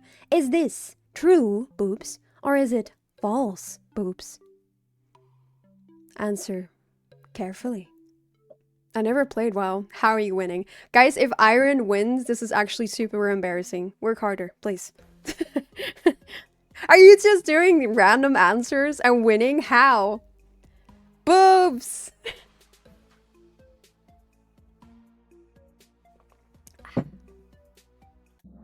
It was true! Thank you very much. Of course, this is way too crazy not to be true, boobs. Who's at the top now? Iron still? Guys, it's very embarrassing. I had to make a phone call, so I give up. Don't give up! Never give up! Keep trying, boobs. What did the Lich King say to his father before he killed him? Is it, rest forever, father, boobs? Is it, you no longer need to sacrifice for your people, boobs? You no longer need to bear the weight of your crown, boobs? Or, succeeding you, father, boobs? Very important in the history of World of Warcraft, boobs. Fuck, my tenant moved out and left her cat. I'm very She left her cat? How dare she? I don't think he ever said boobs. That is true. Oh shit, what? Oh. Oh wait, no, I do know why I did it. Okay, so he did say multiple of these things, right? He said you no longer need to sacrifice it for your people. He also said you no longer need to bear the weight of your crown. He said all of this, but the last thing he said was succeeding you, father. That's why I selected that one. Cause I'm silly and I tricked you. Okay, anyway. Boobs, next one. Who's now at the top? Ben! It's a cute cat too. You take that cat then. Give them a home. What a shit thing to do. Are they not coming back or something? True. Medivh was possessed by a space demon since birth. Is this true or is this false? Boops. Question is wrong. Should be a multiple choice. I want my points, but no. I said before he got killed. What he said before he killed him, which is succeeding him. Also, he didn't say father. Actually, didn't. He did say father. I watched the video for this. But yes, this is indeed true. Who's at the top now? Still Ben. Let's go, Boops. Next, what is another name for the Blood Elves, Boops?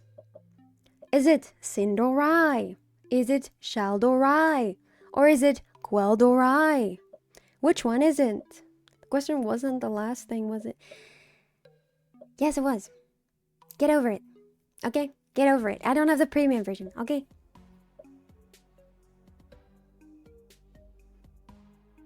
Dorai? I mean, you've got that correct. There will definitely be a Dorai, but you know.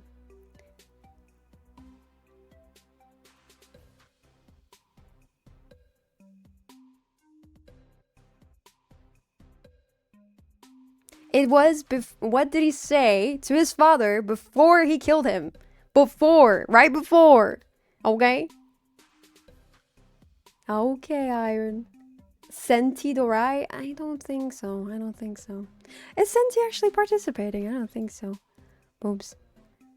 Come on, one more person. Wait, that's Iron, isn't it? Hello, I'm back. Welcome back, Saras. I wish. Why aren't you participating? Yeah, I am. Okay, good. I'm on an answer streak, but I'm clicking the shapes as soon as I see them. You shouldn't do that. It is Cinderai. Arthur said a lot of things before killing his father, technically. He did, but I meant a little less. Whatever, blah, blah, blah. Whatever, this is the last thing he said. I'm sorry I didn't say it completely. Are the night elves still immortal? True or false, Boobs?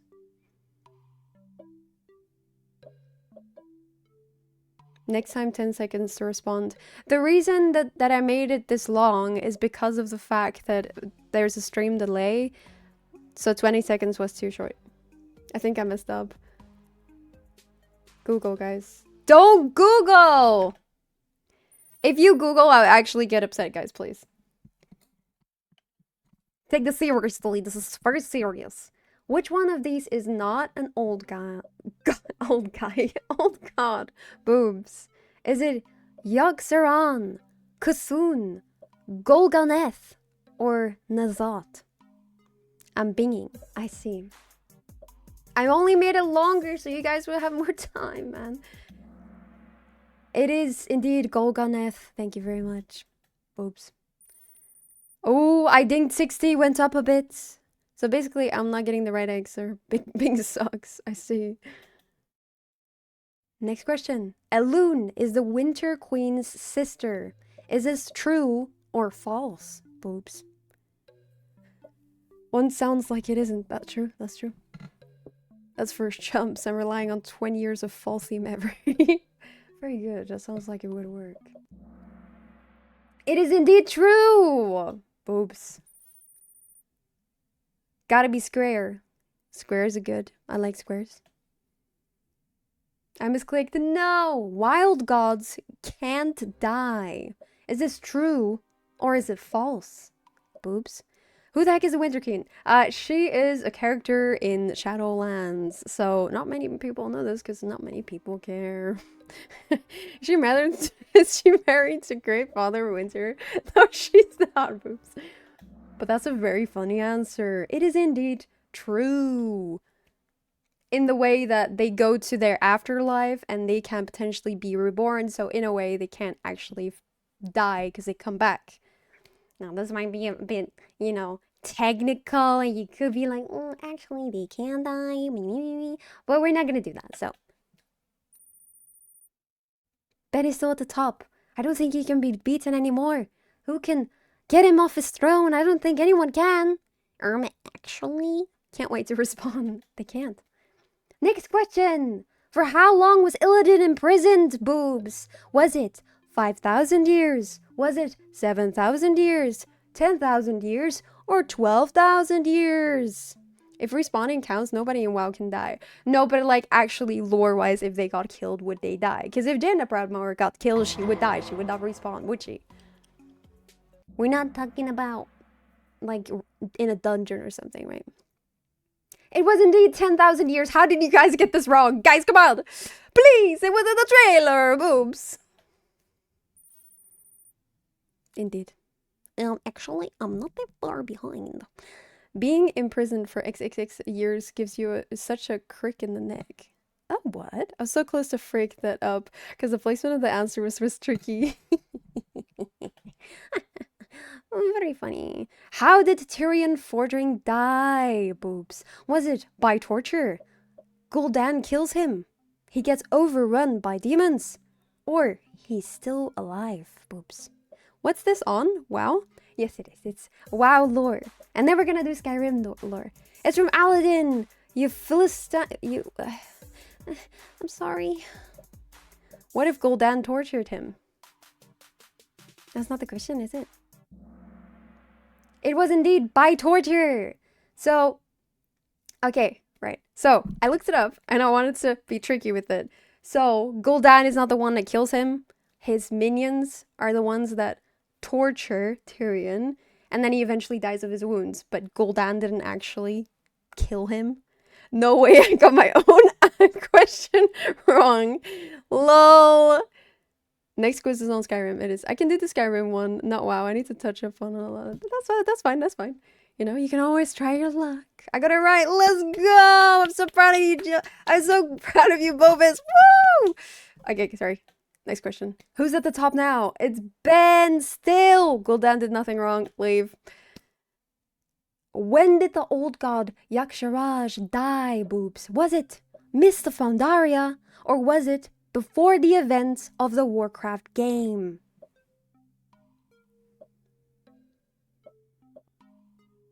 Boobs.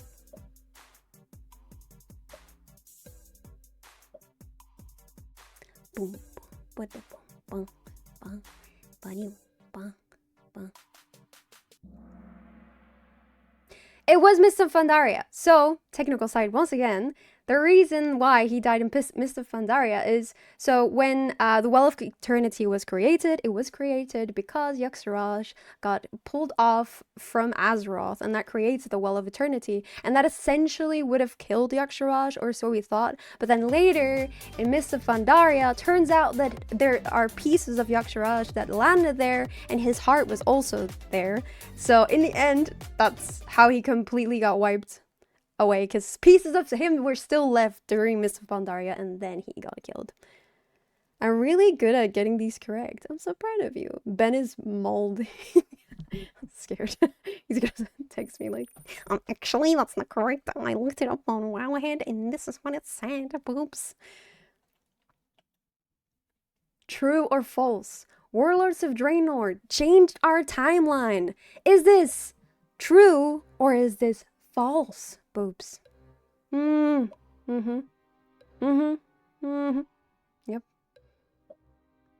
I explicitly told you about this. I did, yes.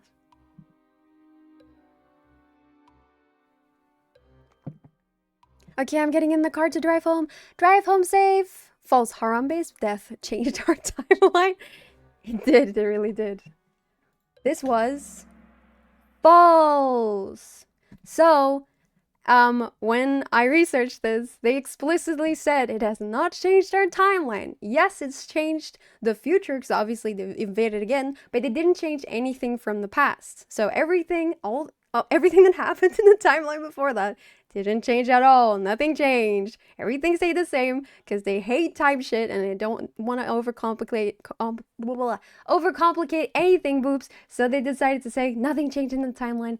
Just the time forward obviously is going to change, but that's not what I asked, did I? Oops. Next question. Actually, it's called a dragon break. Oh, I see, my bad. Who created the Lich King, boobs? Was it A, Gul'dan, boobs, B. Sargeras, boobs, or C. The old gods, boobs? I think this is the last question, boobs. So you better be careful with your answer there, boobs. It was Sargeras! Yes, it was! He, ordered everything, you know? The old gods were actually the ones that he was fighting against. Frick! Yeah, wait. You talked about this last stream. I did. Ben seems to be at the... Oh, wait, no, there's one more question. What is Koopsie's favorite WoW class, boobs? Is it A, Druid, B, Paladin, C, Rogue, or D, Warrior? Boobs. He really wanted me to add this, so I thought I should add this. Because, like, it is indeed rigged. Listen, he really wanted me to add this. It better not be it's a warrior. It's a warrior. He wanted me to add this, but like I said, if he wins, he will not get it. Don't worry. This is not rigged. It was indeed warrior. Hooray! You've passed! Bro, he's only played Paladin. No, he hasn't. I don't know. That's what he said. Hey, I don't make the rules, boobs. Who won? Third place is I Dinked 60, boobs. Second is Sento, boobs. And first place, who is it? It is Ben! Why? Zugs in chat, congrats! Wahoo, zug. What a legendary stream ID. Thank you. I appreciate it. But yeah, thank you for your support. Also, I want to thank you again for showing up to my debut on Monday. That was really, really fun. I'm really glad you like everything. I decided to add the old emotes as well because I thought it was a good connect to the old model, and it's free, so that's great. But yeah, good night, everyone. Eat enough, sleep enough. Very important. Take care of yourself. Bye. Thank you for joining. I appreciate it. Bye. Oh, and staying. Bye. Good night and take care, and thank you for a super powered stream. Thank you. No problem. Bye. Alrighty, good night. Sleep well. Bye.